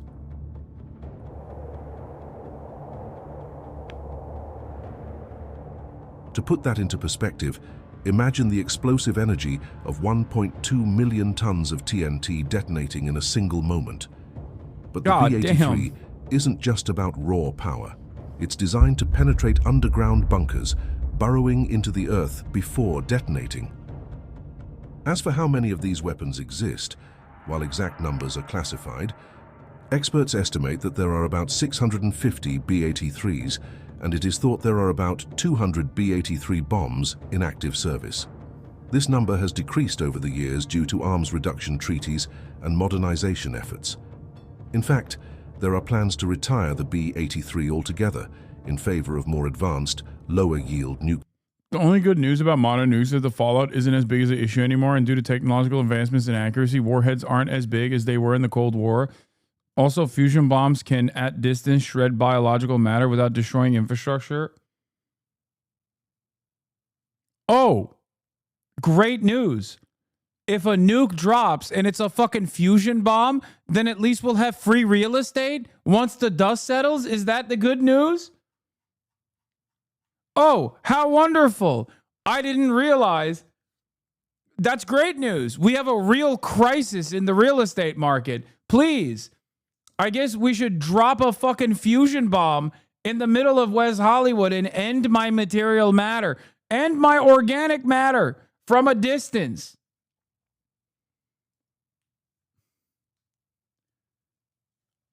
But God forbid you harm the real estate market, you know?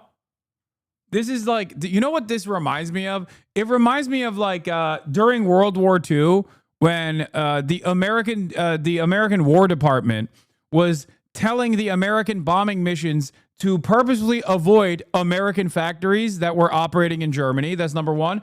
Or who could forget in Vietnam when the Department of Defense was telling its Air Force not to bomb the rubber trees because those were fucking owned by, what was it, Michelin? Like an American corporation.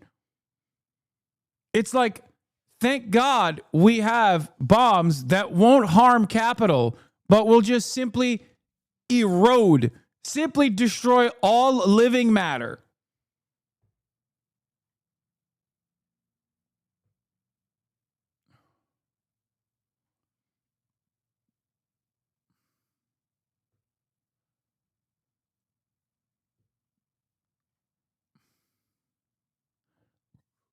It wasn't Michelin. Sorry, I forget. It was like an American.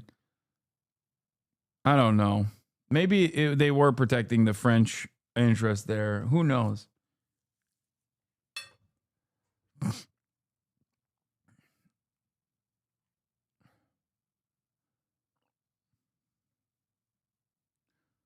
Goodyear, maybe.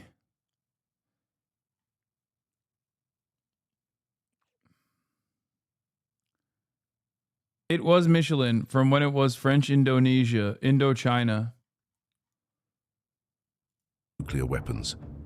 To grasp the true magnitude of the B-83's destructive power, imagine a single one detonated as an airburst over Beijing, China. The immediate fireball would engulf an area over 4 square kilometers or 1.5 square miles, vaporizing everything within its radius. Buildings would collapse within a 7.5 kilometer or 4.6 mile radius due to the intense blast pressure, flattening much of the city center. Windows would shatter up to 21 kilometers or 13 miles away, sending glass shards flying and causing injuries even in distant neighborhoods. The thermal radiation would cause third-degree burns to anyone within 13 kilometers or 8 miles, covering an area of over 500 square kilometers or over 200 square miles. In terms of human cost, such a detonation could result in an estimated 1.5 million immediate fatalities and over 3 million injuries, and that's just from a single B-83 bomb. The United States operates about 76 B-52 Stratofortress bombers, which were once capable of carrying up to 8 B-83 nuclear bombs. However, by 2010, U.S. Strategic Command removed nuclear... Chatter said, I don't think we should do this. I agree. ...gravity bombs from the B-52's arsenal, as the aircraft was no longer considered capable of surviving modern air defenses. Today, only the U.S. fleet of 19 B-2 Spirit stealth bombers is tasked with delivering nuclear gravity bombs, including the B-83, with each capable of carrying... Can we not? ...up to 16 B-83 nuclear bombs. This means the potential for devastation isn't limited to one bomb, but could involve numerous simultaneous detonations, exponentially increasing the destructive impact. In imagining the true scale of modern nuclear weapons, at number 4 on the list is the Trident II missile, a cornerstone of the US and UK nuclear deterrent. Unlike gravity bombs like the B-83, the Trident II is a submarine-launched ballistic missile, or SLBM. The Trident II missile is an engineering marvel. Weighing about 59,000 kilograms or 130,000 pounds and stretching 13.5 meters or 44 feet in length, it's a 3-stage solid-fuel rocket capable of traveling over 12,000 kilometers or 7,500 miles. This incredible range allows it to strike targets virtually anywhere on the globe, from submarines hidden deep beneath the ocean's surface. What truly sets the Trident II apart is its use of multiple independently targetable re-entry vehicles, or MIRVs. Each missile can carry up to 8 nuclear warheads, typically the W-88, each with a yield of 475 kilotons. That's about 30 times the power of the Hiroshima bomb for each warhead. This means a single Trident II missile can deliver devastating blows to multiple targets across a wide area, effectively multiplying its destructive capability. The missile's guidance system is highly advanced, combining astro-inertial navigation with GPS updates To ensure remarkable accuracy, it's capable of hitting within 100 meters of its target after traveling thousands of miles. The Trident II is deployed on Ohio-class submarines for the U.S. Navy and Vanguard-class submarines for the Royal Navy, providing a stealthy and survivable second strike capability that is crucial for nuclear deterrence. To grasp the potential impact of this weapon, imagine a single Trident II missile launched toward Moscow, with all 8 warheads targeting the same area for maximum effect.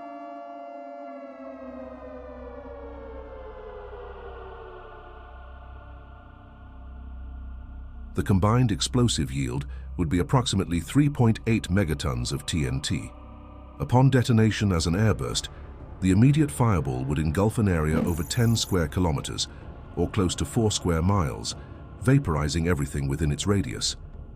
Buildings would be obliterated within an 11-kilometer or close to 7-mile radius, flattening much of the city center. Thermal radiation would cause third-degree burns to anyone within 22 kilometers, or close to 14 miles from ground zero, covering an area of over 1,500 square kilometers or 580 square miles. The human cost would be staggering, estimated at over 2.8 million immediate fatalities and 4.6 million injuries. And remember, this is from just one Trident II missile. The United States operates 14 Ohio-class nuclear submarines, each capable of carrying up to 20 Trident II missiles.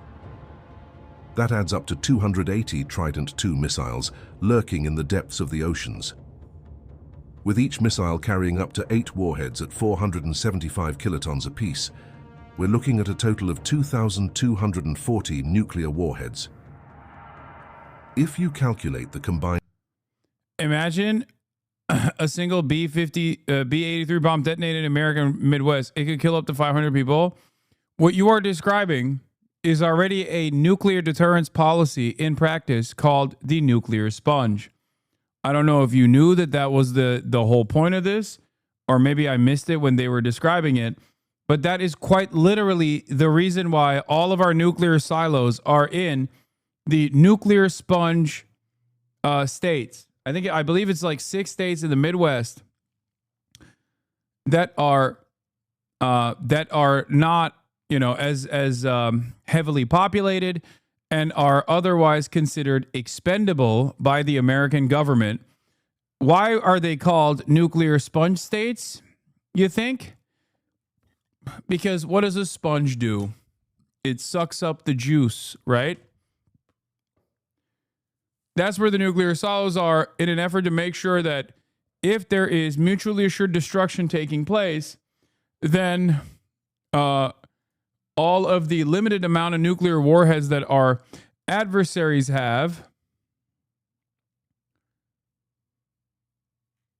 adversaries would be... What is this? Here's an old map I found from Civil Defense. Man, the Russians really don't like North Dakota. I found some of these strategic targeting maps. What state would you like to see next?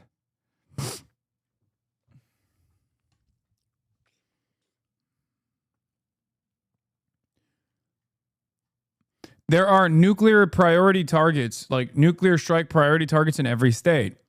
But obviously, first and foremost, their nukes would be directed towards our nukes.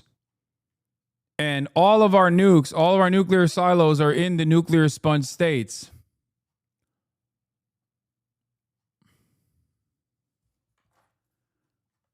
So those states are technically cannon fodder.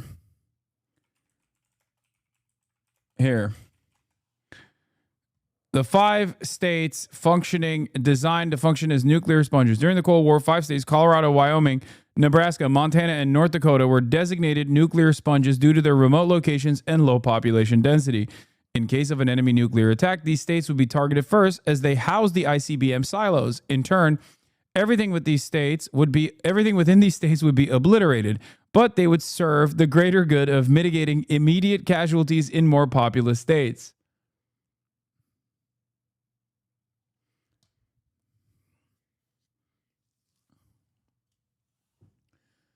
I believe, It's 6 states. South Dakota also, I think, is part of it.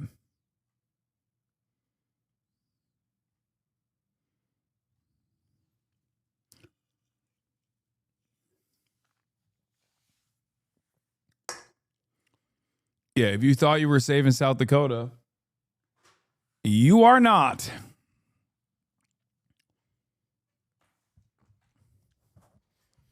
What the fuck? I live in Colorado. Fuck that shit. Yeah, good luck, man.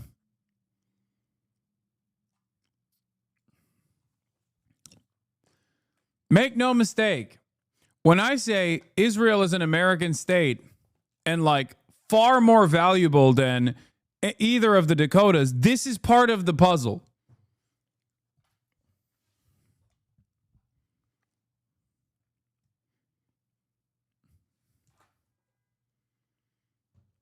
Like when I say America cares more about Israel than it does about North Dakota, this is part of what I mean. Like America would let Wyoming, Colorado, Nebraska, Montana, North Dakota, South Dakota melt before it would ever allow any harm to come to Israel.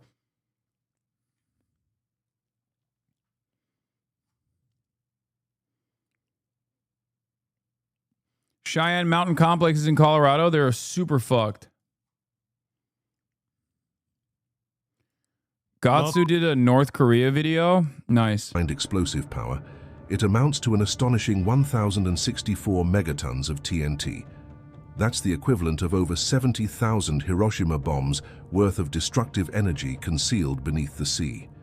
This immense force is constantly on patrol, ready to be unleashed if ever called upon. At number 3 is China's DF-5 intercontinental ballistic missile, specifically the DF-5C variant. This missile is a true giant, standing over 106 feet tall and weighing approximately 183 tons. First introduced in the 1980s, the Holy DF-5 fuck, is this almost as long as the Statue of Liberty? Remained a cornerstone of China's nuclear deterrent ever. Okay, but of the existing 50, which would you say Israel is the most like? Florida. What? Not even a question. Florida is the most Israel-coded state in the United States of America, both because it's a travel destination of Israel, like Israelis. It also houses literally Benjamin Netanyahu's son, Yair Netanyahu. Okay. But also on top of that, even like the hick parts of Florida, in my opinion, resemble like the Haredi population. Like America has its own version of the Haredim, which I'm not even talking about like the ultra Orthodox communities in America. I'm talking like the swamp people of Florida. Think about it. Like when I say Florida, you think, oh, you mean like a lot of Jews live there, Boca Raton. No, this has nothing to do with that. I mean, it has some to do with that, but not like entirely. I mean, like Florida as a state is the most Israel-coded state, whether it be cryptocurrency or sex crimes, just like every aspect of Florida, or down to the swamp people that resemble the uneducated settlers. Florida is the most Israel-coded state. Now, like you said, it's the third most Jews in the country. Number 1 is New York. Number 2 is California, or maybe number 1 is California. Number 2 is New York. Why would I never say California is Israel-coded? Why would I never say New York is Israel-coded? Because while there are a lot of conservative pro-Israel Jews that live in both of these states, okay, because even though there are a lot of pro-Israel Jews, especially in my neighborhood, let me tell you, okay, American Jews are very different than Israeli Jews, except for Florida, where all Americans resemble Israel. Okay? Jews, Christian alike, Muslims, everyone. I mean, look at Patrick Bet-David.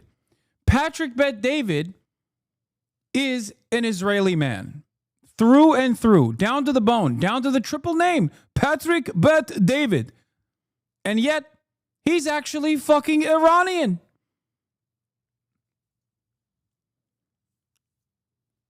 Think about it, and you will understand.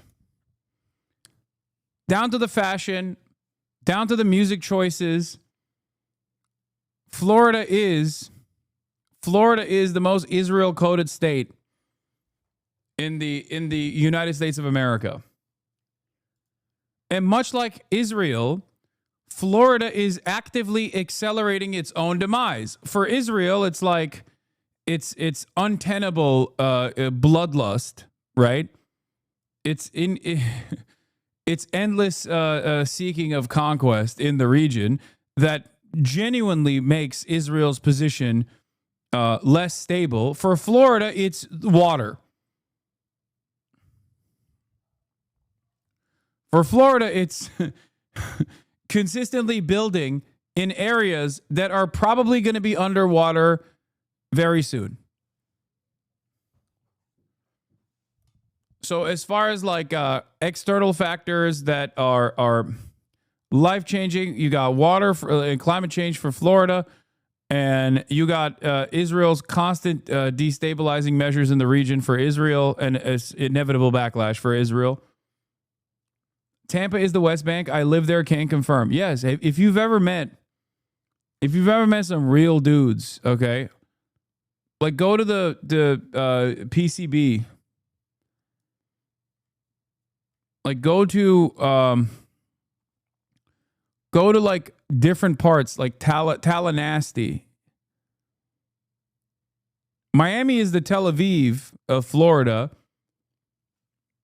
and like Tallahassee is the fucking, West Bank settlements.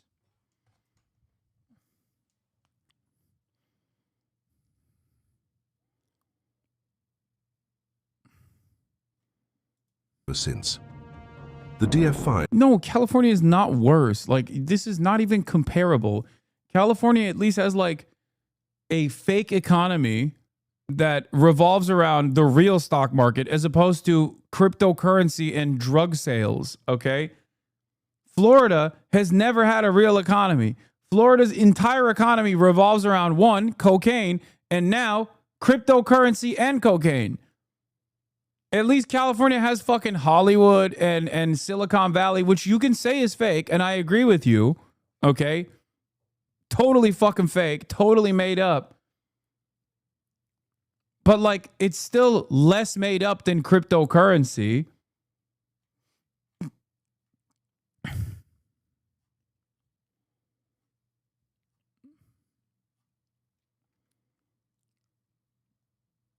You convinced this Florida man? Has an impressive range of up to 15,000 kilometers, or about 9,300 miles, which means it can reach almost any target on the globe from launch sites within China. What makes it particularly formidable is its payload. The latest versions, like the DF-5B and DF-5C, are equipped with MIRVs. I would say Texas? No, Texas equivalent is Saudi Arabia. I will not elaborate. No, Texas is the most Saudi Arabia quoted state that we have. No, Florida is Israel. Texas is Saudi Arabia. Okay, straight up. Oklahoma is Oman.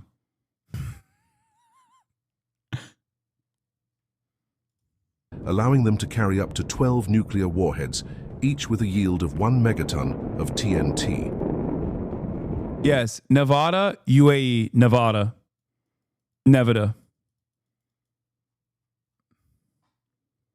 United Arab. No, Nevada is not Yemen. No, fuck no. It is literally a den of sin. It's the United Arab Emirates.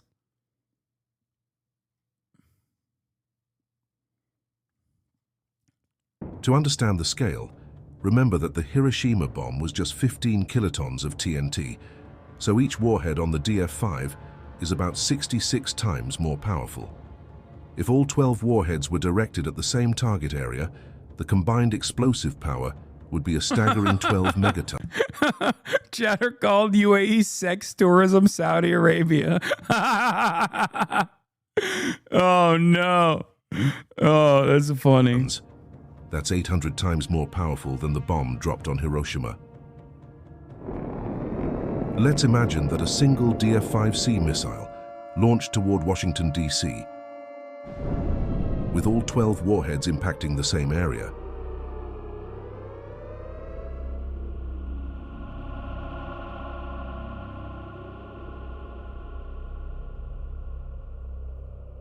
The fireball would engulf an area with a radius greater than 3 kilometers or 2 miles, effectively vaporizing everything in that zone.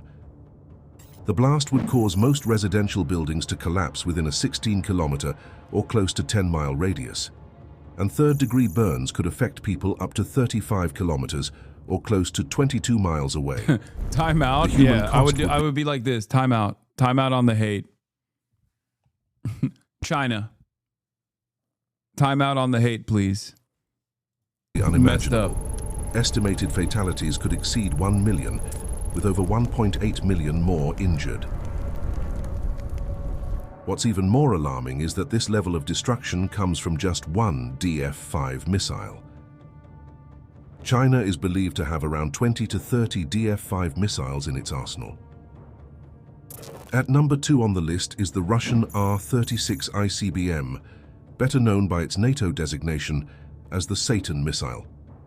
Developed during the Cold War, this missile is one of the most powerful ever built, designed to deliver massive nuclear payloads across vast distances.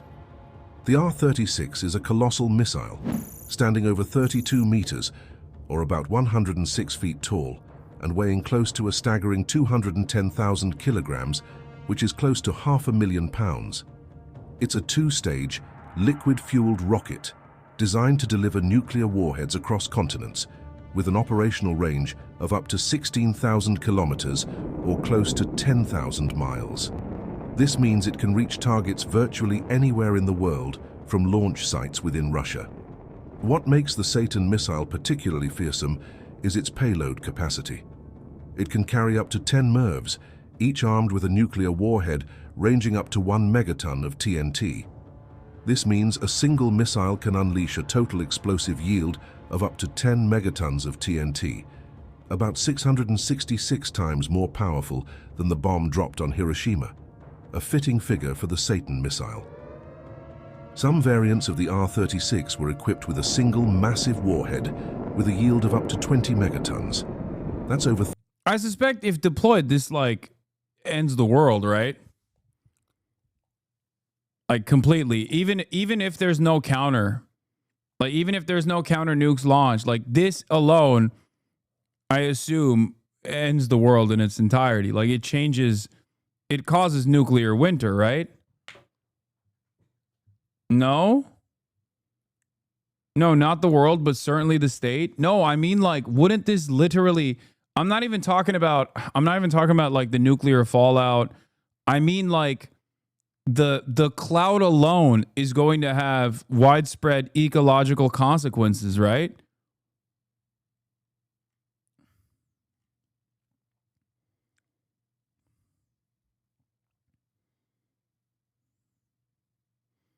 Life would continue. Most humans would die.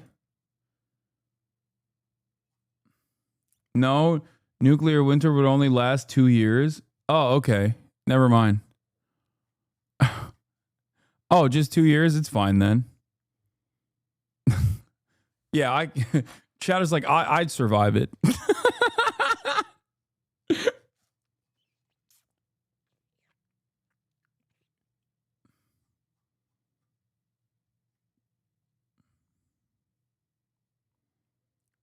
Nuclear testing on this planet has been extensive.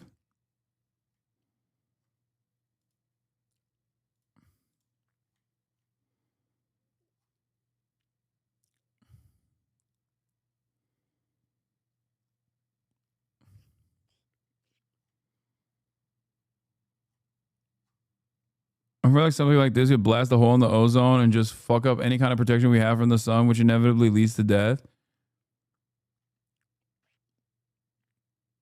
1,300 times the power of the Hiroshima bomb, designed to obliterate hardened targets like missile silos and command bunkers. Now imagine if a single R-36 missile were to detonate over San Francisco with a single 15 megaton warhead.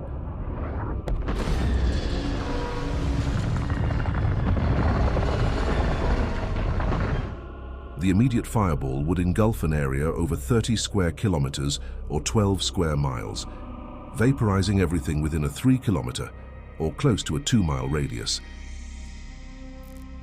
Buildings would be flattened within a 17-kilometer or over 10-mile radius, decimating much of the Bay Area. Thermal radiation would cause third-degree burns to people up to 40 kilometers or over 20. NIMBYs would still be like, we don't want to disrupt the cultural makeup. So if we're rebuilding in the aftermath of nuclear holocaust in San Francisco, in the Bay Area, we must ensure that buildings only go up 3 stories, not a single story longer, not a single story taller than 3. 24 miles away, covering an area of nearly 4,800 square kilometers or 1,850 square miles. The human toll would be catastrophic. Estimated fatalities could exceed 1 million, with over 1.3 million more injured. And this is the impact of just one missile. Russia is believed to have around 46 operational R-36M2 Voyvoda missiles, the most advanced variant of the SS-18. Each of these missiles can carry multiple warheads, significantly multiplying their destructive potential. With such an arsenal, the sheer scale of power held within these weapons is almost beyond comprehension. Finally, at the top of the list is the Russian RS-28 Sarmat missile, ominously nicknamed the Satan II. This intercontinental ballistic missile represents the pinnacle of modern nuclear weaponry, developed to replace the aging R-36M Satan missiles. The RS-28 Sarmat is designed to evade missile defense systems and deliver massive payloads across the globe. The Sarmat is a 3-stage liquid-fueled missile that weighs over 208 tons and measures over 35 meters, or about 116 feet in length. It's capable of carrying a variety of warhead configurations, including up to 10 heavy MIRVs or 15 I don't feel lighter too ones, good. along with advanced countermeasures to bypass missile defenses. Its range exceeds 18,000 kilometers, or over 11,000 miles, allowing it to reach targets anywhere on Earth. One of the most concerning features of the RS-28 is its ability to utilize a fractional orbital bombardment system, or FOBS. This means the missile can enter a low Earth orbit and approach targets from any direction, including over the South Pole, effectively bypassing traditional early warning systems that are oriented toward the north. Some reports speculate that the Sarmat could theoretically carry a payload of up to 50 megatons, equivalent to the Tsar bomber, the most powerful nuclear device ever detonated. While such a massive yield is more hypothetical and not practical for modern military use, by the way, that little thing right there, chatters, that little thing, if you forgot because it's 15 minutes long, the video, and I paused a lot, that's Mount Everest. Okay? No, that little mountain right there on the left side is Mount Everest.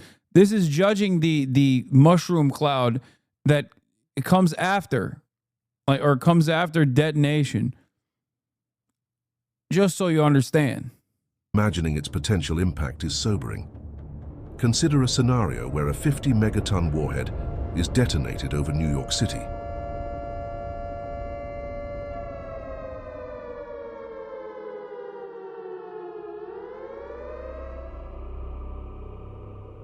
Oh no.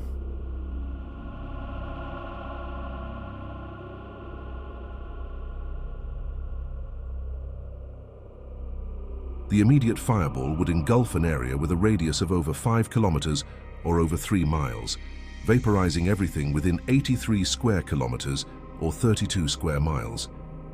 The intense blast wave would cause heavy destruction up to 26 kilometers or 16 miles away, leveling buildings and structures in more than 2,000 square kilometers or close to 800 square miles. Third-degree burns could be inflicted on people up to 60 kilometers or 37 miles away, covering an area of close to 11,000 square kilometers or over 4,200 square miles.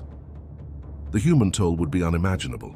Estimated fatalities could exceed 7 million people, with over 6 million more injured.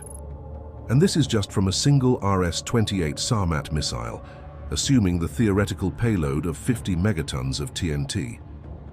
To put this into perspective, when the 50-megaton Tsar bomber was detonated in 1961, the flash was visible as far away as Norway, over 1,000 kilometers from the test site. Similarly, a 50-megaton explosion over New York City would be visible with the naked eye. Bro, the Russians did not play around. They were like, oh, y'all deployed nukes? All right, bet.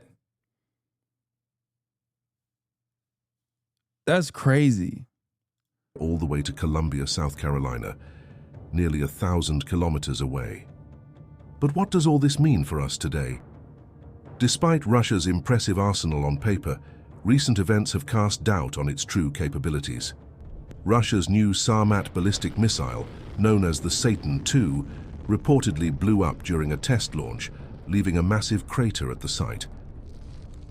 Combined with the setbacks and debacles Russia has faced in its aggressors' war in Ukraine, it seems that Russia might not be as formidable as many once thought.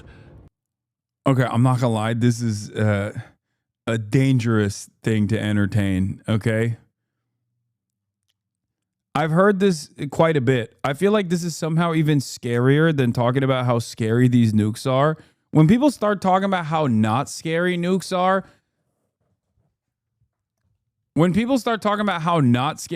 are, that's when you know it's a problem.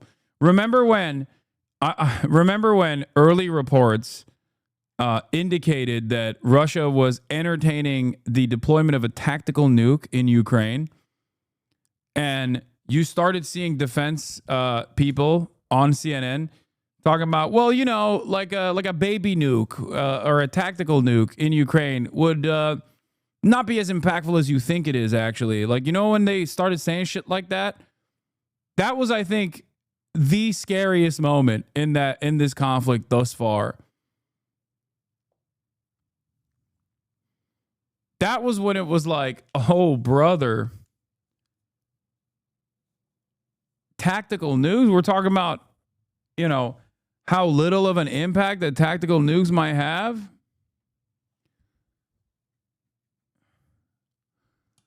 That's not good.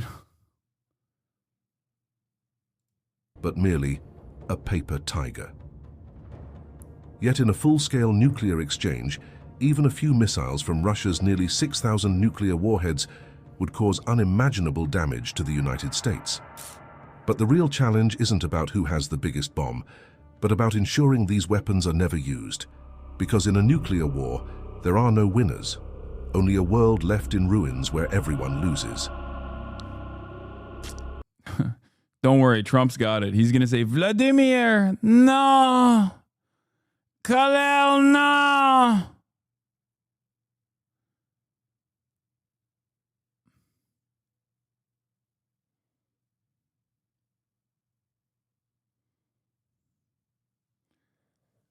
Vladimir, stop.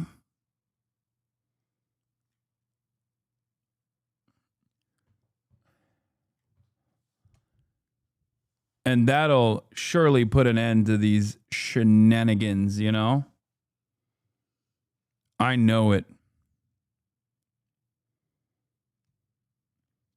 Why are you watching this?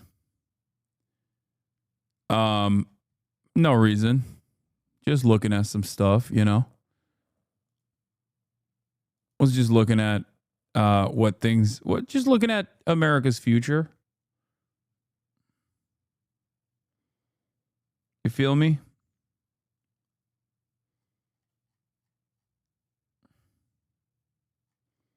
All right, well, let's get back to Trump's latest warning to Russia. Putin is playing with fire. Jackie Heinrich is live with the details. Good morning, Jack. Good morning to you guys.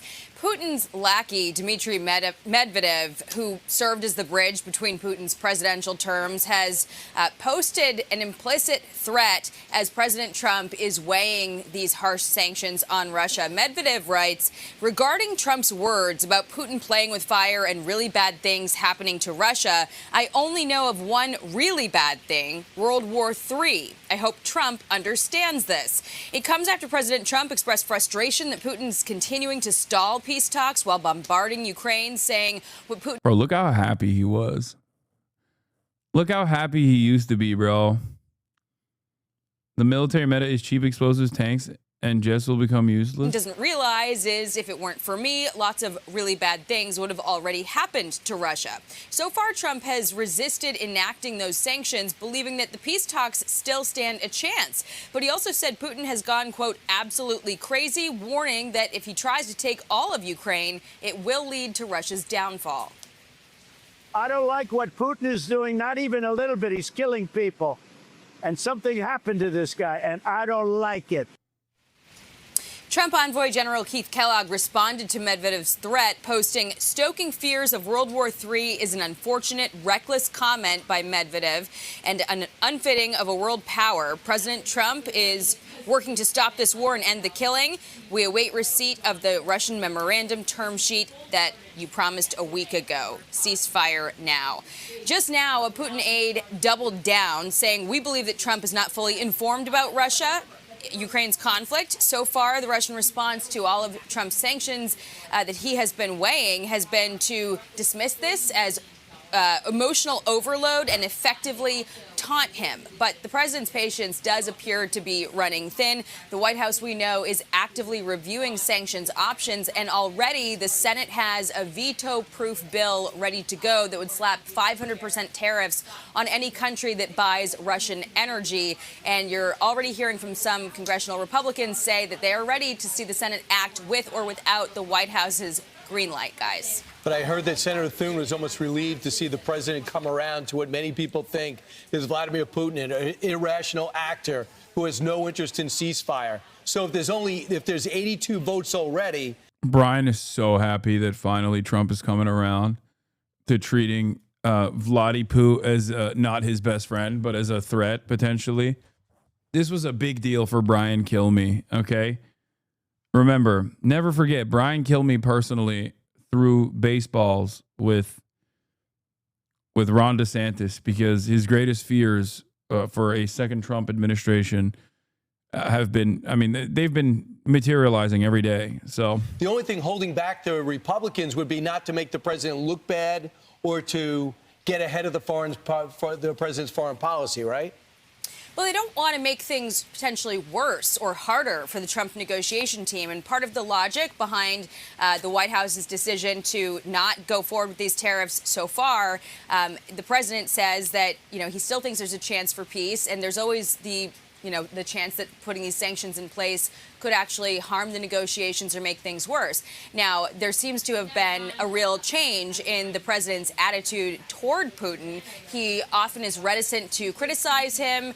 He thinks that, they've had a long relationship for a long time and believed that he could bring an end to this war and negotiate an end. That has proven to be a very elusive goal. And his commentary over the weekend that something has happened to Putin, he's gone absolutely crazy, is something that we really haven't heard from the president lately. He has often opted to try to, keep the sides at the negotiating table and hope that yields a result. But Russia is saying they won't do the peace talks at the Vatican and stalling on handing over this memorandum. Trump is running out of patience here, guys. Yep, I can understand it. Thanks, Jackie. Jackie. Well, the patience are done because the president, I told people this from the very beginning, just give him a chance to set the deck. He was trying to talk with Putin. Putin said that NATO was a threat. Dude, it's so funny. We're just like babying the president. An entire media ecosystem designed to try to normalize Trump's incredibly stupid behavior and being like, no, he's not a baby. Stop saying he's a big wet baby. He's actually an adult. He's actually a big wet adult who's making strong decisions. Okay. After this, we're going to talk about Andrew Tate and Tristan Tate. Threat to him that everybody wanted World War III, and the president said, okay, I'm going to give you a clean slate. We're going to talk this over. And of course, Putin overplayed his hand. And I can report that it's not just sanctions. It's not just tariffs that are being considered by the president. He doesn't like seeing dead kids He doesn't like it. He doesn't like seeing women. What about kidnapped kids? And the kidnapping. They kidnap tens of thousands He doesn't of children. like it. And Putin and all of his allies that are taunting the president, it's not going to work out for you. You should get to the negotiating table. We even tried to give you a new venue, Rome, with a new pope to talk this out, and you still slap this hand out of the And room. also, it wasn't too long ago. It was May 20th. The president said, we know what they're doing in Russia. We know the capabilities and some of our adversaries and some of our other countries with their nuclear weapons. Yeah. And they're very close to developing. We've heard they're months away in Iran. So the president said on May 20th, he released this on social media, that he had plans for the Golden Dome. And this would intercept any missiles that come over toward America. Donald Trump said adversaries are quickly modernizing their nuclear forces, capable of attacking the U.S. in 1 hour. They can travel 6,000 miles in 1 hour. Pete Hegseth said if we can build this Golden Dome, it will be designed to protect us from cruise missiles, ballistic missiles, hypersonic missiles, drones, whether conventional or nuclear. The cost is expensive. It's $175 billion. And President Trump says it could be operational in 3 years and 100% successful. Right. So with the Russia threat, number one, they talk about the Russia in particular retooling their entire economy to be focused on war. So they make how. Wow.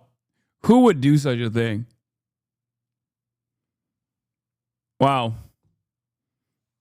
I hate when people retool their entire economy to be a war economy. I would. Luckily, not us. We have not done such a thing. That would be crazy. That'd be really weird and gross and fucked up to do that. Howitzers and tanks. So they're not, they as J.D. Vance said last week, they don't know if they how to get out of this. How do you get out of a war economy that 45%? Yeah, we're never leaving the era of Brandonism. We went from CNN talking about how strong Biden is for shitting himself on camera to Fox talking about how strong Trump is for throwing up on himself for the past 4 months. Brandonism forever. Yes. Brandonism is never going away. Every president going forward is going to be a little bit more Brandon than the next, okay? % of all your GDP is jobs, steel, making weapons. So what you do is you obviously make an alliance with the United States, and you have an economic alliance with rare earth and other things and begin to demilitarize. He just doesn't see it that way, and he's blowing a golden opportunity. With the Golden Dome, he condemns it. They don't want it. China doesn't want it. North Korea doesn't want it. Of course they Why? don't. Because this would block all their weaponry and make them and China start working on space and their own golden domes. Similar to what they have in Israel. But if you want to stop the nuclear... Similar to what they have in Israel, we have designed Israel's anti-missile defense systems. What are you talking about? We already have we have all of the Israeli defense systems. They are ours. Okay? What are you talking about? Oh my God. The idea that like the American the American nation state does not have direct targeting, direct tracking, and surface-to-air anti-missile defense systems everywhere is so fucking nutty.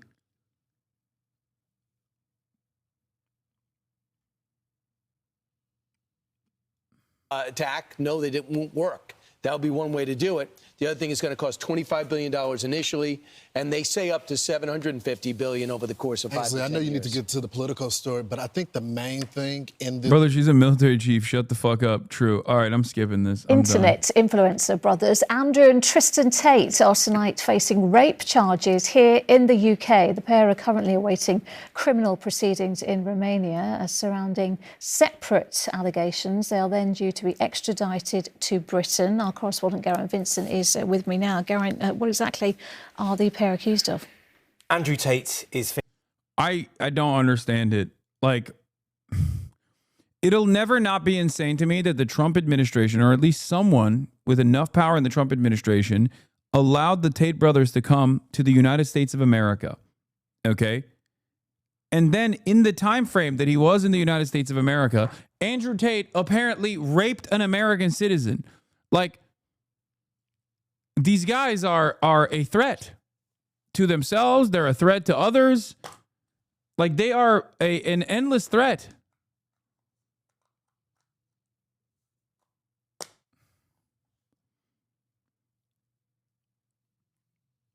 And now they got another rape charge in the UK. Facing 10 charges in relation to 3 alleged victims. Those charges include rape, actual bodily harm, human trafficking, and controlling prostitution for gain. His younger brother Tristan faces 11 charges, including rape, actual bodily harm, and human trafficking, and they relate to 1 victim. Both brothers are currently facing a separate prosecution in Romania, as you mentioned. These pictures you're about to see were filmed in Romania last year. The prosecution there involves allegations that they lured girls to Romania where they were sexually exploited. Andrew and Tristan Tate have always denied any wrongdoing. In this country, Andrew Tate also faces a landmark civil claim brought by 4 women. Landmark because it's the first time a claim has been brought against anyone for the crime of coercive control, a claim Andrew Tate also denies. Now, to describe Andrew Tate as an influencer, Lucrezia, is somewhat to underplay his significance, I think. He's got millions and millions of followers on social media. His videos have been viewed hundreds of millions of times, and there have been grave concerns voiced by the police in this country about the misogyny in much of that content. If you believe everything that's on Google... Wait, what the fuck? Why did this come up? Well, that is your prerogative, my friend. And if you think that makes you sound smart in the modern world after the 3 years we've just been through, to say that I read a piece of paper that tells me to believe X, so I believe X, and I ignore my own personal experiences, and you think I'm that not makes you asking you to ignore your own personal experiences. I'm simply asking you to look at the data. So let's change the subject because you've just proven your point. Okay.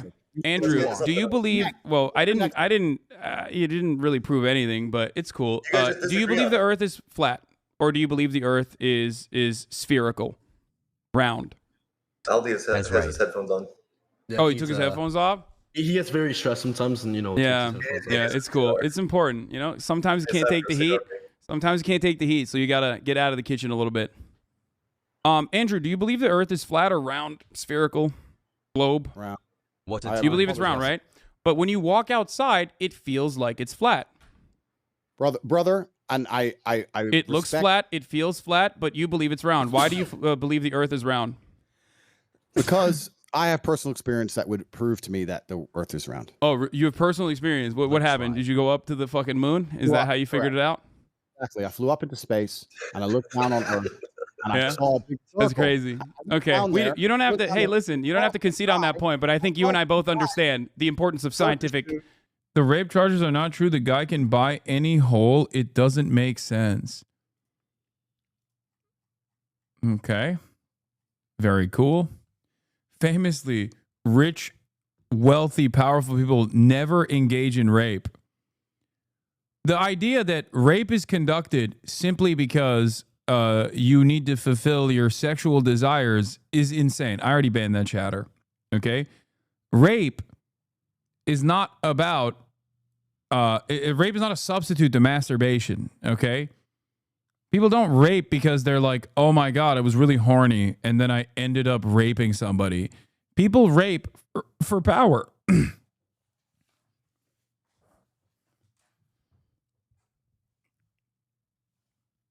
To have power over someone.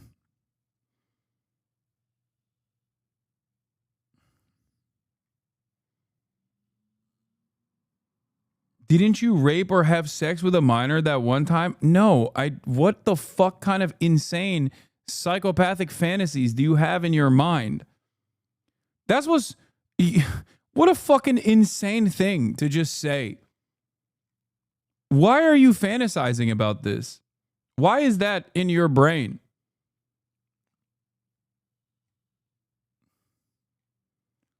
Absolute psychopath. But yeah, with respect to rape, it's not like stealing food because you're hungry, okay?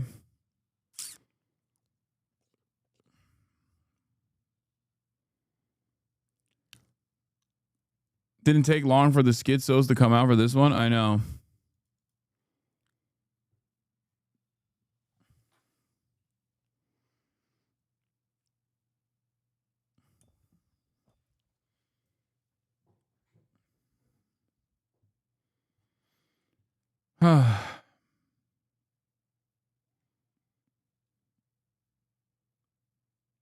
I'm guessing we did indeed already cover the Mexican dude threatening to dome Trump. No?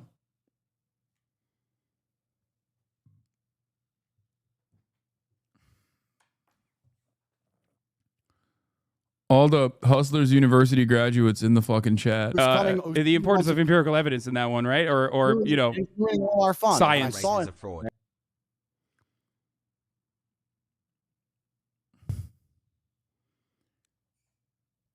Okay. Let's look at North Korea. Motherfuckers be like, oh man, North Korea is so dystopian. Just to look at them, this is so weird. I know that America stands with Israel. I know that you stand with Israel. North Korea is extremely misunderstood. They have sacrificed their citizens' freedoms and a lot of money, all for aura. Over 80% of North Korea was destroyed in the Korean War, and over 1 million civilians were killed after. You know what's crazy, by the way? Bro, having a debate pro-science, these were dark times. Brother, that was the archetype. I mean, that was the prototype, sorry. That literally is, like, Andrew Tate has had unimaginably damaging consequences on American political discourse for an entire generation. Like, Andrew, you can... Look, by trade, I track online radicalization specifically on the right. Okay, why did you stop reacting to the Andrew Tate interview? Did the chatter scare you? Yeah, no, I just moved on because I've already debated the man. There's not much more else to do there. But what I was trying to explain is this, okay? I track online radicalization specifically on the right. There's the Gamergate era. There's the centrist gamers who fucking... There are the centrist gamers who turned far right. Okay, that was a big deal. After rapid radicalization from the initial skeptic community that was built under the George W. Bush administration. George W. Bush administration skeptics, early era online commentators, like first online commentators, quickly turned into, after shitting on George W. Bush for being an evangelical Christian, they very quickly turned into like Islamophobic weirdos under the Obama administration, partially because Obama was black too. That played a role in this. And they kept saying, all these atheist YouTubers kept saying, like, Obama is too kind to the Muslims. He needs to be way worse to the Muslims. Okay, Obama was a great Muslim annihilator, for the record. It's not like he was kind to the Muslims, but because his middle name is Hussein, because he's black, Reddit atheists went crazy mode. Reddit atheists went crazy mode under the Obama administration and radicalized tremendously. Then came Gamergate, where that that coalition built. Okay, that coalition grew. It built on top of the Islamophobia, and it got packaged into the gaming, like the reactionary side of the gaming world. And through that process, you had at least like people that were seeking out, intellectual right-wingers. That formed the intellectual dark web, the Sam Harris, Ben Shapiro, the Weinstein brothers, all these people. They were all trafficking in like, the wokes are coming after me and they want to do cancel culture. And they very successfully shaped an entire generation. They very successfully shaped an entire generation to believe that like every single person, every single version of like the online left was incredibly woke, and they all wanted to do cancel culture. They were all blue-haired SJWs. That's where all those memes came from. Okay? Then came the big wave. The Andrew Tate manosphere adjacent wave. That wave actually cast aside all notions of pseudo-intellectualism in the right wing, okay? No longer did right-wing audiences actually demand even a semblance, a crumb of intelligentsia or a crumb of intelligence. They didn't even want the facts over feeling shit, okay? All of that was cast aside for visually appealing aesthetics, bravado, machismo, I have a nice car, and I hate women, Okay? I hate women. On the side, you had the COVID truthers that said COVID is both a Chinese bioweapon and also it's utterly inconsequential and you should just fucking raw dog it. But Andrew Tate came after that, right? Came after that wing.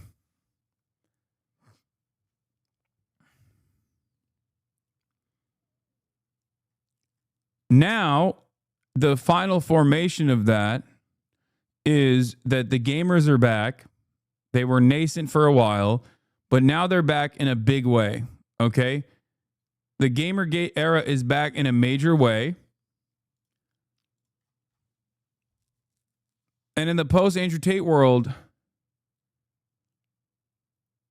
they are looking at even dumber and dumber versions of right-wing commentary. There was that tweet that went viral yesterday that I think perfectly showcases like the differences in expectations from right-wing audiences versus left-wing audiences. Where is it?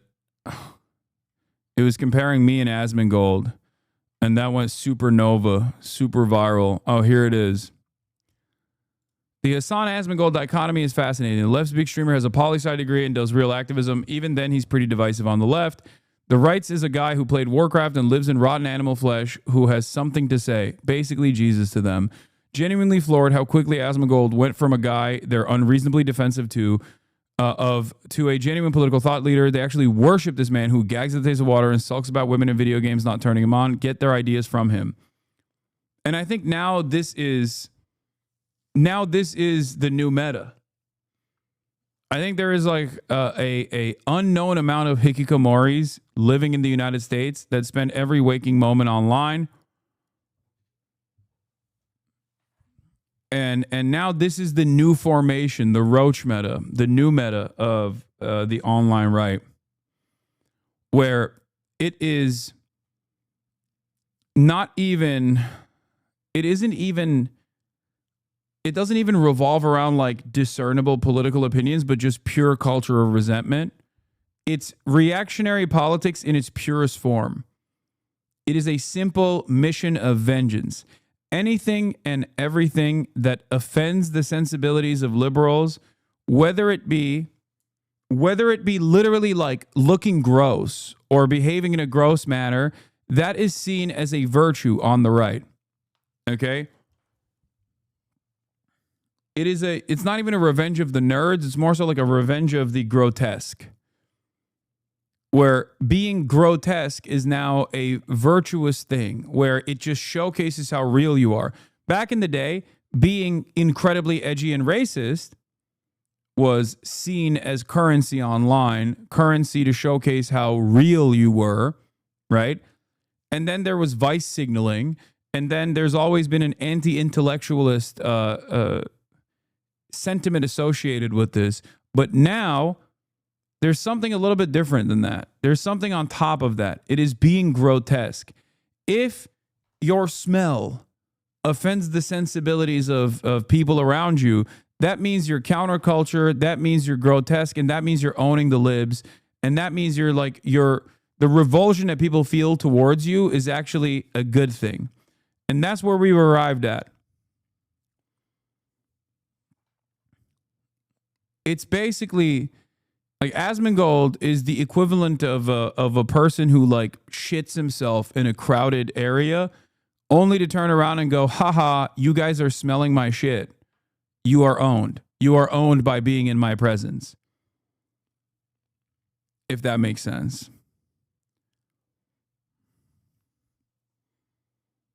That is officially where we're at in American politics.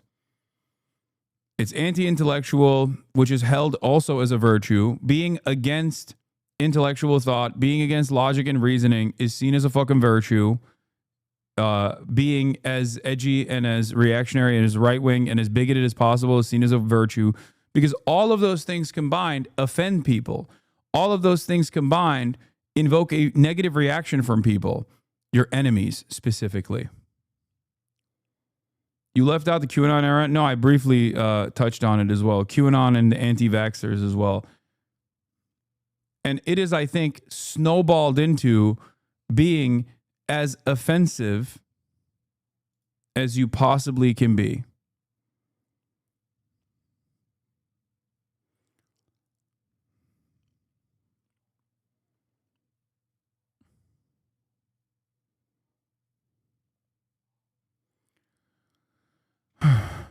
I did not realize how much the alpha male narrative was perpetuated in media. It's honestly scary.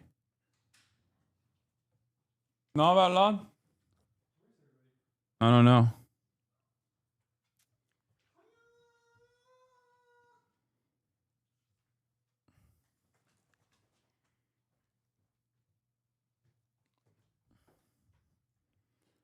But that is where we're at officially. You sit on the internet in a panopticon of haters who watch your every move, dudes who can't watch themselves. Yeah. I think it's very interesting though. Like I don't think that this is a sustainable movement.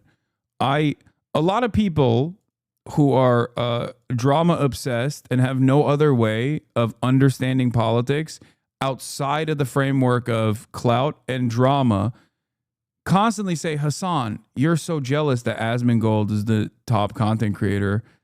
Asmongold has always been the top content creator on this platform. He's always been a bigger content creator than me. Him being the face of the modern online right is unironically a good thing, because I still think that there are enough people that live in the normal world and not online, even though online is increasingly taking up more and more space in our lives, that there are still enough people who live in the normal world that find that shit to be utterly repulsive and disgusting, understandably. So that becoming the face of the modern right, the online right, is ultimately is ultimately the last evolution of the online right. It doesn't get any worse than that.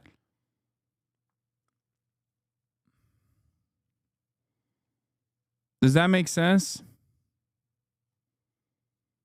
I think it's ultimately a positive, because the likes of Ben Shapiro can traffic in mainstream circles just as easily as they can appear. As a matter of fact, easier in mainstream circles than they can on a PewDiePie video, right? Whereas if that is the role model of and the face of the online right as it is now, as it's become now, that's unsustainable. These are people who do not go outside. There is 0% chance that that is a sustainable, long-term right-wing movement. That's it.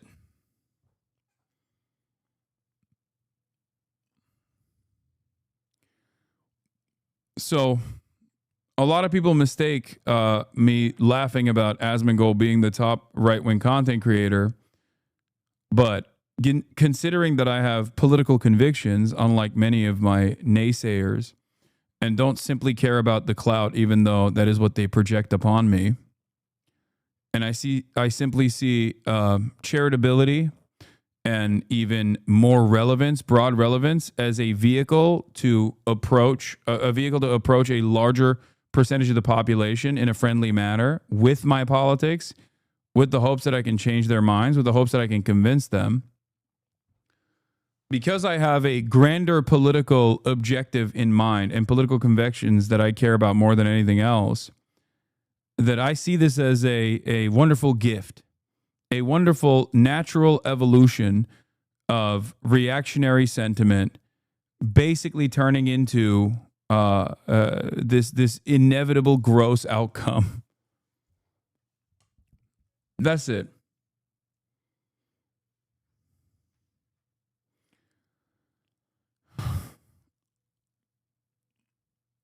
I think the alpha male thing needs to be reclaimed by normal people sticking up for people who can't stand up for themselves, racist, misogynists, or cowards mostly. I agree.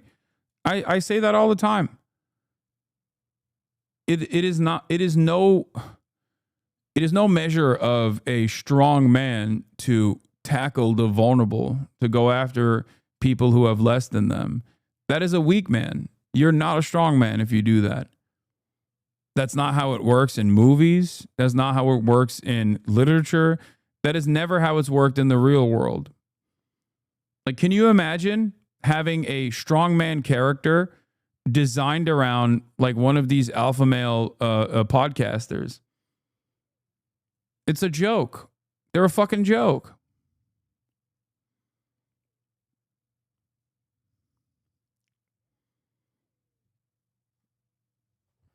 That's not what Kiryu Kazuma would do. Exactly.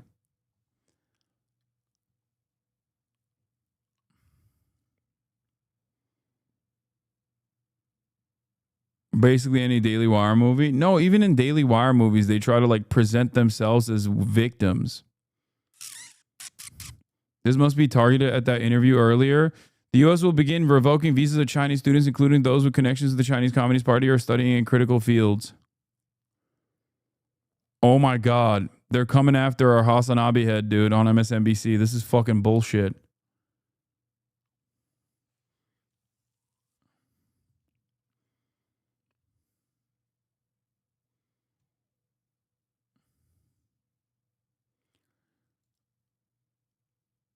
New, a federal New Jersey court rules that the foreign policy grounds Mahmoud Khalil was detained upon are likely unconstitutional.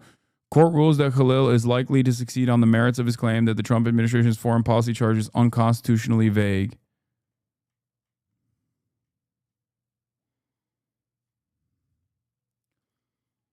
Another court just ruled the tariffs as illegal too.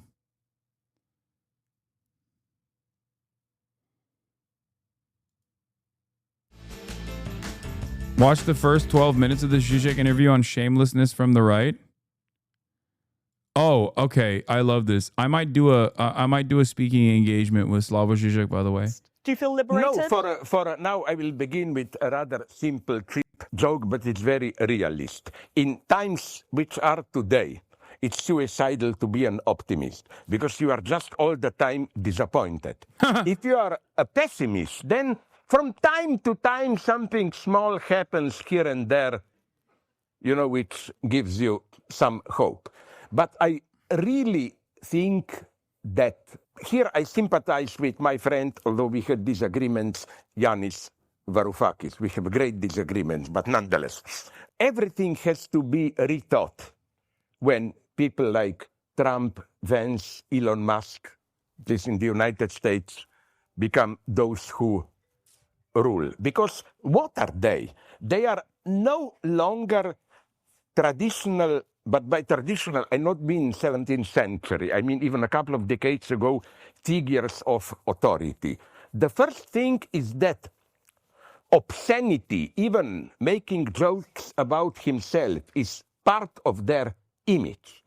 That's why I found something terribly wrong with all those left liberal comedians like Jon Stewart who just repeat these regular jokes making fun of Trump. Sorry, Trump is already a caricature of himself in some sense. The kind of first yes, is tragedy, then has as to well. be, so that I don't lose time, sorry, rethought here, especially, I'm saying this without any trace of irony, very seriously, with a standard feminist attitude, which tries to blame, somehow find it's patriarchy and so on. Probably it is, but not in the usual traditional sense. He's saying you can't shame these people. They wear shame as a badge of courage, as a badge of honor, by the way. Like, Elon Musk and the age of shamelessness is so fantastic because Elon Musk is exactly what I always reference when I talk about this. And no, someone was asking, did you talk to Joshua Citarella about this? No, I did not. This was the one thing that I talked to him off camera about. And unfortunately, we didn't talk too much about with respect to Asmongold, and especially not Asmongold, but Elon Musk. I noticed this. I noticed this when I saw the insanely grotesque ways that Elon Musk presented himself to the world. and how much clout he got off of that. Because not only do we have a crisis of stupids in this country, but we also have a group of people who just view everything from the lens of, does this offend the sensibilities of my opponents, my ideological opponents?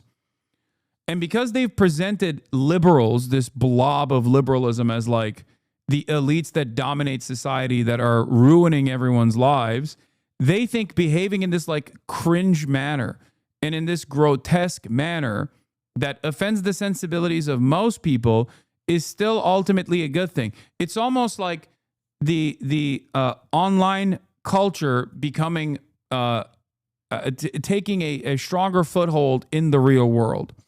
What I mean by this is, in the past, you had trolls, and you still have them, that come in here. And trolls would present themselves in an incredibly stupid manner, right? They come in here, and they would say something, and they still do, something incredibly dumb, right? And then every single person in the chat would dunk on that troll, myself included. And in the process, they'd turn around and go, ha, you mad? Are you mad? Oh, I've made you mad. I've won.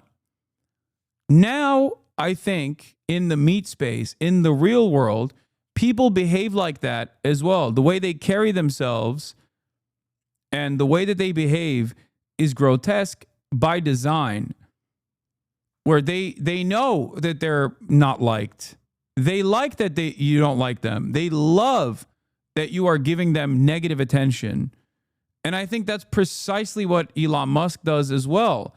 The way he behaves, like the incredibly lame ways that he carries himself, that like truly have a visceral, guttural reaction in the likes of someone like myself and maybe yourself as well. When you see him like jump up and try to do the X, and you're like, what the fuck is going on here? Their simple appearance causes confusion in the minds of normal people. And I think they like that, because I think they have like child brains, you know? It's like a child. Oh, I like a baby. I spilled my juice all over the place. Okay? I spilled my food everywhere, but now you're paying attention to me. Now you have to deal with this problem that I've created for you. And I think that's what a lot of these guys do. And then when they get yelled at for behaving this way, they turn around and self-victimize, where they say, oh, you just don't like real Americans. Oh, you don't like real patriots. Oh, you must not like me because I'm a patriot. Well, after years and years of you dominating my life, after years and years of you setting the standards of my existence, now I'm lashing out. Now I'm fighting back. The dog has caught the car. We run the show now. And that's the attitude that you hear from the likes of Asmongold all the time. There's this like attitude of vengeance, this revenge principle that they operate off of over there, where it's like, yeah, you can no longer bully us anymore. It's over. And it's like, I've never bullied you, man. Until recently. You know? I sat next to his stanky ass and did his fucking podcast. You know what I mean? Like, I wasn't bullying him. I was actually quite sensible and nice. It's only now, after a metric ton of pain, do I actually, start taking off the kitty gloves a little bit. I literally had an experience with a former friend a couple months ago where he was doing a Holocaust revision and I lost it on him, and he pulled a, why are you getting so mad? I just said it didn't happen the way your books you've studied say it happened.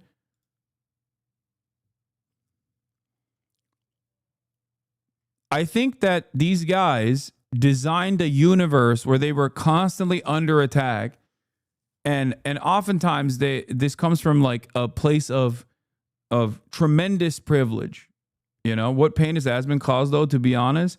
What do you mean? He's the largest political content creator, and he has created a dangerous environment for trans people, for people of every different kind of background. He actively is promoting the Trump administration and bringing it here to a private space like Twitch and normalizing that kind of discourse, normalizing that kind of sentiment in the same exact ways that I have normalized, I guess, progressive values. Except my normalization of progressive values does not actually end up causing harm to others. You know what I mean? Unless you are a fucking fascist. In which case, yeah, okay, that's fine.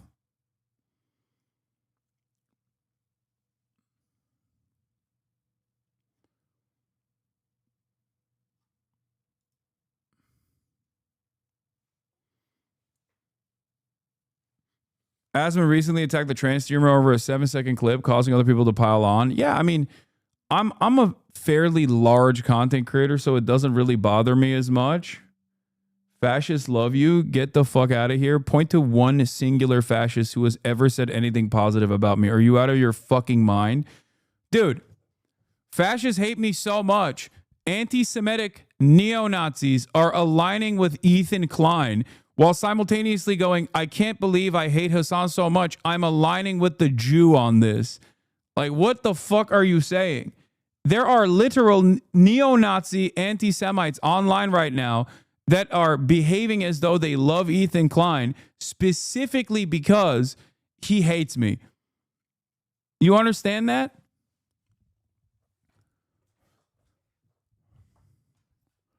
They love you because you divide the opposition. You are close to controlled opposition and a chaos agent. You're just saying things that literally do not make sense in this conversation at all. That is not correct at all. I'm dividing the opposition. Yeah. By what? Existing? By what? Holding true to my values? Oh, man.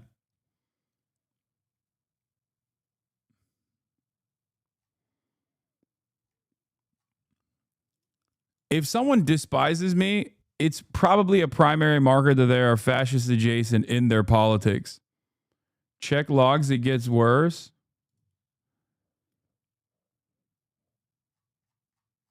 There goes Turkish intel again. Armenian genocide, because she doesn't, and you work at the behest of Turkish intelligence. They don't live free. You couldn't get a job in China, you clown. Built by the blacks.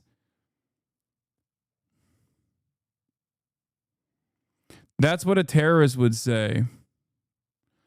Two separate issues, but you keep dividing us against fascism like a good Erdogan lapdog.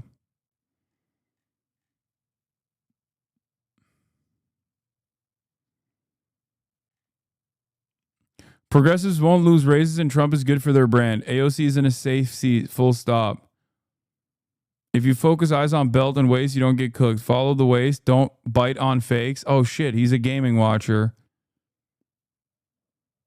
Turkish agent. Endorse Kamala, you compromised Turkish chaos agent. You're a good person even if you're a political commentator. You're a good dude even if I can't get off you as a Turkish agent.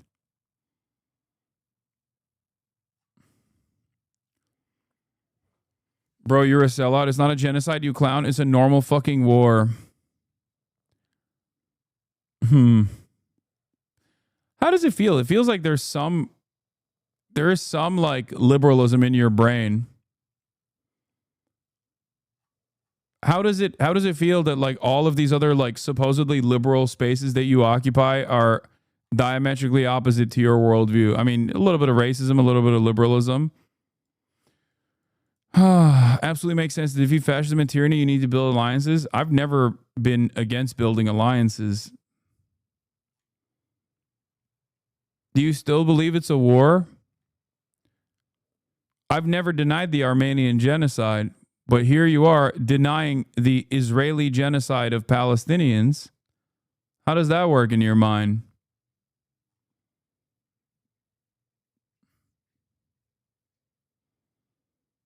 Politics watcher, but a big gaming frog? Yeah, I can't ban him because he's a gaming watcher.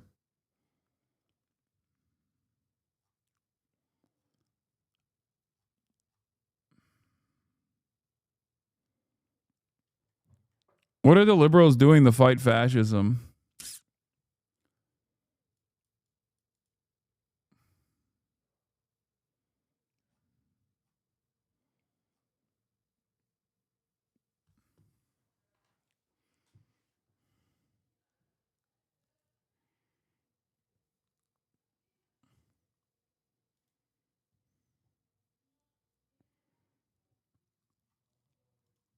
Anyway, let's get back to the politics of shamelessness.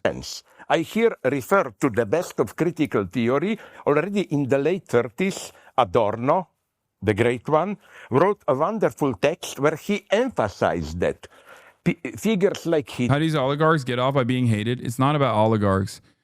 It's about a demonstration of politics. Okay? You get to show how real you are, especially online. In the past, you got to show how real you were online, your authenticity, by saying edgy shit, by saying racist shit. Okay? Nowadays, you get to showcase your authenticity, how real of a soldier you are for conservatism in the modern era, by being a repulsive individual. Hitler, they are not paternal figures. They function in a totally different way. Now there are debates, how do they function? One nice Freudian theory is that, you know, in his Totem and Taboo, Freud has this mythic history of there was Urvater, primordial father, who terrorized all the family, raped, had sex with all women, and then sons gather, kill the father returns as a ghost, a symbolic authority. That's how we get normal symbolic power. Lacan gave a proper interpretation of this. He said Freud got it wrong. First comes the symbolic W. father. Ray, who drafted me? Where's the draft stream? I got drafted on the 5th round. I don't even know what for. What did I get drafted for, chat? What did I get drafted for?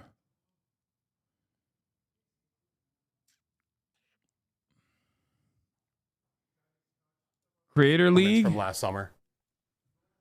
He's going to go absolutely binocular. What is this I mean, for? Under your leadership, anything is possible. Silky taken off the board. Some people might have thought he'd be a free agent, but loyalty wins at the end. Rage, thoughts on that pick? It broke my heart. I was saving Silky because I knew people were going to sleep on him. I was going to snag him a little bit, like probably next round. But shit, can't no more. It is what it is. All right. What am I getting drafted for? Yeah, you're on the clock. I'm going to go with lead a fourth. That's a straight athlete. As an athlete. That's it. And he tall as hell. And I don't know how he hasn't been picked up. I think it's because people don't know. That's a good PFP. So do you think Ray made a diabolical mistake selecting? I want you to pay. I want you Silky. to listen. I want you to pay attention. When Ray was about to pick Lee the fourth, I 200 IQ'd him. He's a puny brain. I said, "Oh yeah, pick Lee the fourth." He's like, "No, hell no," and he switched his pick. That was a good pick, but I 200 IQ'd him. You will. You can't be doing that, bro. I gotta pee. Hold on. Go ahead, Mark. I didn't consider yet. Lee the fourth off the board. The RDC room is deliberating right now. Again, they will have 2 picks. They still got a lot of talent on the board. We got Jenna Bandy, 3-time champion. We got Juju Newman, Carson Bree. They play college ball. The Newman brothers. First pick we picking is Jenna Bandy. Jenna, yeah. We'll keep it. Yeah, and that's a sleeper too. Y'all don't know. Jenna won like 4 the House of Highlights things. That's a steal. She got intangibles for sure and experience.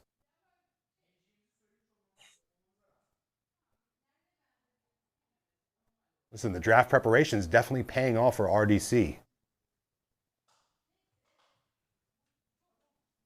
Who are they targeting for the next pick? Swag. What's up with you, FaZe? Swag. What's up with you, Swag? What's up with you, Swag? Hey, Swag, welcome to the Dream Team. Primarily a video game player, but people don't know back in the day he did play ball. He played in a knockout match. That's another nice pick for the Dream Team. Squad is coming together pretty nicely, if I do say so myself. Rage, were you looking to take any of those? Swag, because it's my FaZe brethren, but I ain't worried about it. You feel me? Too bad, Rage. Move on. All right, Rage, it's back to you. Who are you thinking?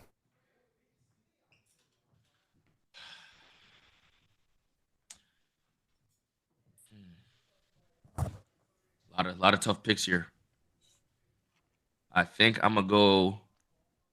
Being that I'm a feminist, I'm gonna go Bree Green. She's one of the most skillful talents on this list. Still don't know how she hasn't been picked up. Wait, I'm playing If you're a real dodgeball, feminist, you basketball, would and have flag taken her a few football. I'm rounds earlier. cooked. But we respect and admire that pick regardless. That's I a suck at nice dodgeball addition. and I Yet suck again, at flag football. I was testing to see if the other. And I'm halfway decent. Obviously, they're not. Yeah, no, they're clearly not. I'm halfway An decent at admirable basketball. pick I'm and cooked. a good pick because she could really hoop. How many people total?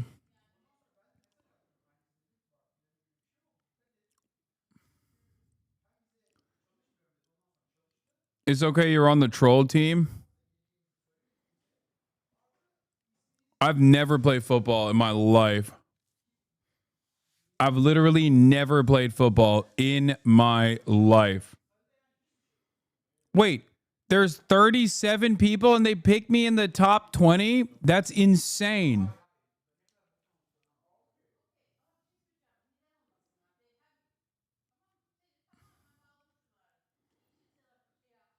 Brother, just run a post and slightly jump. How can you be bad at flag football? I don't know what running a post is. Okay, this team is actually nasty. You're being traded for future considerations. When is this supposed to happen? Ziaz might murder you? Yeah, he would fucking kill me. You are a blank slate. Listen to coach. My coach is Ray? What the fuck does he know about football? He's from Taiwan. Yeah, I know he doesn't know anything about football because he picked me. I'm from fucking Turkey. Leave it up to the dude from Taiwan to pick a Turkish guy to play football. We're fucking cooked.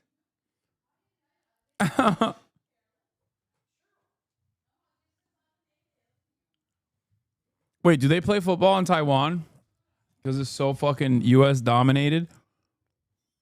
Maybe they do. I don't know. Yeah.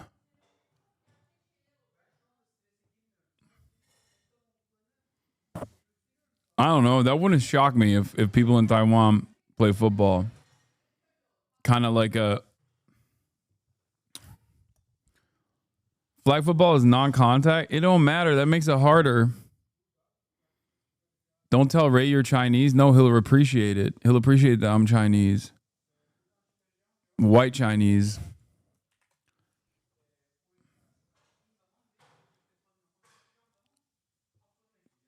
Just don't get injured this weekend. Wait, is this happening this weekend, by the way? The 500K Creator League draft? Is that like supposed to be... Are the events this weekend? Brother, he hates China. Bro, it's fine.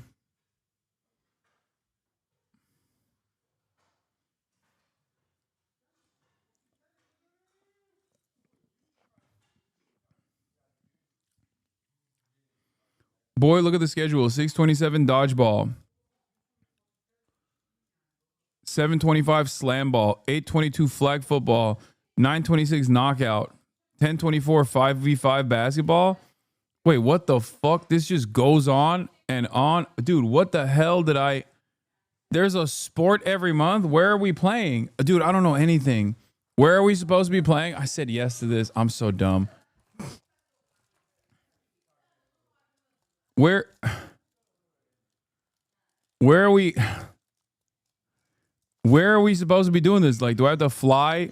Do I have to fucking fly back to Dallas or Houston or wherever this is every time or what? This is crazy.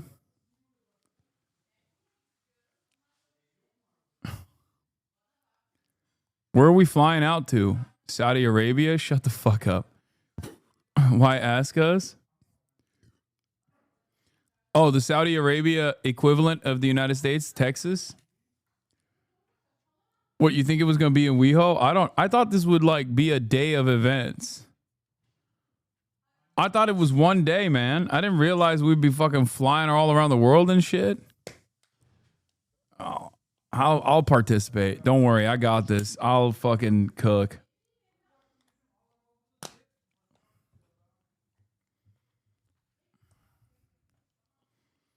You're at the age where you can just say you hurt your back and no one will doubt you. This is an old man staple. Do you fucking read anything you sign up for? No. No. You want to know why I don't read anything I sign up for? Because I feel like if I were to read the fine print, I would say no to a lot more stuff, and I shouldn't say. I need to say yes to more stuff.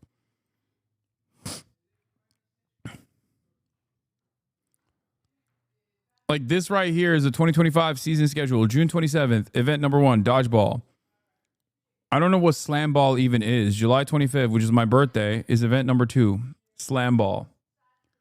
But where does it doesn't say where it actually is.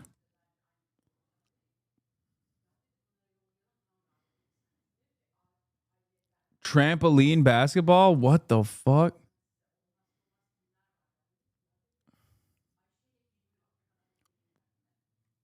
That's crazy. Event number 3, flag football. Event number 4 is knockout.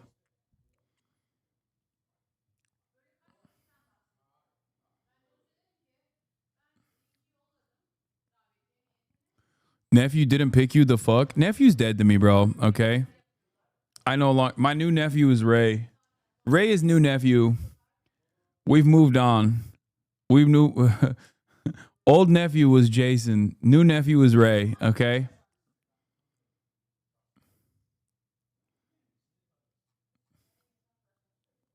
Nephew doesn't fuck with me no more, dude. It's done.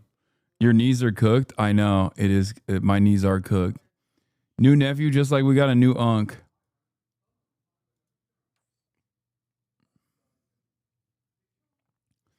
You went to France on nephew's birthday? I think that hurt him. Yeah, I was with my family. Why are all your nephews Asian? Well, you know.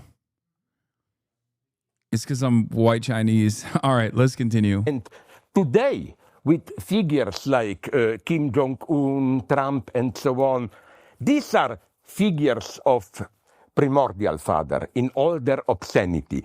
But are they even, I think things get so perverse, are they even paternal figures, no matter how perverted? Look, I was thinking about, not too much, but nonetheless, Elon Musk is a figure, you know. And you know what he reminded me of? Marx, in, I think, his worst work in manuscript, German Ideology, he gives there a theory of how communism will look. And he says, you will change your, do different things. In the morning, you will work on a field. In the afternoon, you will write books. In the evening, you will get, and so on. Isn't this how Musk works? For 2 hours, he makes plan how to fly to Mars, then what to do with Tesla, then how to fire 5,000 more federal employees, and so on. With him, you get this absolute madness of, you know, jumping from here to there, and it's the same with his sex relations. The last time I read is that he has 13 or 14 children, each of them, of course, with a different woman. And it's something so perverted. You know that I learned from friends in LA that for his daughters, he constructed, it's not just homeschooling that teachers came, but he constructed a small high school just. This is true. This is what we found out through the interview with Vivian. For a couple of his children, where they were taught the way he wanted, which meant no humanities, no music, no foreign languages, no, just other things. Isn't in this almost something, I would say, in a naive way, communist, in the sense of free? It's a false form of freedom, you know, in the sense of as if freedom is you jump here, there, and so on and so on. So my conclusion, so that I don't lose myself, isn't a figure like Musk the last outcome, unexpected, of 68, when we were dreaming about how to avoid alienated language or wonder? I think the only way to understand this new right-wing populist politicians is to see them as the final outcome of 68. 68 was a very ambiguous event. It is the biggest model of how the system appropriated what it was perceived to be a subversive movement. There were three main goals. They said against factories for more creative work. They said sexual liberation, and they said against alienated universities. Studying must be more individual creative. That's what we are getting today in a perverted form. Instead of this being just one of the numbers putting together a car, you get precarious work, which is, I think, the most horrible thing you can imagine. Because you know what? It's ingenious. Look, for me, a typical capitalist company today is something like Uber. They claim we have nothing to do with capitalism. We are poor, neutral mediators. He's saying that modern capitalism has completely took over all of the counterculture initiatives of the 1968 protests and have adopted a lot of that in the aesthetics of their output, saying that Uber itself distances itself from capitalism when it is the most capitalist corporation in existence because its entire existence revolves around deregulation. Uber is a deregulatory mechanism, okay? Just as many of these other like mediator apps are, its entire purpose is to create a gig economy, a secondary gig economy, where people use their own fucking capital, their own vehicles, for example. It's considered disruptive, but it's actually the only thing it's disrupting is the limited amount of labor protections and limited amount of regulation that exists within the capitalist structure.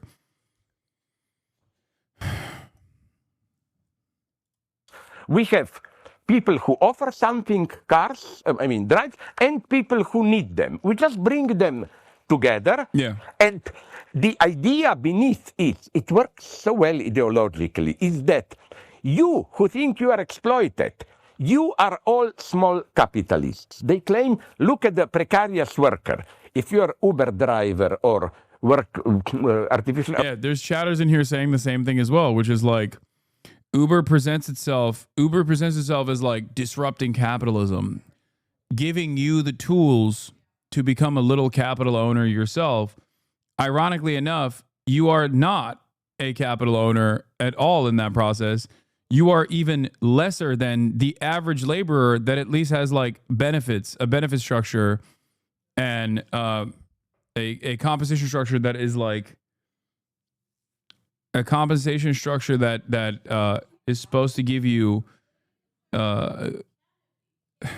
money for as long as you work there. On a computer, you own your means of production. So Marxist exploitation. Yeah. How can you be a victim if you are a perpetrator? A victim, yes. Yeah. So this is how this lesson of against alienated factory work was appropriated. Then education. Well, you see this realized not only in the United States, but now in England, how precisely this higher class humanities department. Now, I know what happened with my friend Frank Ruda in Dundee, at Kingston here, and so on. They claim precisely this is abstract university, not connected with real life, and so on. And sexuality, it goes by itself. What you get this so-called free sexuality and so on, which is very commodified. It's not so. Just to finish, I think that I was there. I'm old enough in 68. Like I was 17, 18. I was not participating, but observing it. And my impression was that something bothered me already at that point. This hidden anti-feminist aspect, which was hysteria was perceived as a bad term. Hysterics just provoke, but they really want a new master. Perversion was supposed to be good. The big lesson, and Freud already said this, it's wonderful. Freud says, nowhere is the unconscious more inaccessible than in a perversion. Because would have thought it's the opposite, you know. Isn't the pervert one who brings out all the Oh yeah, private equity has moved into the plumbing and electrician industries now. Yeah, they're gonna hit that as well. This is an area of disruption. It's great. You can have an app, and then eventually you can have an app that connects all of those apps. One major app to rule them all. Uber, where you can order your food, order cars to drive you around, order delivery, and then order a plumber and order an electrician, and even order a laundry, like order dry cleaning. Dirty stuff does all the disgusting things. No, Lacan also returns to Freud here and says that every power structure needs at its hidden Your women obscene friends are underground so fake. perverts to do it. Lacan's critique of 68 is very interesting. Wait, why? He opposes him. Wait, why is my 127 pajama party with the yard whine about it? Episode number 127. What are you guys talking about?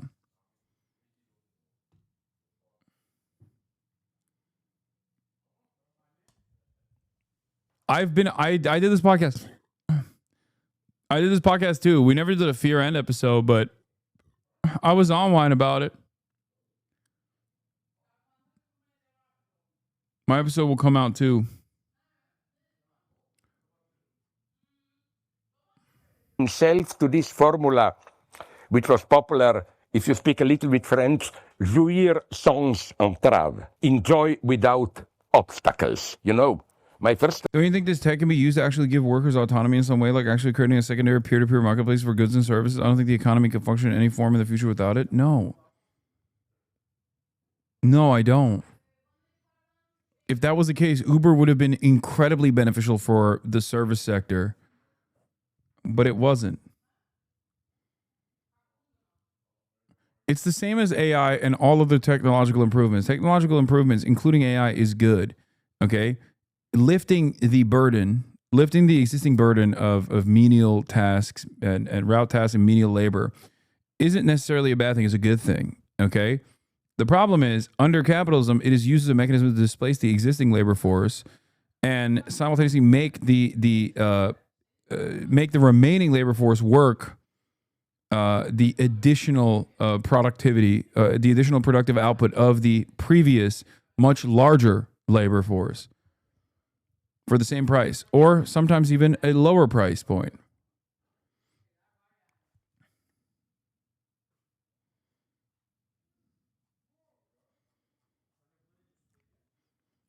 It is not AI and technological innovation that is the problem. It is capitalism that is the problem.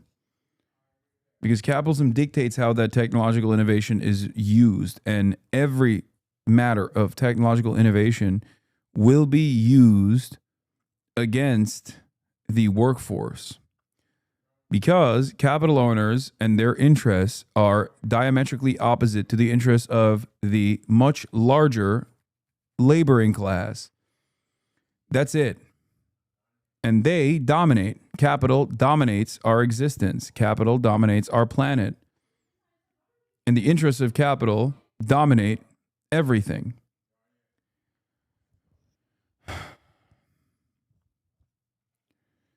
I wouldn't even say capitalism is diametrically opposed to innovation. At certain instances, it is. In certain instances, it is. Like putting a limiter on technological innovation on the medical front. Why? Because let's say your patent is running out and you're no longer and you no longer retain the patent over this novel chemical compound, and therefore there's no need for additional R&D expenditures. That is, What? Ne yaptınız? Gelmedi bana. Okay.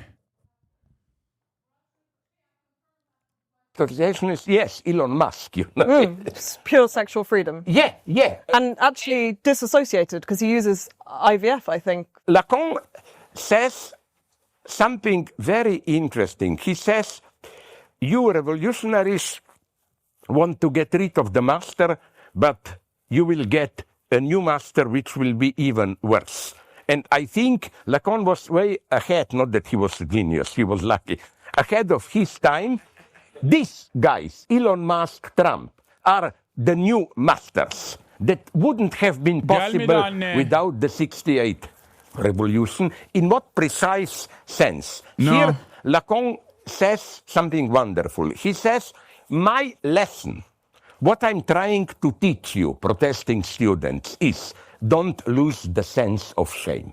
There is nothing subversive in losing sense of shame. And I think this is so important today. Okay, it's usually to take, but not just there, how Israel is doing in Gaza. And I'm not simply saying Hamas is innocent and so on. Things get much more complex there. The latest data prove, do follow news, that Israel was financing Hamas. It's a very dark game. My God, this is why they arrested now a billionaire friend of Netanyahu. But let's drop this. What I'm saying is that, where do I see shamelessness? It's a minor example. I forgot his name. You know that co-director of No Other Land, the Palestinian guy. You know what shocks me? Not the fact that he was beaten and so on. I don't think Israel is necessarily much worse than others here. I think all of them torture, beat, and so on. But what shocked me is that you saw the scene, it's all recorded. Settlers come, provoke him, they beat him, then the police arrest him, take him, claiming for health reasons. He's just chained to whatever for 20 hours, set free. No explanation. We are more and more approaching this open shamelessness, you know. The good old times where at least you felt the need to somehow provide a false version and so on. Okay, let's speak about Trump then. Yeah. Because this is an example of the shamelessness you speak about in some way. Yeah. In many ways, the embodiment, the spirit of shamelessness. Yeah. You say October 7 ruined Slavoj. No, Slavoj Žižek has had a incredible run of having horrible takes in the last, I would say, 10 years or so. One might say Trump ruined him. Ukraine, Russia also eroded his sensibilities. He's had bad takes on immigration. He's always had bad takes on trans people. He's always been a weirdo. But I do think that a lot of his work that revolves around ideology, a lot of his there's still a lot of he has good takes and bad takes. It's kind of like Norm Finkelstein. You know what I mean? You don't have to agree with everything he's saying. He's been giving European takes recently. Yeah, he is a fucking Euro supremacist for sure.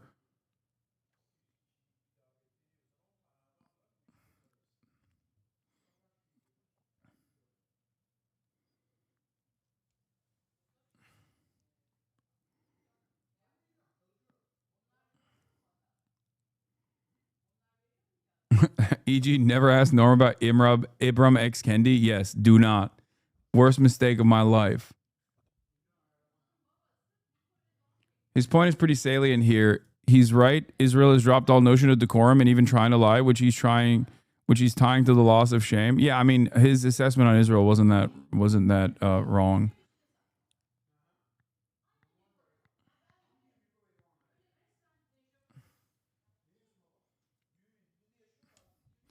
Wait, are you saying people from former Yugoslavia sometimes have ethnocentric takes? Yeah, it's shocking. Zizek in here, he literally, oh God, here we go. Zizek dick riders are also some of the most annoying people on the internet, okay? He has no bad takes. He's just misunderstood because of the way he communicates his ideas. Look, this isn't like Jordan Peterson, where Jordan Peterson is obviously a fucking ridiculous person with no depth. Okay? I would never compare Zizek to Jordan Peterson like that, but you shouldn't sound like a Jordan Peterson fan. Of course, Zizek has great takes, fantastic takes, but he also has bad takes. I use a lot of Zizek's takes in my commentary. I use a lot of his perspective in my commentary. Like neoliberal father versus authoritarian father is fucking golden.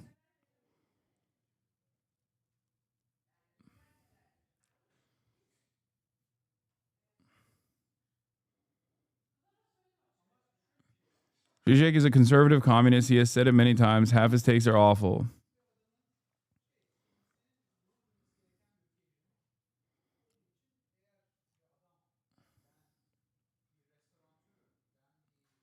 His ideal date is crazy.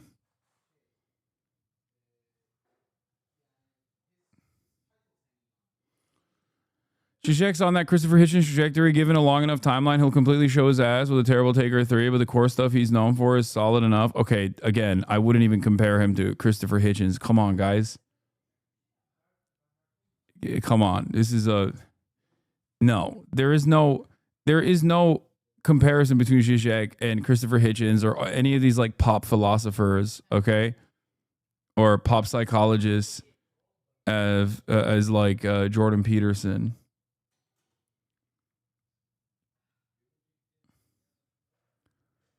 Anyway, I just wanted to show the culture of shame.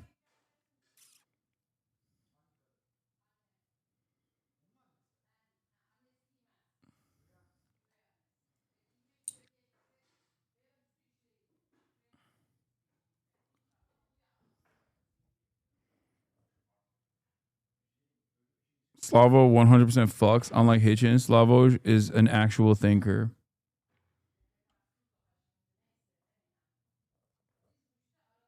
All right, let's look at North Korea.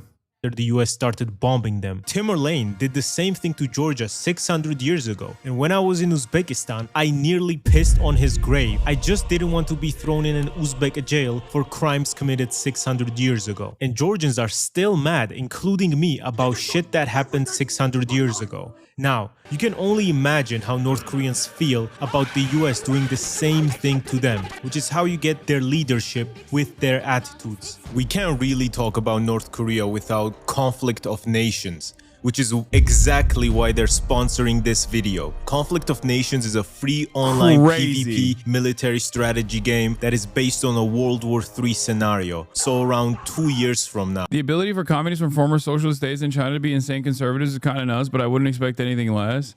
It makes sense. First of all, they're old. And I think like social progress from their era is very different. Like the last time your brain was open, if the last time your brain was open to new ideas and new thought as far as social liberties goes was third wave feminism, then good luck understanding anything else that has come after that. Okay? That's like, what do you expect?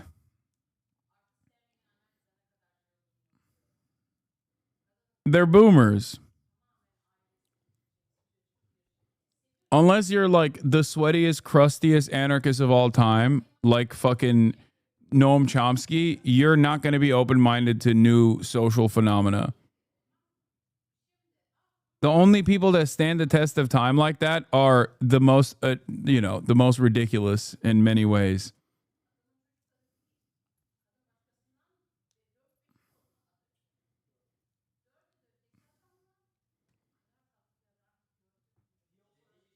Let's continue. Now, you can lead a real country like I led Greece, and upon Albania invading me, I unleashed my Greek death rage and took their province. You can build your army up with tanks, jets, and submarines where you can choose your alliances. I met Chomsky when I was 11 years old and he was cool. Rest in peace. He's not dead, man. What the fuck? Chomsky is not dead. As far as we know. That's crazy. My man hit the early rip. And your enemies by... I mean, I can't even hate you for that. War. I can't even criticize you for that. Because he is literally... How old is he? You remember when people thought he was dead? There was a point where people thought, yeah, he's 96 years old, man. He's 96 years old. 96.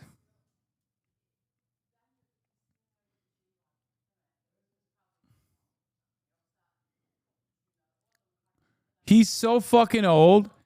Noam Chomsky is so old that when when he got like into a health situation, into a health crisis, the pre-written obituaries were released. That's how fucking old he is. Okay? Of course he's older than Israel. What do you mean? So many people are older than Israel. Israel is only 77 years old. Israel is not that old in compare. Half of our fucking Congress is older than the state of Israel, dude. 30 days. However, it is still genuinely impressive that they managed to build their country back up after that massive destruction. Even though they were being given money from the USSR and China, they still managed to bounce back from 80% of their country being turned into dust in a couple years. To the point where up until the 70s, North Korea was richer than South Korea. So for like 20 years after the war, they were flexing over the border. This context helps you understand why they became isolated and so anti-capitalist. Now that they're isolated, they've had to find more and more ways to make money somehow, since everyone refuses to trade with them. So let's play a fucked up game of Saw. Your land is shit, you basically can't grow anything, and nobody wants to trade with you. Despite this, North Korea still managed to survive, which is honestly very impressive. Around half of their country's exports is fake hair, so maybe men should stop using minoxidil and finasteride and support North Korea. Also, they make so much money by hacking. For example, literally 3 months ago, they stole $1.5 billion from a crypto exchange, Bybit. I think that's awesome, by the way. Like, there's perhaps no better group of individuals to steal from, you know? Victimless crime, I say. Like, what are they supposed to do? Let them engage in global commerce, or let them fucking steal from cryptocurrency guys, okay? Also stole 620 million from Axie Infinity, and they just make a lot of money because their hackers are really good. But if there is no internet in North Korea, how do they have good hackers? They select kids who show good skills in math and then send them to China for further training. After they turn into a bunch of Mr. Robots, they hack people and make money for the country. While this seems like a hood way to make money, when no other country trades with you and your land is ass so you can barely grow food on it, your options get very limited. Like when they tricked an Egyptian construction company to building a mobile network and then stealing it. And when you have a North Korean phone, it comes with a lot of genuinely cool stuff. Like, what do you mean you can play Super Mario Galaxy on your North Korean phone, bro? It comes pre-installed, and that's genuinely so cool. A lot of Angry Birds too, and an anti-mosquito app that emits a low-pitched noise to keep the mosquitoes away. When you buy an Android, it comes with a bunch of bullshit apps. Like, no bro, I don't want an AR zone app on my phone. Samsung, South Korea, North Koreans. Okay, bro, you just said, yeah, but North Korea doesn't have grok. Okay, that's another point for North Korea. Why are we just posting North Korea dubs right now? You're just posting their dubs. Get Super Mario Galaxy. They also have access to North Korean internet, which is around 5,000 websites which are strictly controlled. And to get any new apps on your North Korean phone, you have to go to a physical app store where they install stuff for you. Hey, yo, why the fuck does a metro in Pyongyang look better than the metro in the hood I grew up in? This shit looks like a fucking coal mine, and they haven't fixed it for the past 7 years. Hell nah, bro. My government is so bad, fucking North Korea cares more about their people than the Georgian government. Genuinely, look at this shit. Their metro looks objectively very good, and in Tbilisi, my old station has had no fucking roof for the last 7 years. The thing is, the North Korean leadership is objectively evil. For people that are supposed to be anti-imperialist, they sure do love sending their soldiers to Russia to fight against Ukrainians, which just doesn't make any sense, because the only reason North Korea is like this is because the US bombing the shit out. Okay, bro, let him have that. You know what I mean? Like let him have that. This is when the first news broke out. When the first news broke out that they were sending troops to Russia, I was like, come on. Like, they ain't got nothing. They can have a little treat. You know what I mean? It's the most like destroyed place on the planet. It's probably one of the most fucked up. It's one of the most fucked with country on the planet, dude. El Hasan unsubbed. Bro, there was new reporting. Yeah, Gatsu needs to stop pocket watching the North Korean soldiers, okay? also, I saw reporting about how the North Korean soldiers were just indiscriminately firing at every drone that passed over it. And they ended up dropping Russian drones as well. So then the Russians had to just no longer have drones around the North Korean soldiers. So they had to basically avoid, they had to make sure that their drones were avoiding the North Korean troop positions. Because, like, you know, they're just having fun. They're just having fun. Like, they don't got internet. You know what I mean? They don't got internet. They don't got internet.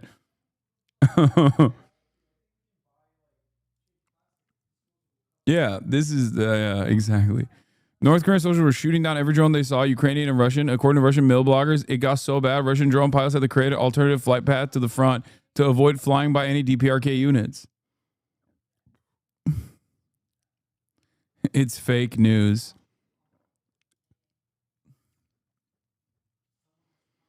The porn addiction stuff is probably propaganda.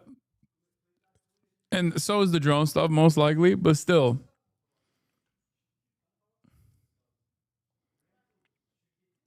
They're taking no chances with drones. Yeah, they're used to it from the fucking South Korean, from the fake Korean border, the poop drones that kept dropping poop on top of them. So now they don't even fuck around with any drones. They see a drone, they drop it. Out of them. And now they decide to send their soldiers to fight against Ukraine, who are in the same position North Korea was, by being bombed. Except they didn't even start the war first. The main reason they're doing this is, of course, because of money, and also that they... Okay, Gatsu. Yeah, they didn't start the war first. Yeah. Yeah. Okay. I mean, everything he said up until this moment is, like, correct. Need allies, so politically it makes sense, but it also just goes to show you that their morals are whatever keeps their regime and the rule of the Kim dynasty together. And for a country who teaches their kids that North Korea is the most morally pure and superior country to others, and also Kim invented those chairs. Facts. All others are evil, it's pretty hypocritical, which is why they have stupid laws, such as when you visit the... I don't know, maybe I'm crazy, but like it is pretty funny to be like, wow, North Korea, awfully hypocritical of you to to go out and do war at the behest of one of your only allies on the planet. Like, yeah, they got nothing. The Kim statues, you have to take flowers to them and you have to bow down to them. And of course, if they actually wanted good for their population, they would not just load them with propaganda with the intent to strengthen the Kim dynasty and the people get nothing in return. And in their propaganda side, like, I think the most consequential aspect of this is like how much the complete blockade over North Korea benefits the Kim dynasty. That part is correct. Like they definitely, I think, take advantage of that fact. Have they also improved the living standards, all things considered? Certainly. But all in all, I think it's mutually beneficial to the Kim dynasty and I guess the rest of the world. Well, not really necessarily, but like rest to the United States of America, at least.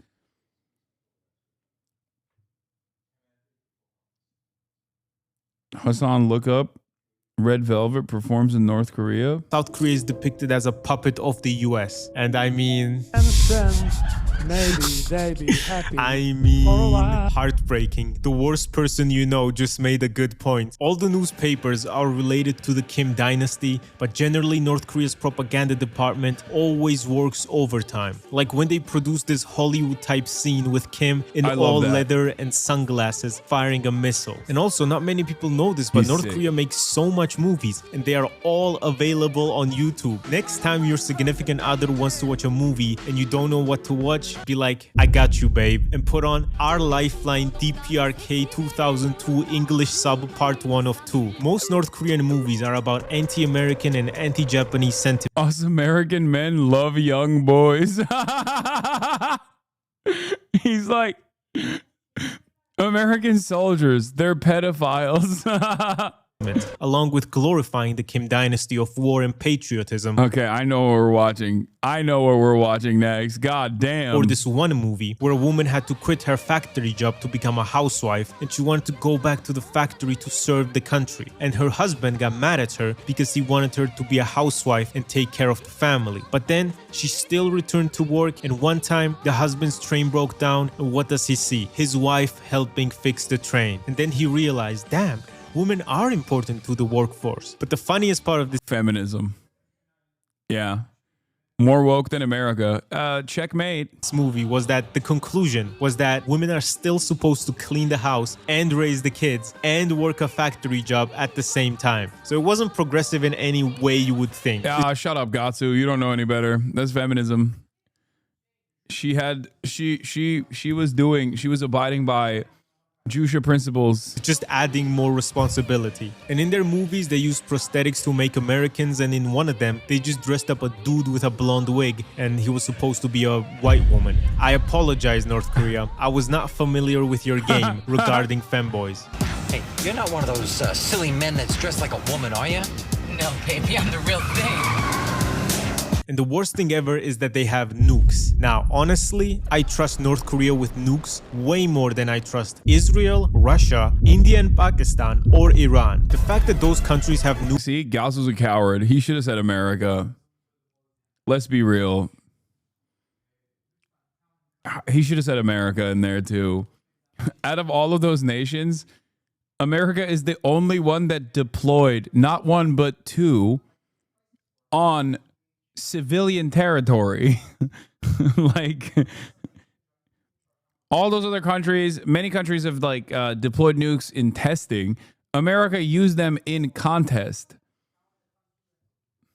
Nukes is the reason why I sleep badly at night. Those countries having nukes is like giving the Joker nuclear access. Like, why? Who did this? And nukes are very, very expensive. You not only have to research and make them, but you have to maintain them. And that shit is not cheap. So to see the North Korean leadership sacrificing the good of their people for nukes is kind of sad. But also, they're mad that the US... I guess he said Israel. So that's like, why say America twice? You know what I mean? It's like Israel is implied. Destroyed their entire country, and they're sort of overcompensating right now. As you probably realize, they care very much about their looks and their aura. All dictators are obsessed with big things, such as when Hitler wanted to build a Volkshalle, the biggest enclosed building in the world, or when another prominent dictator, Rishi Sunak, wanted to build the world's biggest library in Birmingham. And North Korea has built the biggest stadium in the world. And the second is in Czechia, where there was a rave hosted, and me and Leo actually went in. It was pretty cool. They also have this big building in their capital called Yugyong Hotel, and it was supposed to be the tallest building in the world. I genuinely don't know who they thought could use this hotel, since North Korea's border policy isn't exactly the same as any other country. So the tallest hotel in the world, but you don't allow tourists in. Who the fuck was supposed to stay in there, man? It was supposed to house 3,000 guests over 105 floors, 5 restaurants at the top, nightclub, everything. It was supposed to be baller, but okay, that's pretty sick, dude. What do you mean? Why are you hating? One day. Never ended up opening. Instead, building a library in Birmingham is like building a liquor store in Mecca. No, I think the liquor store in Mecca would get more play than the library in Birmingham. They added some LEDs to it and now use it for vibing. And the latest update we have on that hotel is that last year they were looking for a casino operator to complete the building in exchange for the profits made by the casino. Despite this, there is no other place I would rather go than a North Korean souvenir shop. Bro, their shit goes so hard. Imagine being posted up in North Korea. And of course, I've seen some idiots on the internet. Given the chance, would you ever go to North Korea? Yes. Absolutely. Defending North Korea as just a victim of American imperialism. North Korea is a victim of American imperialism. That is literally true. Like this person, I've unironically defended this take. Obviously, like North Korea is a beautiful socialist country with free housing and healthcare. Is battling U.S. imperialism for decades and not the horrible dictatorship the West has told you it is. It can be both at the same time. It can still be a dictatorship while also simultaneously be fucking ruthlessly destroyed by American imperialism. which is true. It has been ruthlessly destroyed by American imperialism. Most people don't think that that is the case, which is why my point when I was defending her take was that while she has a rose-colored, while she's approaching North Korea with rose-colored sensibilities, she is closer to the truth than the average liberal is that thinks like North Korea is eating rats and also a victim not of American imperialism, but instead of like the monastic or the monarchy structure that exists within the Kim dynasty.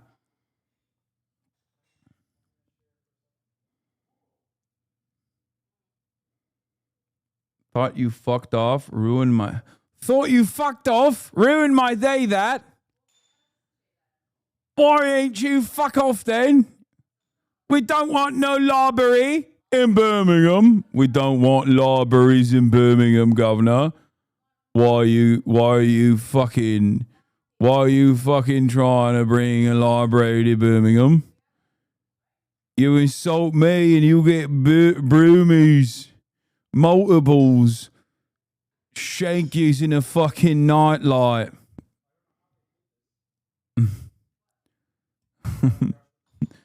Toss off, you fucking wanker. Piss off. Look up the Broomy accent. It's way worse than you think. I've been following since fucking 2021.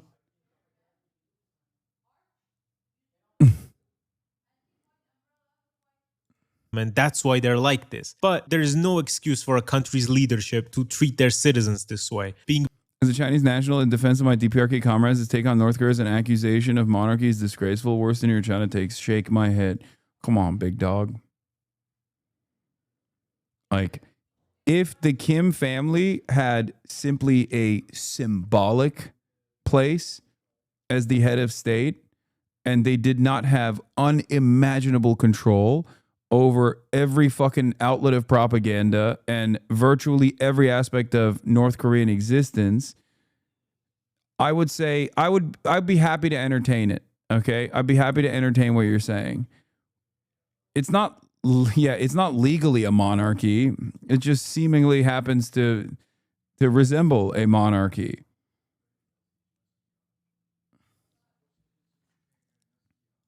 by far the most restrictive country in the world, to the point where they kill their own citizens if they attempt to leave. And because of this, a lot of North Koreans that try to escape get caught up in some sort of human trafficking or just get shot. Such as when this 24-year-old North Korean soldier said, you know what, fuck this shit, man. I want to watch anime and goon. And then drove a car straight through the fucking border, crashed, got shot 5 times by North Korean soldiers, then passed out after crossing the border where he was rescued by South Korean soldiers and survived, and it was all on video. I would not want to be this man's kid because he'll say, oh, you don't know what real struggle was like. I had to get shot 5 times. There's a party that literally votes just like China. Of course, Xi and Kim have a lot of influence, but it's insane to say that either is just ruled by a king. That's just straight up Western propaganda. Oh my God. Bro, why are you comparing China to DPRK? What are you doing? What are you doing and what are you saying? Oh my God.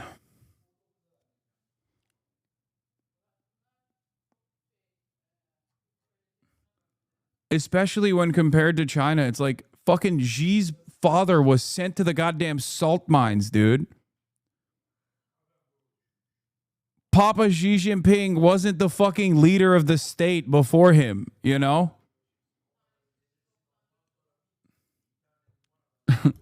There's no comparison. What the fuck?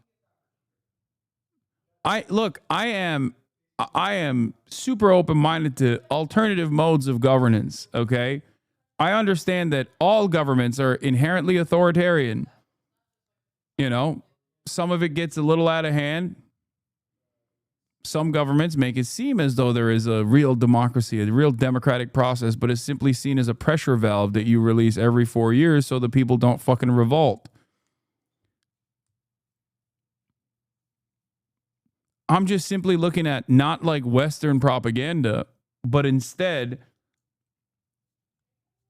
the dynasty that very much exists in North Korea and the unimaginable amount of influence and power it holds over the country.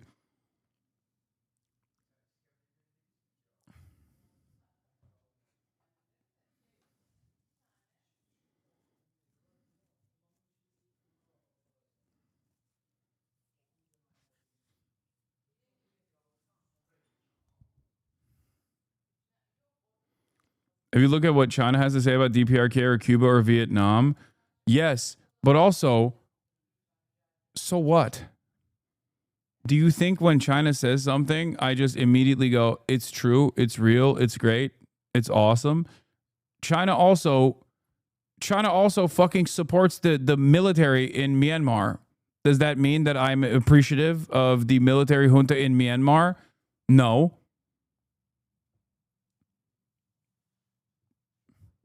What are we doing here? Sometimes you guys behave as though in the way that like my haters represent me as.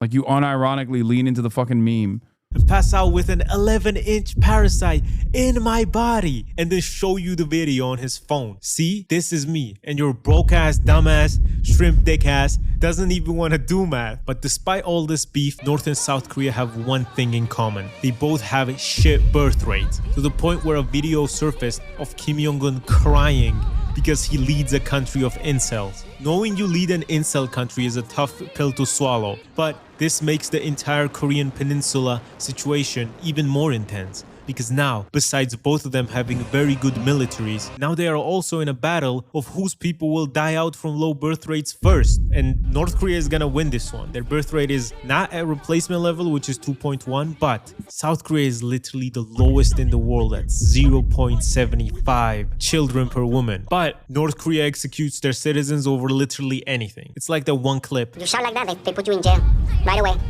No trial, no nothing. Journalists, we have a special jail for journalists. You're stealing, right to jail. You're playing music too loud, right to jail, right away. You're driving too fast, jail. Slow, jail. You're charging too high prices for sweaters. They should reunify the Koreas again. Passes. You right to jail. Make one you Korea. Undercook fish, believe it or not. Solve all the problems. Yeah. You overcook chicken, also jail. Undercook, overcook. You make an appointment with the dentist and you don't show up, believe it or not, jail, right away. We have the best patients in the world. Because of jail. Like imprisoning people for watching foreign movies. Why do you want to watch American movie? Your point that Chatter was correct, but Xi Jinping's father was absolutely not poor or a salt mine worker. No, he was. I said he was sent to the salt mines, and not literally a salt mine. Yes, he worked in the government as well. I don't even know if China has salt mines. He was sent to the farmlands. Is that better? Like, I'm using it as a metaphor.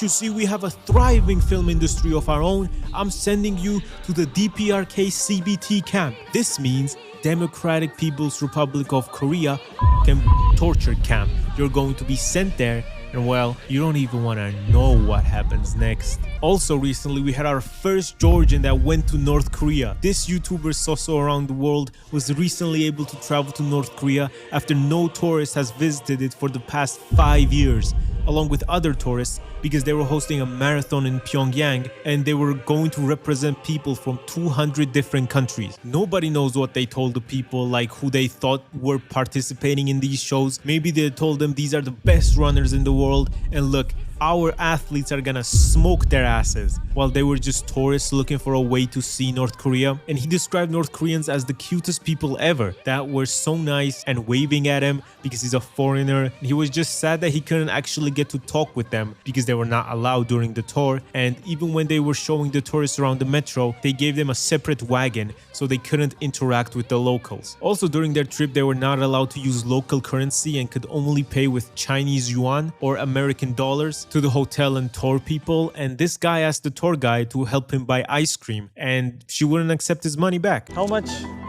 You went? No, please. How much? Please. Come on. Thank you very much. Thank you very much. Apni targamu martha mokled amis tan khara. Mikisra. Tan saqqareli And during this trip, they were feeding all the tourists a lot. Literally like full meals 5 times a day. I think to dispel the rumors that North Korea doesn't have food and North Koreans are starving and shit. And they just did it to flex. Also, the city itself looks pretty fucking good. They hate to say it, man, but the monuments look cool, and they even color their commie blocks, which adds to the aesthetic and just makes it look nice. Generally, North Korea is a very interesting country, and I wish nothing but the best for the people that have to live in North Korea. It feels horrible to know that there are people living that don't have free access to the internet and free speech and any of the laws we take for granted. You know, these regimes such as North Korea or the United States will arrest you for protesting and saying the wrong thing.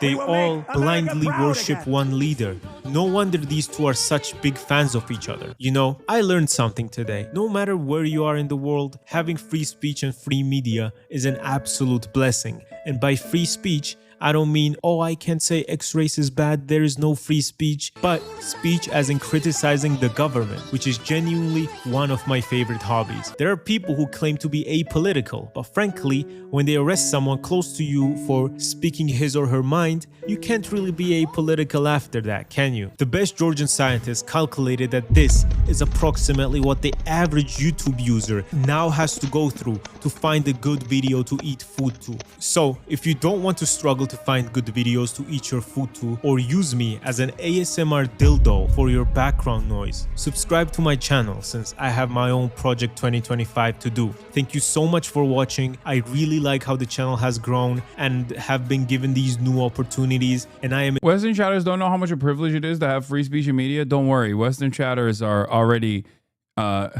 inching closer and closer towards that future where they will no longer have it, myself included. Coming from a country that does not have free speech, I am very, very worried about the changes, the rapid changes that are happening in this country as well, which is supposed to have free speech. As a matter of fact, is supposed to have the most expansive free speech.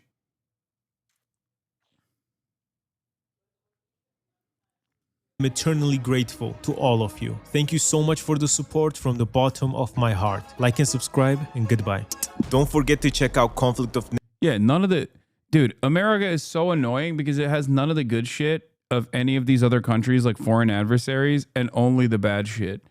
We're just slowly decaying off of the gains that we made 100 years ago with the New Deal, both on our infrastructure and every part of our existence.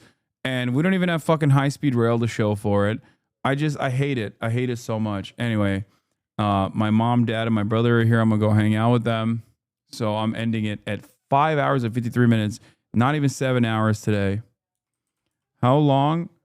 What? How long are you banned? Ha ha ha. Free speech. Am I right? What did this guy say? I didn't even get to see it. You got blocked way before you could have an impact. Anyway.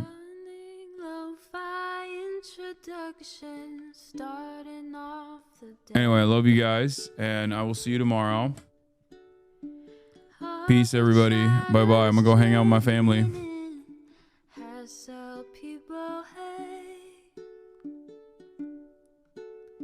Sunny Los Angeles, California, says Hasan. The starlight to the starlight to the topic just begun. There he is again, Hasan is streaming. Hasan is streaming. There he is again. Hasan is streaming. Hasan is streaming. Review in the P.O. box. Uncle Uyghur's face. Sudden discord at your prop. Great names take embrace. Tiny Bernie Sanders, LGBTQ Air Force. The whole left at your fingertips, Ane at your door. Stage 3 crowded debate, the Young Turks online show. 3 full fucking years of this, plenty more to go. 90-day fiance, talks of champagne bourgeoisie. A Trump rally live reaction on mass riot at DC. There he is again, Hasan is streaming. Hasan is streaming. There he is again, Hasan is streaming. Hasan is streaming. Reading live stream fair comments, Austin show chat advice, and all the ways the right-wing pipeline can suck you in online. JCS react, Lord frame gets broken, cover blown. A full-blown mass pandemic, monster streaming at your home. Total radicalization coming out to find the system you were taught to trust in was broken the whole time. All these daily streams, whether big or whether small, have helped me and so many find the meaning through it all. There he is again, Hasan is streaming. Hasan is streaming. There he is again, Hasan is streaming.